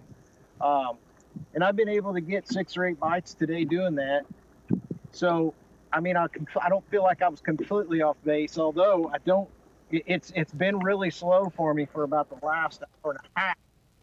Most of these fish that I'm catching, though, honest to goodness, they're out here roaming around. I don't know what exactly it is they're doing other than just trying to survive the cold weather out here, to be honest with you, and stay warm, because I'll shoot most of them with my Garmin Live Scope is I'll see them, and I may have to throw to them 3 or 4 times to try to get them to bite. where I can get him to bite, if I can get him to bite at all. Chad, we talked about today a lot of anglers that gel with the state of Florida. And Tommy Sanders, where we've all covered you in numerous events in the state of Florida, and predominantly you do it with a flipping stick in your hand, period, end of story. With that being said, has that depth finder changed you as a bass fisherman? It has, you know, that and where I now live, it has definitely changed me. The problem with the flipping stick deal is I just didn't feel like the available cover that I wanted to target was here. So that immediately put me out here doing this. But I do have, you're right. I mean, I got a lot of confidence doing this now. I feel like I really know what I'm doing. I can pick up on the little subtleties, and I've practiced a lot at home, being from Table Rock, chasing them down one at a time. So, and that's exactly what we're doing here. So, you know, you just roam around out here, and you got to trust these things. You know, Mark, I mean, it's one of those things it's kind of like believing Siri on the road. You go against her, and and you're going to get lost. So I just put my faith in it, keep my head down, but I do know that because I fish so much here in Florida, I do know no matter what pattern you're on right now, that when that water temperature drops like it has over the last couple of days, that creates for a pretty different. Well, Chad, we appreciate it. Good job today, man. Great way to break it down for us there. You understand a lot about what Chad's doing now. Seeing Chad fish offshore in Florida is just weird. It is, just Yeah. because of all, you know, for decades we have covered that guy, and that's shown how electronics has not only changed the way guys catch them, it's also changed the way dudes actually fish now. Back to Seth Fighter. And for a lot of these guys, it'll change the way they practice in an elite event. Going up to it, that they don't have to fish an area to know anymore. They can see maybe what size fish without even catching one, or what species they are, especially up north with so many different species in play on smallmouth bodies of water. Giant. Be a bass. Be a freaking bass, dude. It's coming up. It's a giant. It's a giant. Yes. Oh my God. Get in the boat, dude.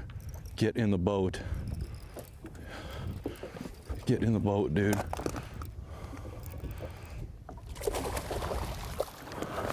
Oh my God. No. Where you at? Yeah, baby. Yeah, baby. Oh, yeah. Okay. We found where they went. Come on. Oh. Give me some. Freaking mama. Freaking magnum. Boom. Look at this little scrapper I'm about to call out if I can catch him.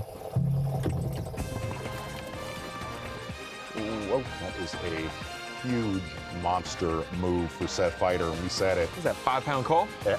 All of a 4, for sure. Yeah. Big fish for Seth Fighter. Typical Florida 101, man. When that water starts to bake a little bit, marinate, get a little warmer, you're going to see some big swings in the leaderboard here in the next hour and a half. Well, that's a big move up the leaderboard. He got rid of a pound 2 ouncer there for that 5 or 6 pound bass. That's a good trade right there. Moves him all the way up just under the top 10. Seth Fighter, your defending Angler of the Year. Chad Morgan-Taylor, whom we just talked to, and many more. We'll be back to him in just a few minutes. Look at the size of that bass! Live coverage of the AFTCO Bassmaster Elite at St. John's River is sponsored by Yamaha. Well into the afternoon session of day 1 for the Bassmaster Elite Series 2022. It's taking place right here on the St. John's River. A place where a man on top of the leaderboard has excelled many times before. John Cruz is an old hand at this place, and he knows how to make catch lightning in a bottle, I guess, the way you would describe it. And that brings us to Mark Zona, our Mercury Move of the Day. I think the Mercury Move of the Day is pretty self-explanatory, like a scary text you could get during a commercial break. Our Mercury Move of the Day is going to be a one John Cruz. We talked about it at length. John Cruz always showing up. Had a little bit of a tough time here last year, but John Cruz saying, man, I have not fished in Rodman during a tournament in about 2 decades. Well, he has done that to perfection today. John Cruz, bud, yeah, you are the Mercury move of the day. Very nice. Thanks, Yeah. Brad. Well, how about a little conversation with the man himself? Looks like you got a moment to talk here, John. Congratulations. Fantastic day. And you're not done, or are you done for today? I hope I'm not done. We're going to keep trying. We're locking back down and going to try to figure a little something out in the river, maybe try to get a few more bites and see what happens. You know, got the mustache over here, Mr. Walters, and Jake is over there, Mr. Whitaker. So we're just chatting it up a little bit. But yeah, they're getting ready to open this lock here in a second, and we'll bust out down through there and see if we can catch a couple more.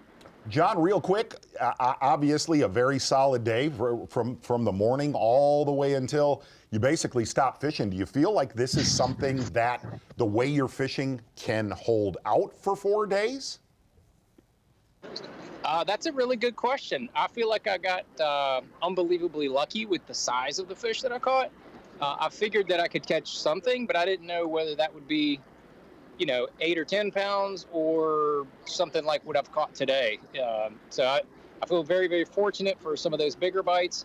And, I don't know what's going to happen over the next couple of days. I mean, I hadn't fished Rodman in a tournament in forever. So I don't really know how it holds up to pressure. And I don't know if they're going to replenish or any of that kind of stuff, or if the sun's going to continue to change the bite. I just don't know yet. I'm just going to go fishing for the rest of this day, first of all, and then we'll worry about it tomorrow. John, because you haven't spent a lot of time in Rodman in past elite events, were you a little surprised about the number of boats, and were they really spread out in there, or were they on top of each other? No, they were spread out a little bit. I didn't see any real groupings of boats. There's boats that are doing the same thing, and shallow, and then some deep, and then intermediate. So that's just kind of what's going on. But I'm gonna hand you over to Brett, because I'm getting ready to head out the lock here. All right, John. Well, hey, we appreciate that time. Good luck for the rest of the day. Hope you're able to locate some more. I think he said he was done with us. Yeah. Yes. for that BMW trailer hitches on the line. I'm done with you, Jack. I thought by that I meant, are you going to lay off him for a while because you're leaving, right, etc. He was done with us. He's about to get in a boat race. That's what it is. Let's go to our takeoff in our fantastic host city, as always, Palatka, Florida. What a great fishing town, what fishing fans they have around here. And here's a great fisherman who's also a big fishing fan. Davey, hi, Davey. What's top of your mind right now? Well, I just heard you guys talking to John Cruz, and I think he's certainly had a great day so far, but I like what I heard him say, that he's going to go back over into the river and try to, locate some more fish. The thing that is so you can't help but notice being here how much warmer it is. Obviously, it was really cold this morning, ice on the dock and water temperatures down, but it has gradually gotten warmer and warmer. Even looks like it's going to be warmer than they were forecasting. So these fish are definitely going to be changing. So I don't think it'd be wise to just sit back and think, hey, I'll just go try to catch them like I did yesterday. I think John Cruz is certainly doing a good thing by just going into the river and maybe fishing a few different ways, obviously in a different body of water than he's been all morning. Davey, real quick, we had Chad Morgan-Taylor on the line, and it's something that gets people stirred up. Whether for any of the front-facing sonars that are out there, and I made a comment to Morgan-Taylor, dude, we would never see you fishing off the shore ever in a Florida event. Your nose would be on the bank, living with a flipping stick. Talk about, you're at all of these tournaments. Talk about how you see now guys out in the abyss on lakes in Florida where you would never see that stuff in years past without that technology, how it's really changed the face of an entire complex of an entire tournament now. Yeah, it really has, Z. And Chad probably is the best example of, you've watched him your whole career. When he came to Florida, you could bet he was going to be flipping thick mats with a 1 ounce, 1.5 ounce sinker, and that's what he was going to do. And you knew he was going to be doing that, but he had a great knack at, this is what I'm going to be doing, but I'm going to beat you at doing it. And he's had, from what I've seen throughout his career, he's had his best luck in the state of Florida with that flipping stick, flipping those mats. You know what he was going to be doing. But now the forward-facing sonar, and sonar in general, whether it's 360 side imaging or forward-facing, has changed our sport. But here's something that we always notice the guys that are catching them during the day. Well, every one of these anglers has the latest and greatest in electronics. For every Chad Morgenthaler that you would normally see flipping, but now you see him offshore and he's having a good day, I guarantee you there's 20 guys that are doing their fishing differently today than they normally would, and they're looking at their electronics and they spend time on those fish. And just because you see them with the electronics does not always mean you can catch them. I guarantee you Patrick Walters has been looking at bass all day long, putting his baits in front of them, and he's not had the day that a John Cruz or a Chad Morgenthaler has. Do you think, Davey, and I'm just your opinion, do you think at times, obviously it's extremely potent, okay? It wins a lot of tournaments, and a lot of times when forward-facing sonar wins tournaments, it blows it away, okay? Do you also think that at times it punishes you, that you're chasing ghosts and you get away from the natural instinct of being a bass fisherman and going off of your sixth sense? 1,000% Z. I know that is what's happened. Back 20, 25 years ago, we had underwater cameras that people were using. I remember, and you know the name, the Capras up around Lake Minnetonka. They had those cameras. They were around fish. And Ted Capra told me himself 25 years ago, that camera is the worst thing I've ever used. It has hurt me more in my fishing than anything I've ever done. Now, obviously, Chad Morgenthaler, Patrick Walters not going to say that, but there are a lot of people that are going to look at those fish and not be able to catch them, and then all of a sudden they look at their clock, their watch, and it's time to go into weigh-in, and all they've done is look at fish on their electronics all day long. Davey, someone, I can't remember who it was, commented on Bassmaster.com the other day. He said, think of all the new electronics that have come online in the past decade. A lot of people would be surprised to look at years before that and find that actually people caught big limits of fish, and they did very well back in those days. Good point, so maybe sometimes we're overemphasizing their importance.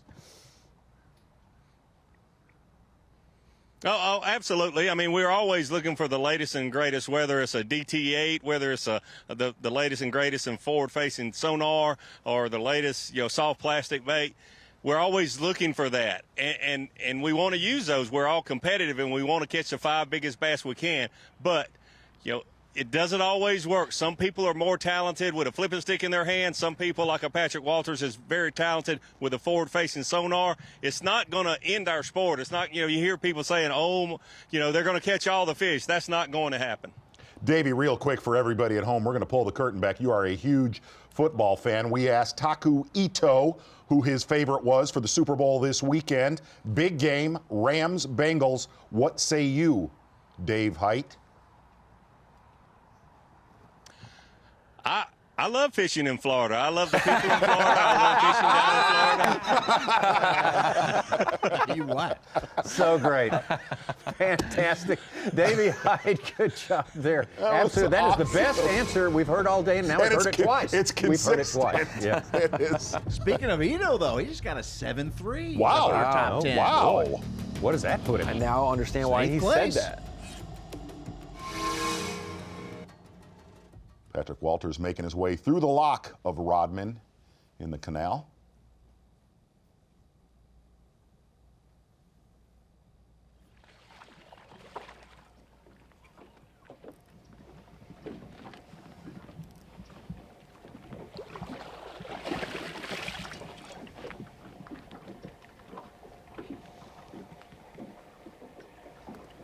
On the branch.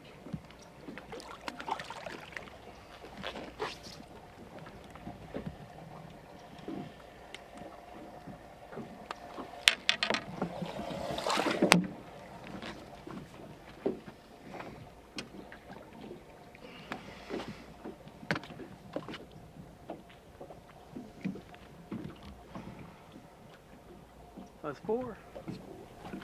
That should be. We should have just cold, Yeah, that's true. But hey, it's fishing.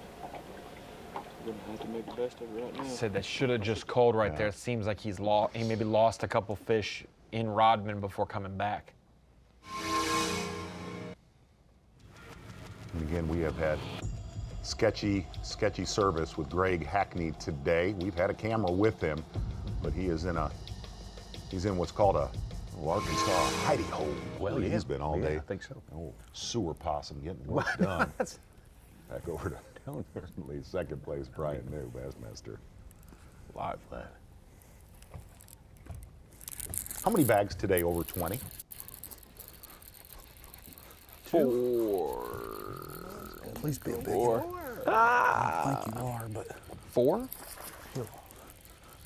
I'm gonna go 5. I'm gonna go 5.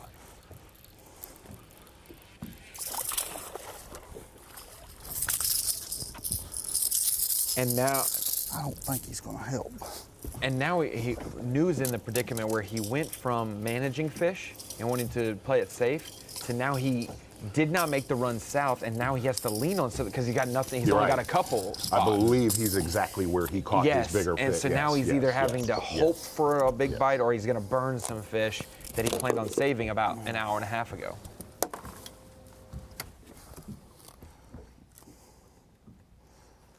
These scales suck.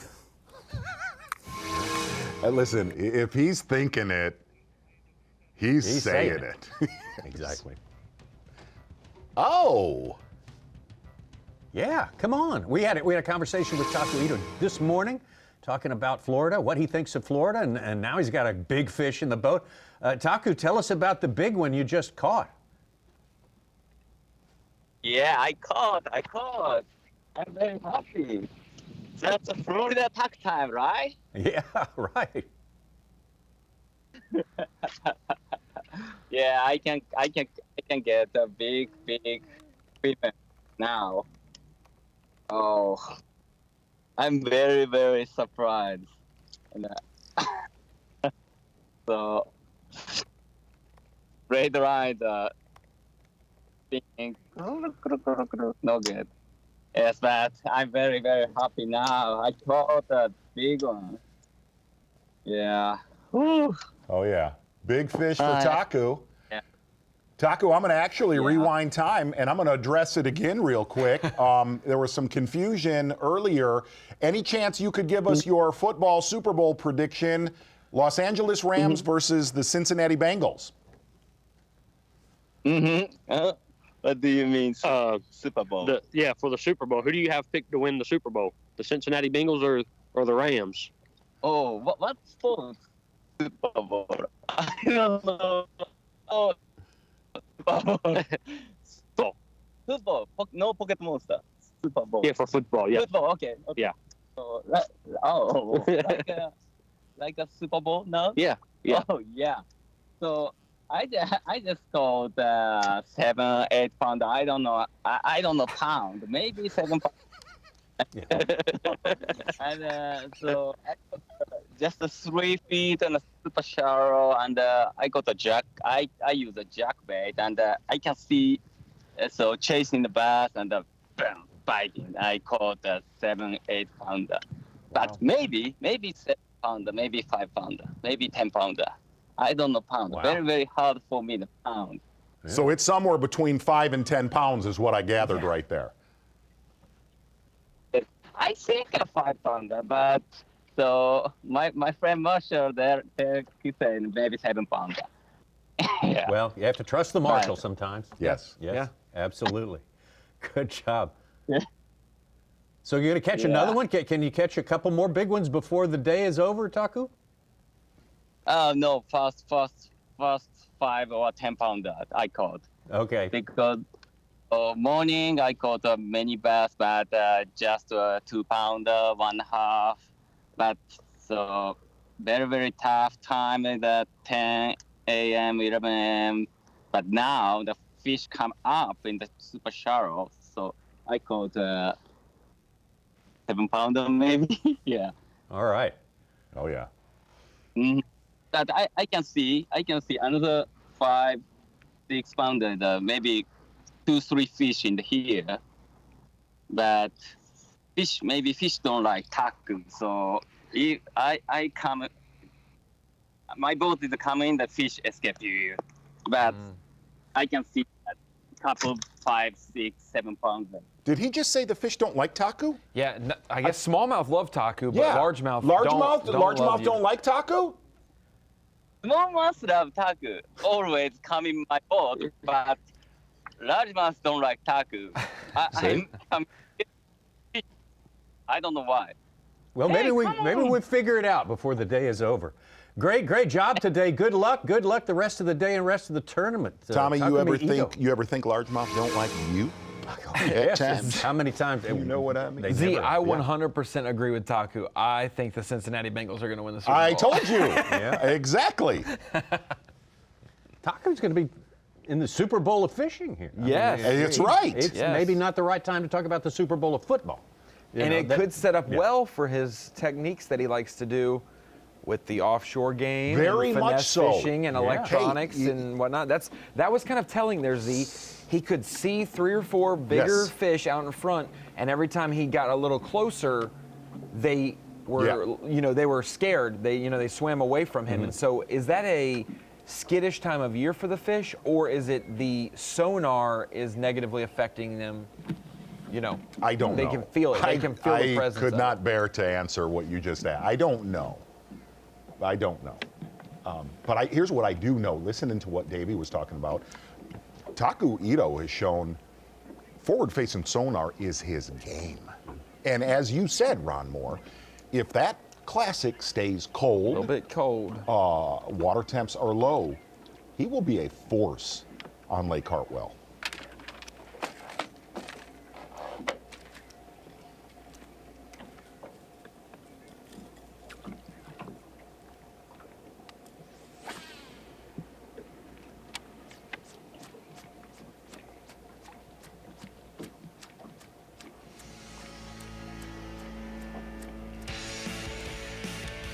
John Cruz, our leader, but right behind him, and has been a leader for much of today. You taking it? Is Brian New? I'll take it. Go on now.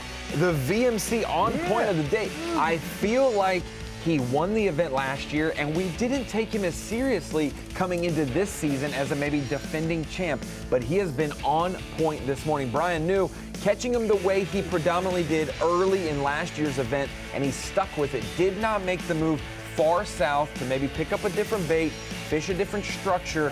He locked in that Uruku shad, fishing it offshore, and he is the VMC on-point angler today because he's going to be in contention. We will be watching him once again tomorrow. You are the studio on-point commentator thus far today. You and that screen of knowledge, trust me, my friend, nailed it all day long. The one thing it'll be interesting to see going into day 2, Tommy, is if he does make that run tomorrow. Yeah. Maybe a longer day, maybe a shorter day. I'm not sure what flight he's in. If he makes that move tomorrow and adds that to his repertoire, and that hasn't gone away from him with the weather changes, he could be very deadly, and it could be an 80, 85-pound plus tournament. Unofficially a 4.5-pound deficit. Brian New to John Cruz, the veteran, with the lead right now. About 3/4 of the way through this day of fishing here on the St. Johns River. Our Elite Series coverage will continue live and just moments away after this. Whoa! Look at the size of that bass! Live coverage of the AFTCO Bassmaster Elite at St. Johns River is sponsored by Yamaha. Well, it's the first day. The big-time pressure isn't on yet, but every day is important here in this 2022 season for the Bassmaster Elite Series. Let's turn to a feature we have called Humminbird Unlock the Lake, Z, where we get a graphic representation to show some very important knowledge, outside from Ronnie Moore's screen of knowledge, that we can use to watch and enjoy this tournament. Humminbird Unlock the Lake. It looks a lot different from years past. We just left Dexter and Lake George as we head up. A lot of fish were caught in Rodman today, I would say. Rodman definitely a big player here on day number 1. Looking at your Humminbird Unlock the Lake. And really, I think it's safe to say the most consistent area was Rodman, the river system from Walatka all the way up to Palatka. Say that about 37 times, Tommy. I dare you. I can. A lot of fish caught in man-made canals. That is your Humminbird Unlock the Lake. And check it out. There has been some fish caught north of there. Look at that. Right on cue as you work up towards Jacksonville. I believe Jamie Hartman has done a lot of his work up that way. We see Lee Libases made his way north, which is actually downstream. Again, this body of water is kind of upside down, flows from south north. Taking a look at Patrick Walters live. That was your Humminbird Unlock the Lake.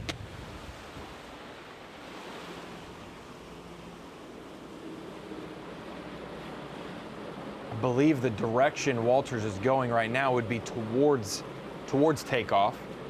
To the east? Yeah, I believe, yes. Yeah, and to the north, going north and east.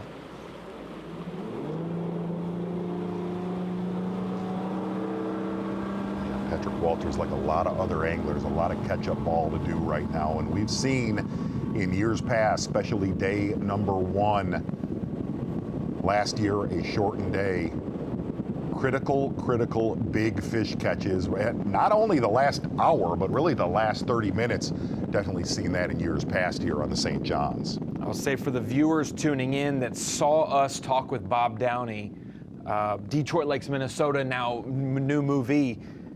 Bob Downey caught a big one on bonus coverage, 7-pounder, but it never made it into Bass Track. I got with the marshal, got to talk to him. He said he plugged it in. It did not make it through to our servers. I have since corrected that, and everything is legit on there now. He has 4 fish that are 4-pounders and a 7. Wow. Roughly giving him 25 pounds. Wow.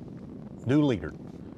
Or it's not that he was the leader already, but now he's new lead. Now official. Yes. Yeah. Now Official. Leader. Yeah.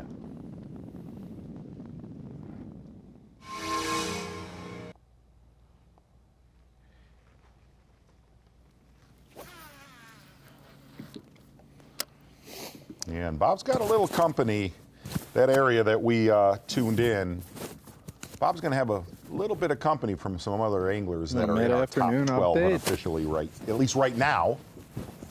Again, and Bob even said it, a very popular area of the St. John's / Lake George. Back out with Seth Fighter. We saw him catch a 4.5-pounder, 4.25-pounder. 25, 30 minutes ago.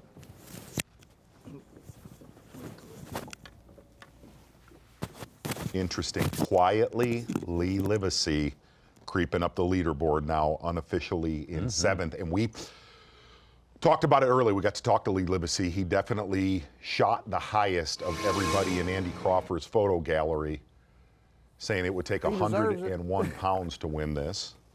He's only 85 short. I ain't had a bite on anything other than right now it's on track. Well, the first top 2, yeah. I might have had one bump my worm.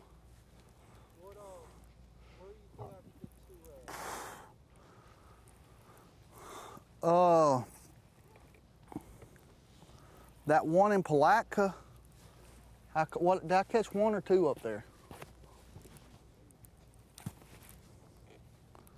The one, I'll read you the number. Yeah, just 1? Yeah, well, that's the right one.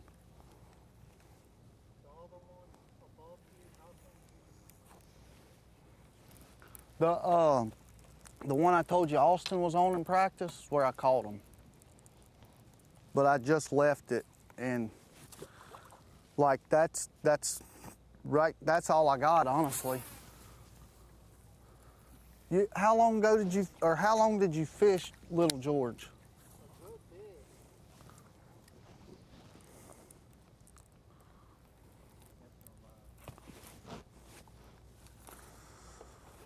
Got my boy Schmitty here.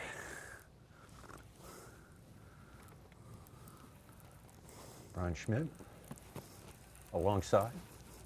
How many people were down there fishing the pads?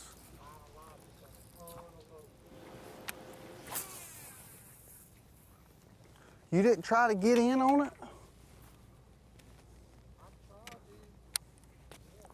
He wouldn't budge.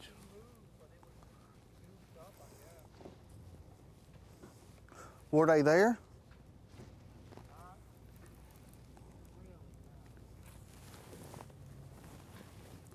Well, that's unfortunate. Did you throw the worm, like, in the pads? You're too far away. You need to get beside me.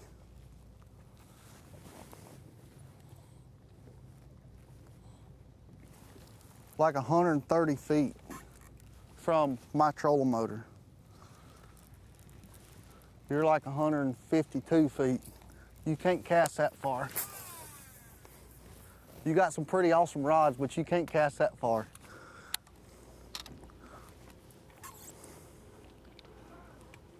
Brian New, tell Brian Schmidt to come in. Get They're some doing hot the apple same pie. thing, though. They're running from the boat. Same thing I told you they did last year. You get a bite, and then they disappear. You fish a while, slide up, you see them again. Two guys who got their first win last year, the Bassmaster Elite Series. Schmidt at Champlain. Nothing in your honey hole? Very disappointed about that. You seen anybody else?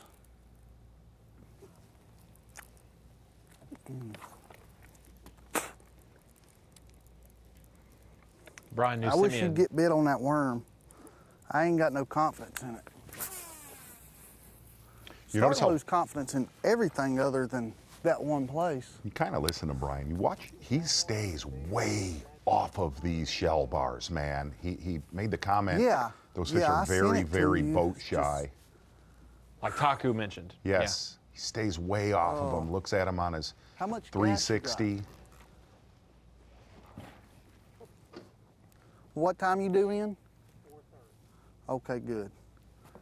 You got enough gas to go to Palatka and then back to a trestle? Go try to hit the one in Palatka first. You got 9 pounds? Brian New texted me in practice a What do you shot really of those lily pads and said, man, those are my favorite lily pads in the world, as he perused them in practice just to make sure maybe they still lived there. Tell you who can't complain at all today, Tom Sanders. What? Oh, that yeah. guy right there. Yeah, I know what that music means, my friend. PPROD. That's right, the Power Pole replay of the day. It's you, once again. Almost seems like it's the Power Pole replay of the day every day with Brian New on the St. John's River. He's gone full-blown Coco Beware. We thought he might. yes. Exactly No, right. no. Brian New said he was kind of kicking himself a little. Caught at, fair to say, the majority of his almost 20-pound bag right now in the first 3 hours of competition. Lipless crankbait, fishing shell beds in the river. Really, there was one key shell bed that he caught him on, and he said that shell bed, well, it was loaded in practice, but he wasn't sure what kind of quality was there. But it seems like almost everything he has in the live well is about 3.5 pounds or better. Brian New, once again, 2 years in a row, you are the Power Pole replay of the day here on the St. John's. Coco Beware, Brad. Coco Beware, That's great right. reference there. Extra points, extra credits for that. But Bob Downey, after an adjustment of the scores, man on top now with well, it looks like a 15-ounce lead ahead of John Cruz. Brian New in there now. It's bumped down to third place. David Mullins also in there as well, fourth place. Top four there, and plenty more shuffling to go on this leaderboard. Plus, there will be surprises. We'll make that statement at the weigh-in, so don't miss on that either.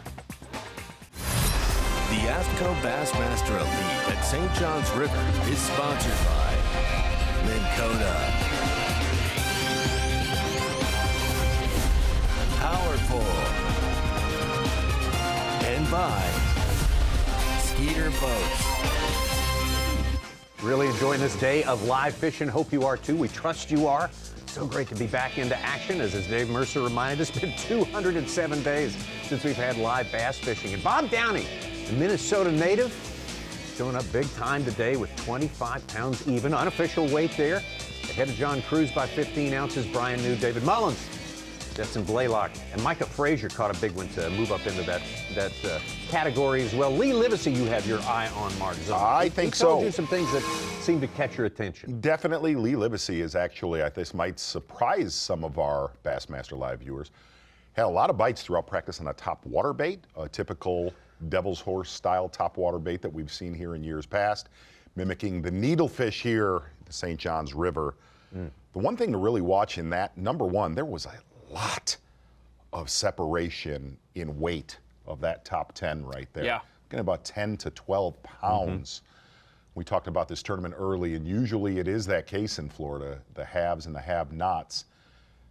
kind of typical for the St. Johns River. And the other thing, and you were talking about it at commercial break, Ron Moore, Stetson Blaylock, I said, if there's anything to really come out of day number one with, at least so far, is guys that just have a really consistent stringer, not anchored by an 8 or 9 pounder, just nice, consistent 3 to 4.5 pound bass. So far today, that guy is Stetson Blaylock. Yeah, and I think that for him, he's obviously done well. Hey, there he is. Yeah, by magic. Stetson's done well. Stetson's done well at the St. John's in past years, and he's done it doing something against the grain, off the wall a little bit. And I've seen a couple of his fish catches from his Marshall today. Stetson, is this kind of playing out like other St. John's have for you, where you can fish places that aren't getting attention? Man, it's pretty. I anticipated fishing offshore, but I really thought I had a good chance. There's been not very much, hadn't been biting, and so I kind of threw an audible that the place I have a little history. It's pretty special right now. I caught my last good fish and then left that area completely just because I know how tough it's been here, and I've far exceeded what I expected to catch for the day, and I'm actually trying to find some new. Now, I know that seems to be weird to say that early in the tournament, but for me, I know what it's going to take to advance, and that's what I'm looking for. Stetson, if you is it a big area that paid you today, or is it confined? Is it small and something you have to really, really manage? It's hard to say. It's a small area, but it's definitely something you got to take care of. But it's not a secret. It's something that I've done here in the past, and doing a little something different to catch the fish in there, obviously. But man, I think there's enough fish in there. At first, I fished down one whole side and didn't catch any, and I thought, well, maybe it's not going to happen for me. And then got a couple of good bites, and then got a couple more good bites, and figured out a little something in there. And I just really feel like if I stayed in there, I could catch some more fish, but I don't think they would do me any good today. Stetson, the way you caught them today, is it obviously crazy different conditions today compared to what you had throughout practice? Did you have to change today as far as how you caught them compared to practice? Man, I'll be honest, I never even went in that area in practice, just simply because I know what it's capable of if they're in there. And I'm a little different than a lot of guys. If something's going to be good, I'm a firm believer that you just go in there and check it in the tournament if you know that it can be good. And that's what I did, and it turned out to be exactly what I needed it to be. But yes, it was totally different than practice. The fishing to me, the way I caught them in practice, I have not caught. I did catch one bass this morning doing that, and it was a good one. But I really feel like that might happen again later in the day as the current starts moving a little more. And it's good that we're getting to fish, longer days, but the current for some reason hasn't moved hardly at all today. And I don't know if it's just the change in the tide or maybe the wind blowing against it or what have you, but I'm going to give these last few hours a good, valiant effort the way I expected to catch them and see if I can't locate some new fish and maybe get another big upgrade. Stetson, the Bassmaster Live viewers want to know, Taku Ito gave us his Super Bowl prediction, Bengals or Rams? Bengals. Wow. All the way. Did not even hesitate. Yep, it's going to happen. Why so? What's the X factor for you to make that such a quick decision? Because they've got a stellar quarterback, and I just think he's going to take it to the next level. Well, he's got a wild eye for fashion, too, doesn't he, Stetson? He really is. Absolutely. Yeah, he does. Way more than myself. Oh, I thought people called you Joe Cool. I guess I'm mistaken about that. Stetson, great job today, man. Let me ask you one more question. A lot of guys feel like they're around him and they say, well, I just missed my timing. How do you, because you got tidal influences, you got all these different things. If you get off your timing, is there a way to get back on it in a situation like this? It's all in your head. And that's one thing I've learned in my years of doing this is, I was this close to saying, well, this year's starting off on a bad foot. And lo and behold, I just kept my head down, kept changing up, kept looking for a few different things to happen. And when they happen and they start clicking for you, that's how this game is played.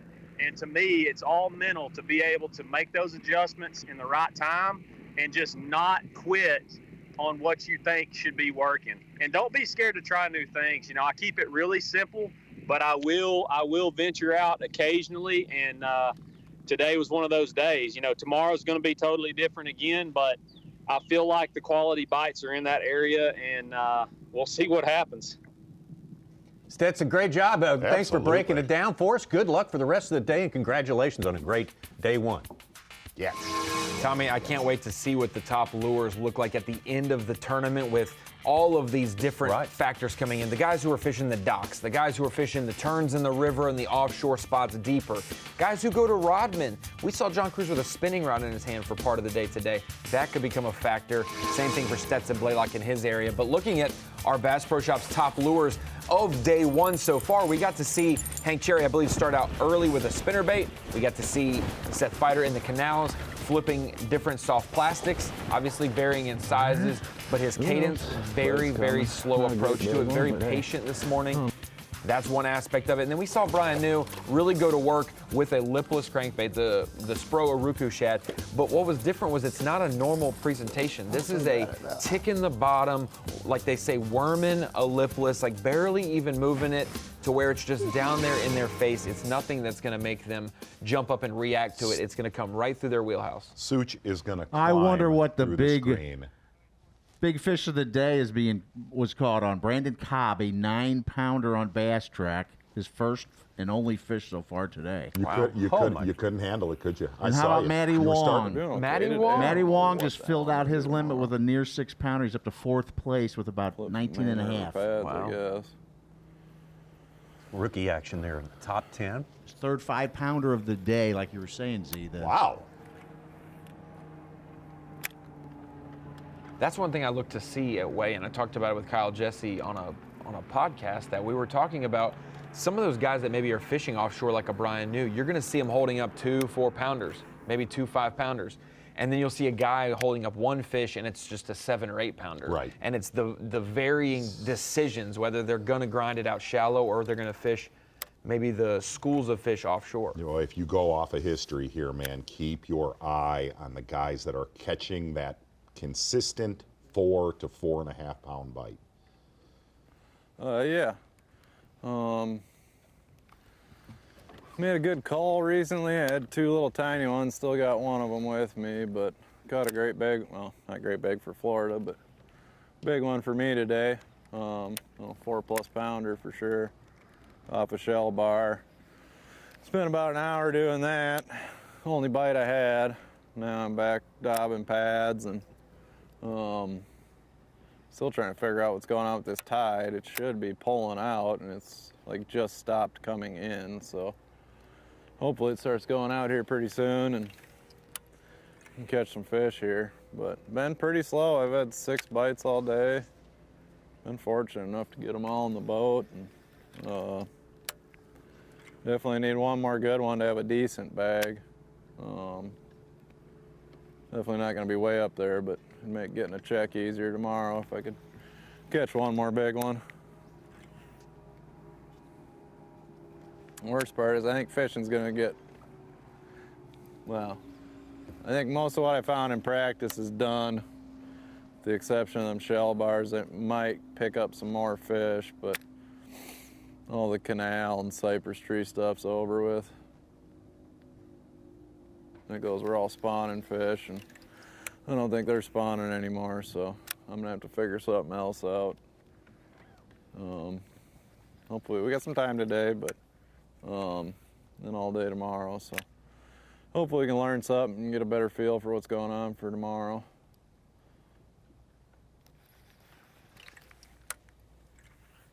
Seth, an 18th right now. A couple places I planned on. I thought I was going to be able to fish a couple days in that primary area we started in, but I don't even know if that's worth going back to at this point. But I got to be somewhere. 18th with a tiny one. just over a pound in his live well. So another 4-pounder would put him right up there under the top 10. There is a first that I could say that I've never experienced covering a tournament with you. We have a guy in the top 10 from Honolulu, Hawaii. Yeah. Oh, Matty Wong? That is amazing. Yeah. That's 50 states. That's absolutely amazing. Hey, we'll explore that. A first. Who knows what else we're going to uncover before this day is done. Not a lot of time, but plenty of fishing left. Don't go away. Whoa! Look at the size of that bass! Live coverage of the AFTCO Bassmaster Elite at St. John's River is sponsored by Yamaha. Getting on toward the final hour and a half or so of fishing time. Bob Downey of Minnesota, the man on top with 25 pounds. John Cruz, we just talked to him a few minutes ago. Got more fishing to do today, but a very fruitful day on the St. John's River for him. Brian New, the defending champion in there. Matty Wong, the first time, as you pointed out, Z, we've got an angler from Hawaii. Exactly. In our show, in our Bassmaster Something Live I'm show. not sure I thought we would ever say together here on Bassmaster Live. Taking a look at our marathon peak performance. Big thanks to the Marshal that was with Bob Downey earlier today. By far, the biggest one that we have seen on camera here on Bassmaster Live. Your marathon peak performance. Oh, Bob Downey going off on the St. John's just like TJ Houshmandzada. That's right, I got it in there. And that was for you, Tommy Sanders. That is. Bob Downey, you are the marathon peak performance. Day number 1 here, the 2022 Bassmaster Elite Series season, Bassmaster Live. Taking a look right here. All of Bob Downey's catches, a lot of you that have followed all the years that we have covered tournaments on the St. John's, you will recognize that area. We're not going to say where it is, but you can see where it is. Bob Downey said, I'm in a very popular area. Well, he was, and he did damage from 9:30 basically to about 10 o'clock, and he was done. Unofficially 25 pounds in his live well. And it's fair to say, I think he's the first angler from Detroit Lakes, Minnesota that we've had in the top 10. Bob Downey, you are the marathon peak performance. Day number 1. Solid day. Solid day. Excellent. What a great day. What a great leader we have right now. Of course, here's a leader. Well, yes, a thought leader. One of the thought leaders in the sport of bass fishing, without a doubt, the great Dave Mercer. Down here to kick off the season, get it going. He'll be running the weigh-in before long, so make plans to watch the weigh-in. Dave, what's on your mind right now? Can you tell us anything about Bob Downey we don't know? No, I can't tell you anything. We made up a lot of stuff about Bob Downey, but the reason we call him Old Bob is because he's the world's youngest old man. But he recently got married, I can tell you that. And, Bob's a really good dude to hang out with. And today's an exciting day for me, guys, because for the last 207 days, I have really just bothered my family because I'm a heavy man with a lot of energy, and I finally get to let all of that energy out on stage. It's the exciting day. We're back. The Elite Series is back. So many monumental things happening. I talked about it earlier, but Rick Clunn's 475th Bassmaster event today. That's not competition days. That's Bassmaster events that he's competed in. So unbelievable. So many stories. And I'm excited to meet all our rookies on stage. Always a special day. Dave, real quick, we made this comment earlier today, taking a look right now at Bob Downey's big fish that he caught, that his Marshal actually got on camera for us. It's definitely been a tough day, but if you look at average weight, at least what's going to lead this tournament, we said this earlier, even a tough St. John's beats the heck out of a lot of places that we go throughout the season.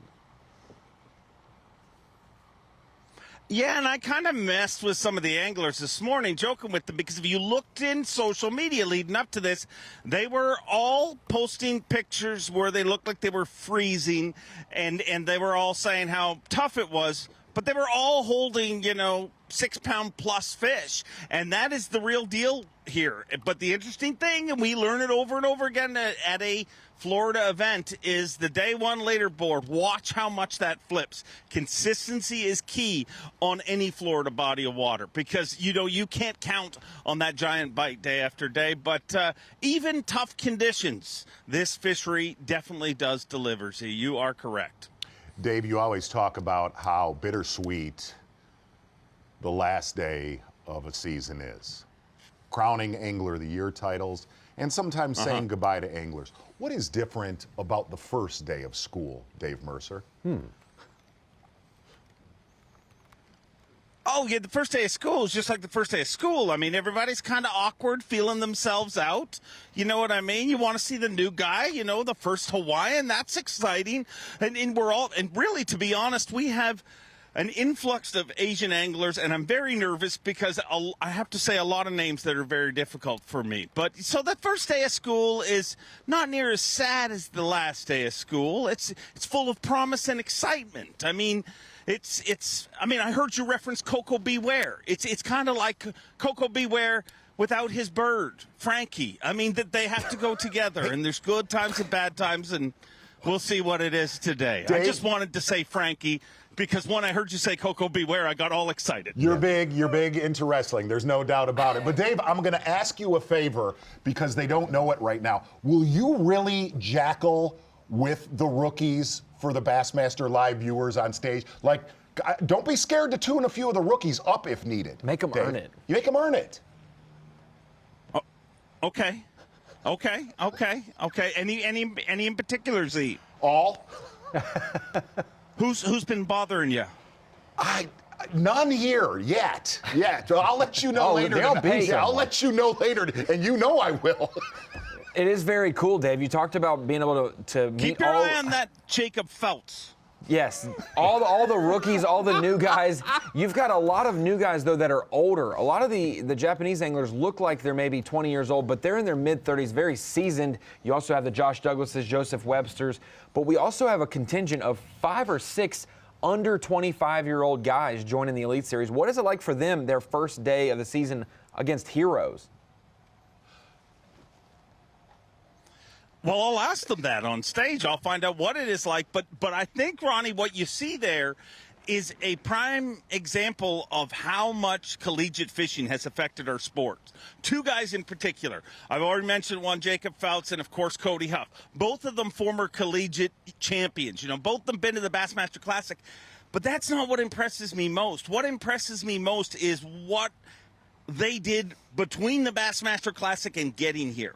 Qualifying to get on the Elite Series, when you look at how tough it is to get there now and how well-rounded these guys are, you're really seeing, in my opinion, you know, the next evolution of anglers. I mean, they have to be more prepared. You can't be a one-trick pony. You can't be a flipper. You can't be an offshore guy. You have to be the full package. And I'm telling you, those guys are definitely the full package, and a big part of that is because of collegiate fishing. All right, Dave, we're going to pull the curtain back for everybody that's followed the weigh-ins with you. It's an ongoing theme, then. We know this because we prompt you to do it, is there are certain anglers that are criers. I don't want to call them out, but when they catch them or don't catch them, you have a tendency to poke them a little bit to make. Bill Lowen will cry. Bill Lowen will cry. We've had guys that will break down. I will make a pool here at JM Associates if on day number 1 of the season you can get somebody to cry on stage. That's not fair. Come on, the first day No, of in a school, good you way, want me to in make an someone emotional cry? way. You're a Emotional. cyber bully. You sit there in that studio. I've heard that. I think I can make at least one cry. What is the bet, though? What's in it for me? We'll figure out something really nice. It'll be very nice. Trust me on that one. I'm tuning into the weigh-in now. We'll fix you. Dave Mercer, thank you so much. Great job. Great hit from our guy, our man on the scene, on site. I'm on the verge Dave of Mercer. crying because it's 2:15 Eastern time, and Your Cliff fantasy. Prince still has 2 fish for 3.5 pounds. That is unbelievable right now to me. Uh-oh, hooked up now. I knew. Ooh. Oh.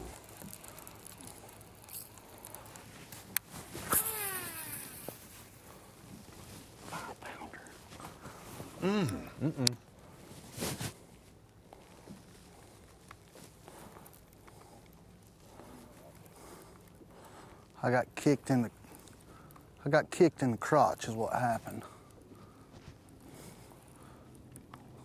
I just lost a great old biggin, like 5-pounder. And it sucked.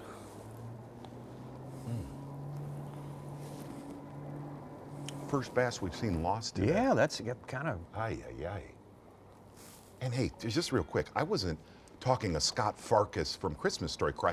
I was talking a Happy Story cry. Yeah, It wasn't cyberbullying. Yeah. Emotional inspiration. Right. Something you're not prepared for, No. that's when guys cry. You said,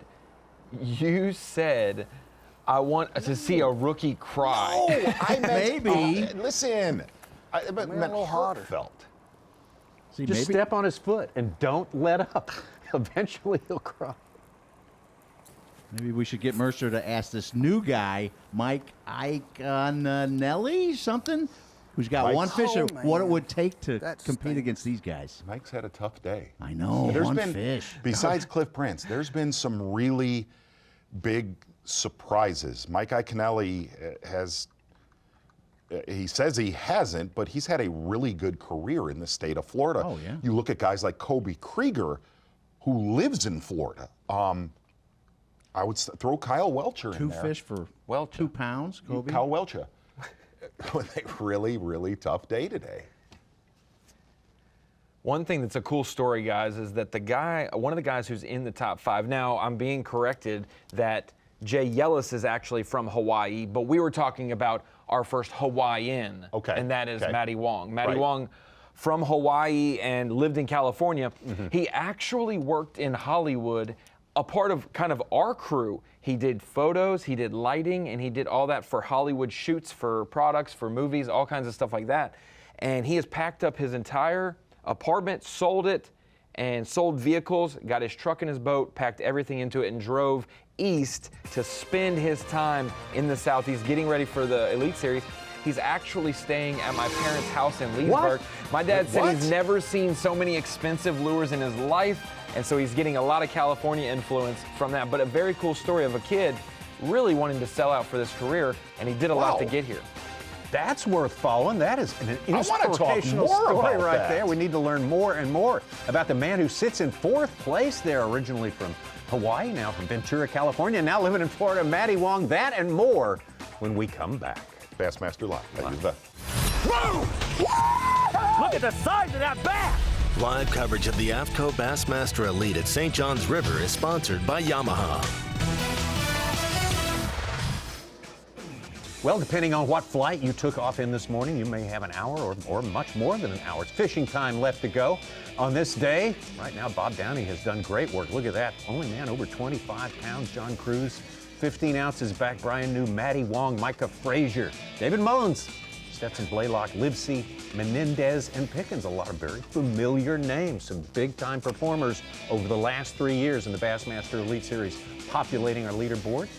It seems like a 2019, 2020 event. 2021 did not happen, and we just took the leaderboard from the event and added in a rookie here and there. And it's the same for diversity. Looking at Blaylock, Livesey, Menendez, Frazier, all those guys always show up. Plus, you've got John Cruz right near the top of the leaderboard. So let me get this straight. So you had to tell that story very quickly. So Matty Wong he comes from Hawaii, moved to worked in Hollywood. Yeah. Sold everything. Yep. Came out this way to fish. Yep. And now lives in your parents' Florida home? Yeah, he took my What room. a story. What is the deal with that? No, but for real, he came down and he fished the Open, so he got his first taste of Florida bass fishing a week ago at the Kissimmee Chain. Finished 70th out of 225 boats. Not bad for how tough Kissimmee was for some of the field. And then getting a taste of the St. John's this week, Harris Chain, which will that's where my parents live, is at the Harris Chain, and so. Like Mercer, I've been a handful all winter long. I had no idea your parents had a place. I was more interested in the place in Florida where I could bunk up with Matty Wong for a month. You or two. can. You honestly can bunk up with Ron Moore, teach him how to fish the Harris Chain. That's totally fine. Absolutely. No, it's very cool. And my dad's been running around as a boat driver this week and next week too. So. Awesome story. Yeah. Very cool. Yeah. Very cool. Funniest thing was Matty Wong's reaction to your dad hand feeding a raccoon. Oh my gosh. What? They have there's Tommy in Florida. They adopt all kinds of things as pets. Gators, other kind of palmetto bugs. Raccoons come around the house, and my dad, instead of shooing them off, fed them, and now they hang around and they're that big around. And they don't break in. They just wait for him to open the garage. It's pretty ridiculous. That's a bad idea. You need to talk him off that ledge. That's just Hey, don't worry, that doesn't end well. Zachers is a bad raccoon.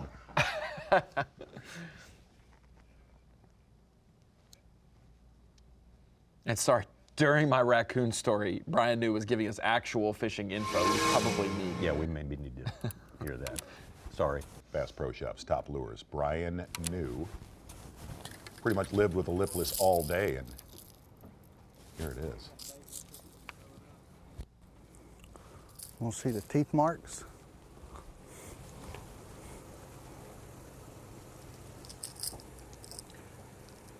So there's a lot of variables when it comes to a lipless though, Z. It's not just pick one up and throw it. There's, you know, quarter ounce, half ounce, 3/4 ounce. There's different hues, rattles. There's a lot of variables. It's not just pick one up and do what Brian New's doing. Right, and that certain bait right there actually has a lot of weight to it. I believe that's a hair over a half ounce. But the main thing, if you really watch how he's fishing it, old Bob Downey nailed it. That is just like fishing a blade bait for cold water, smallmouth, and largemouth up north.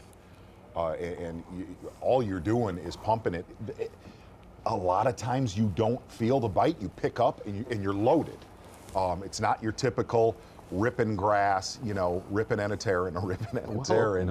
It's all it is a total reaction bite and a notorious way to catch them on these shell bars on the St. John's. We've seen it years past. We've seen it with Cliff Prince, a ton on this body of water.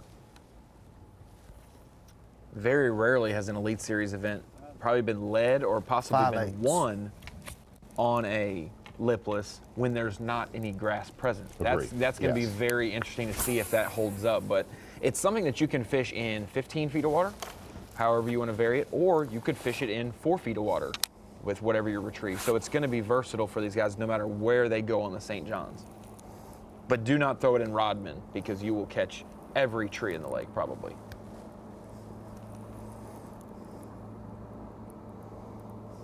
The lipless be a winner many times up in Kissimmee. Yep. Yep. Toho. Toho. Yeah, a lot of that.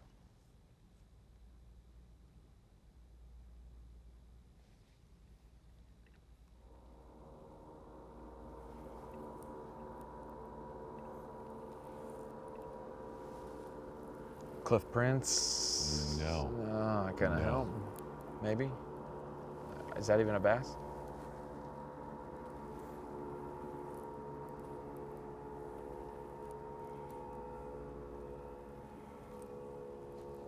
Also explains why Brian New can stay farther off of some of these shell bars if that lipless does have a little bit more weight to it compared to Brian Schmidt, who he said there's no way you can reach this because you're throwing a worm. I'm launching this bait. How about this? Brandon Lester, who did not have a fish before 12:30, is now in 24th place. He just filled his limit. He's our winner from a week and a half ago. First victory. Yeah, Such, that was a long time coming for Lester and kind of piqued my interest seeing him get in the top 10 there. He wasn't leading going into the final day, but for Lester, for how young he is, 114 Bassmaster events. He's definitely was on the short list of guys to not have a Bassmaster victory. We said that the Wednesday before. You and I had a discussion about it. Lester, one of the best anglers, not to have a win, then started fishing Thursday, Friday, won on Saturday. And his sheer record of how many he's got 83 checks in 114 events. That is 73%. Almost 3/4 of the time he's getting a check. It was his 22nd top 10, his 10th top 5, and it was his first win, obviously. But he started in 2015 on the Elites. Like he hasn't been here forever. No. Well, you could definitely tell that really, really shallow water bite here on the St. John's. You look at names like John Cox, Kobe Krieger, Jacob Porosnik, back fishing the Elite Series, guys that are absolutely phenomenal at fishing shallow water, especially fishing shallow water in this state. And at least so far today, it absolutely has not happened. If you caught them in 3 foot of water and less today, you've caught a bag, you've done something, because I think you're going to end up seeing tomorrow on Bassmaster Live, I think there's going to be a pretty common theme. A little bit of depth was key for a lot of your leaders today.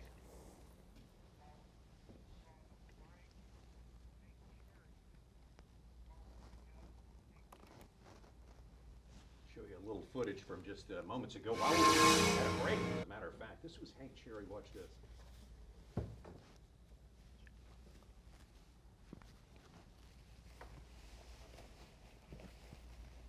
Nope.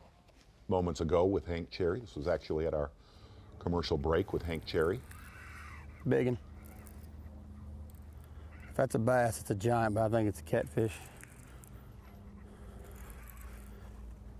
Oh my God. It's not, it's a bass. Heads up, coming your way.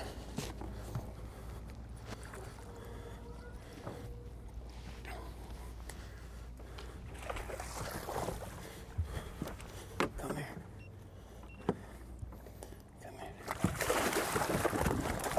God, dogging. Wow.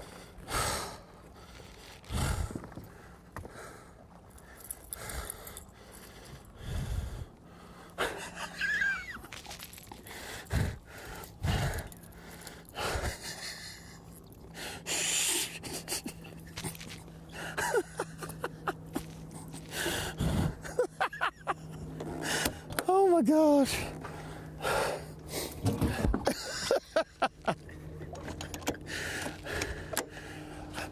I can't believe that just happened. Oh my gosh. It seems like Hank Cherry's attracted to big bass on day one at the St. John's. A huge one last year to help him. One pounder. He just called a 1 pounder with that fish. Huge upgrade for him, and we're gonna see him rise up the leaderboard. He'd fallen big outside time. the cut run. He was down there 50th. It had been a long He's like while until 15th. catches. That catch moments ago, that's going to keep Hank in it going into the weigh-in time in about 30 to 45 minutes. We'll be right back after this commercial break. Bassmaster Live. Yeah. Whoa, that was... Look at the size of that bass! Live coverage of the AFTCO Bassmaster Elite at St. John's River is sponsored by Yamaha. Bassmaster Live, we're getting closer and closer to the time when we will wrap up our day of live coverage from the first day of the year for the Bassmaster Elite Series here on the St. John's. But shortly after that, right here on Bassmaster.com, we pick up with the weigh-in. I promise you some surprises at the weigh-in. There always are at the St. John's River. We've also got some guys that perhaps did not have marshals with them today that will affect the scoreboard. So lots of reasons to stick with us. We can pack a lot into the last 30 minutes here, but right now, what is it? I think as we welcome everyone to VMC on Point is something that Ronnie rolled out for us earlier today. It's a new feature. So give us another example of what would be VMC on Point. Well, you know, Brian knew he's obviously doing so well in the event, and he was on point from the get-go this morning. But how about some kudos for the new set? How about the new studio? We have seen the studio change over years. I remember what it looked like when I was a child watching Bassmaster television. What a new studio set by Howard Downs and the crew. Yes, yeah, man. yes. Everybody and, just all and you hands know on I deck. am very resistant to change. Yes, that's and right. I voiced my opinion yesterday. Yeah. I'm settling in. Yeah, that's right. I'm uncomfortably comfortable. Getting past the who moved my cheese moment there. That's right. Yes, that's right. Yeah. When they said, hey, I'm going to touch your screen of knowledge and change it, I said, no, don't do it. And then they made it twice as big, and now I'm like, thank you, I'm glad I listened to you. But yeah, It's the like studio, graduation to a higher level, a higher plane of Hey, existence. and I'll give a shout out as well. We've got a framed Bassmaster magazine over there on the wall above the trophies honoring the late, great Aaron Martins. That's right. Our first Bassmaster season, a really fishing season in general without Aaron. And I know, Z, you got to fish with him last year and whatnot and over your whole career, but what a great individual in our sport. Yes, actually have a tribute show for Aaron coming out in a couple weeks, and miss him a lot. Yeah, yes. Big time pioneer of our sport. Back out on the water. Taking a look at Seth Fighter. We opened our show, I believe, on Seth or Hank Cherry, one or the other, to start our day today. We're still with him. He's been hanging in there, staying in the top 20. Now he's dropped it. Well, we've had some guys move up. He's been pushed down to 23rd, but still. This makes a trigger, like when I caught here in practice, like I was afraid to set on it. Like he swam sideways with my plug 2 feet before I pulled on him.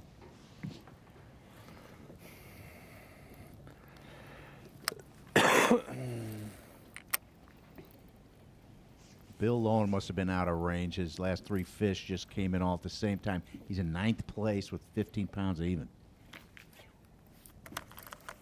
And for him being a good shallow water angler, Bill Lowen doesn't really factor in Florida events that much. Like at the St. John's, it's never, this is kind of up his alley, flipping, picking apart structure. Yeah, I agree with that. But he hadn't necessarily busted I out, do. and so it's good to see that. Yep, I would totally agree with that. A lot of our guys who are working on this show right here covered Bill for the first time 20 years ago at the Harris chain. In the Federation, no, then it was a Federation championship. Now it's Bass Nation. But Bill Lowen was a big player in that one. We'll be at the Harris chain next week, so don't forget about that. You definitely want to be here for that show. He's just barely hooked. He's not big, but he'd be a good call for that little one. Hope I can get some more hooks in him. Nope, I still just got him by that one. I'm afraid to boat flip him. Don't do it. There we go. Goal accomplished. They're pretty color up here too. Got him off the old 360. Not big, but we'll take him.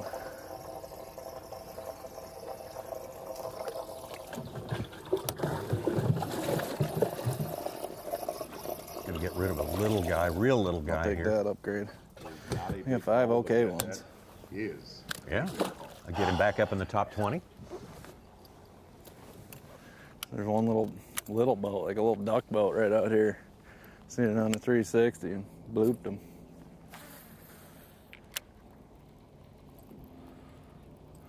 Same deal, I was like afraid to pull on him, you know what I mean?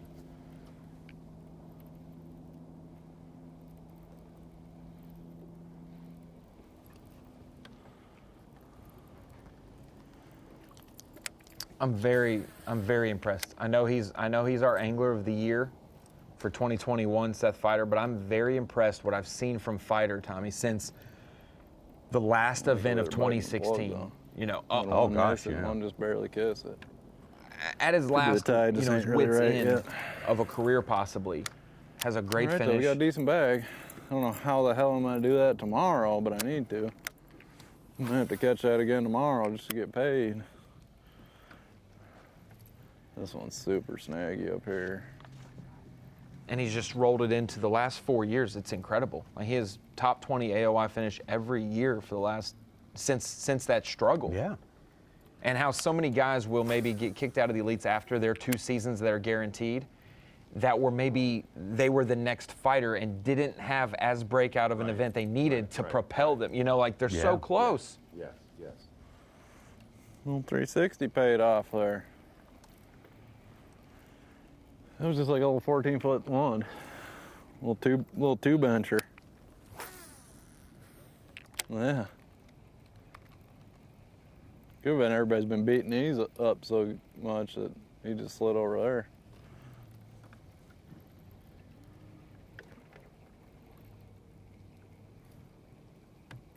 I might start here tomorrow if it ain't crowded.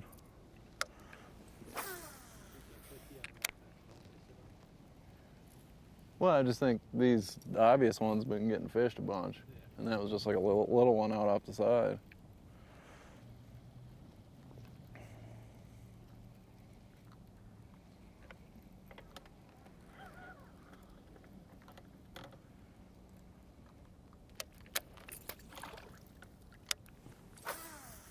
Afraid this one's super snaggy. I don't want to get up in there any more than I am.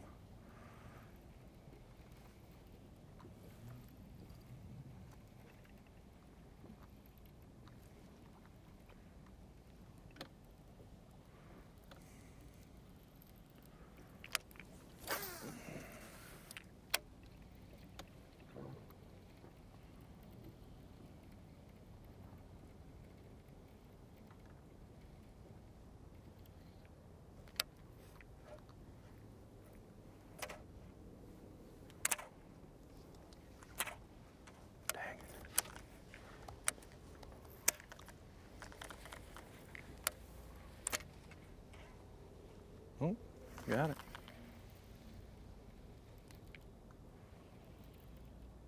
Should have got bit after all that. There's a smallmouth in there, he'd ate it.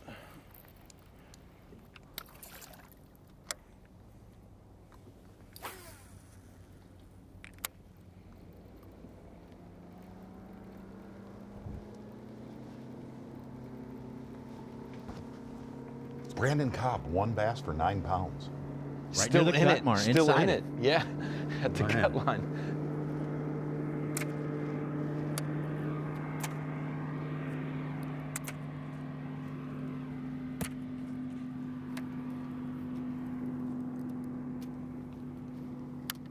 This one's so snaggy. It's like hard to even get a reaction. Where's my damn line? Hard to even get a reaction, but because you gotta like worm your crankbait through there so slow. If you just threw it in there and burned it, you'd just lock up immediately. Gotta pick those up, that might help.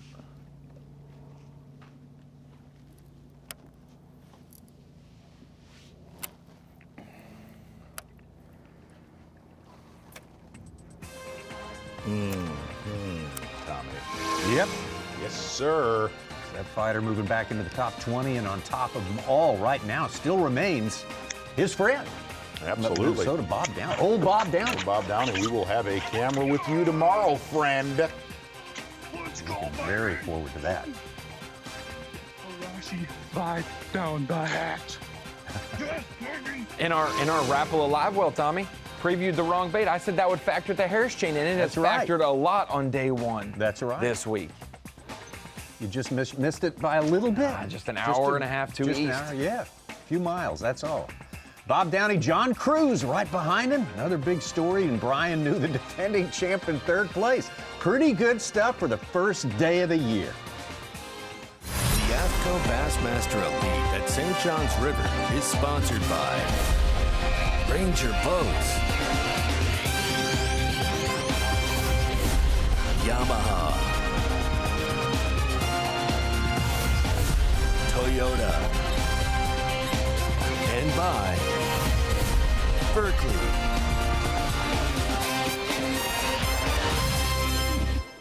Unfortunately, we just have a few minutes left in our Bassmaster Live coverage for today.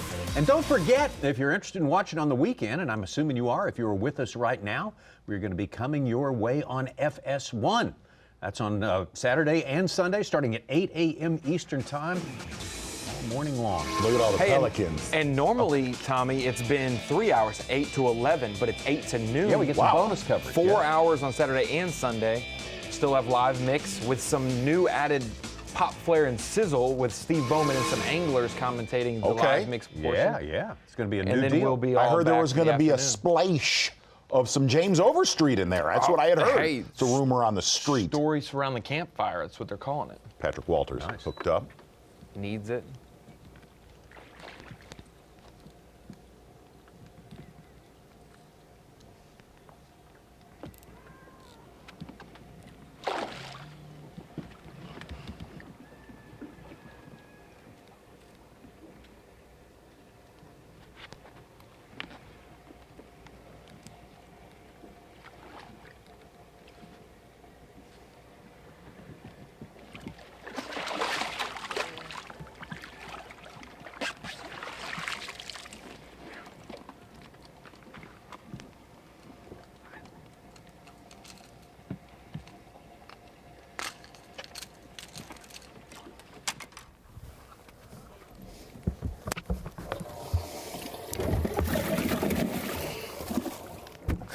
That's a call.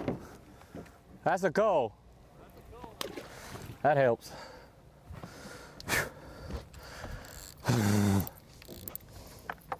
We should have had 20 pounds today. Easy. We didn't have the crazy amount of bites to make it look like we did. Here's the boat. It's a John boat. But I'm telling you what we had in Rodman, those 2, and then that one in that one river bend, that was fluke luck to get that bite, but should have been something we should have landed.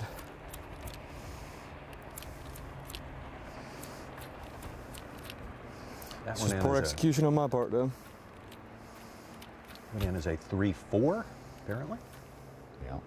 Catch, netted him a couple of pounds. God, I know. We needed that so bad. For like check, everything. I've been saving this spot, though.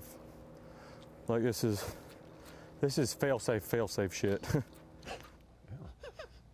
I will tell you, though. That it is. We've spent a lot of time with Patrick. That mustache. Hideous. His wife does not like it. Well, I do. I kind of like looks like a miner that wants his gold.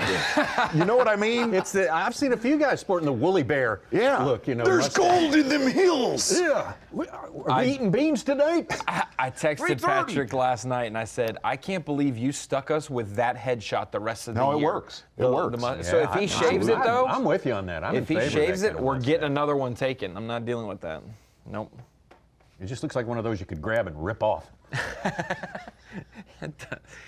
Repurposed head hair on your lip. Gosh, there's been some big calls in the last 30 minutes. John Cruz, one of them that made a big call, retook the lead. Chad Pipkins quietly jumping into the top 5, kind of out of nowhere. Mm-hmm. He had a big fish early, 7-pounder, and then took him a while to get his limit.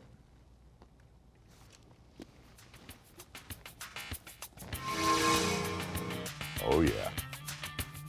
There they all are, Tommy Sanders. And I think somebody's trying to throw us for a loop here and starting up north and coming. That's right, we're coming upstream. Coming upstream that's right weird. here. See, yeah, I see what we're doing. A lot of our anglers, they're coming by to Palatka as you go upriver, taking a look at kind of around the town of Palatka and the canal that goes into Rodman. We still have some anglers that are in Rodman, it actually shows. Look at Rick Clunn in Rodman. Yep. How about that? Oh! I think it's fair to say, Tommy Sanders, I'm going to ask you a question about this power pole replay of the day. You're like Curious George. You hop in a Porsche. You need to know everything? Well, I got news. This guy was everything today. Exactly right. Brian New, a little bit of a slow start, about 30 to 45 minutes. Got it going really on one shell bar. We only seen him lose one fish. And the way he's fishing, pumping a lipless like that, you have a tendency to lose one or two. For the most part, he was pretty flawless on execution. Only one critical bite lost. Brian New, it's fair to say, going into day number 2 of the 2022 Bassmaster Elite Series season, you are the power pole replay of the day. Yet another flawless performance on a place that Brian New said, I am comfortable on. And for everybody that's going to join us here on day number 2, Brian New never going to his big fish area. You are power pole replay of the day, my friend. Very nice. Way to finish She strong. slacked off. Lost 2 big ones. Probably pushed my stuff harder than I wanted to. I got a place or 2 left that I haven't fished. But like I just kept pushing because I got a little one. And I knew I could potentially have a chance to get out front and get a lead, potentially. Because I don't know what tomorrow's gonna bring. But that being said, I know I've had a decent day. Hopefully, it's a little bit better than decent. And I mean, I think I can catch some bass tomorrow. It may be tougher because I leaned on them so much today. I mean, I hadn't caught that many, but caught more or put more pressure on my places than I wanted to. So, I don't know, hopefully we can survive another day and, you know, at least catch enough to get us a check tomorrow. Obviously, I'd like to make the top 10, but if we can at least get us a check, it's been a successful week.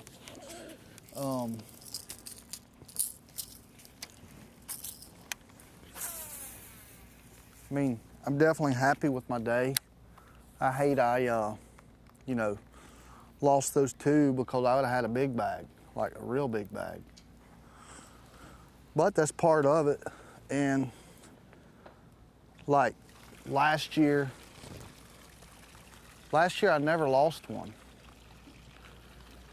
And I won. This year it's the first day and I've lost 2 big ones. But that's all right. I mean, because when it's your time, you can't make it happen. You can't stop it from happening. It happens. And all I'm gonna do is keep working hard and try to do my job. Try to make the best decisions at any moment. Try not to lose any more fish. Try to quit putting pressure on them when I probably shouldn't, like I am right now. And you know, hopefully we live the fight another day. Of course, I'm looking forward to tomorrow, but might not get a bite. Who knows?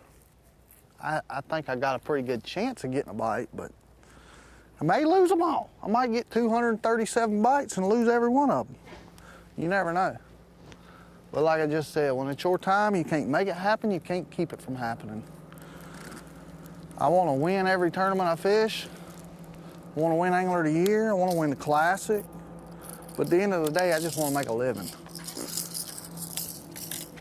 I'm not too awful greedy. I try not to be.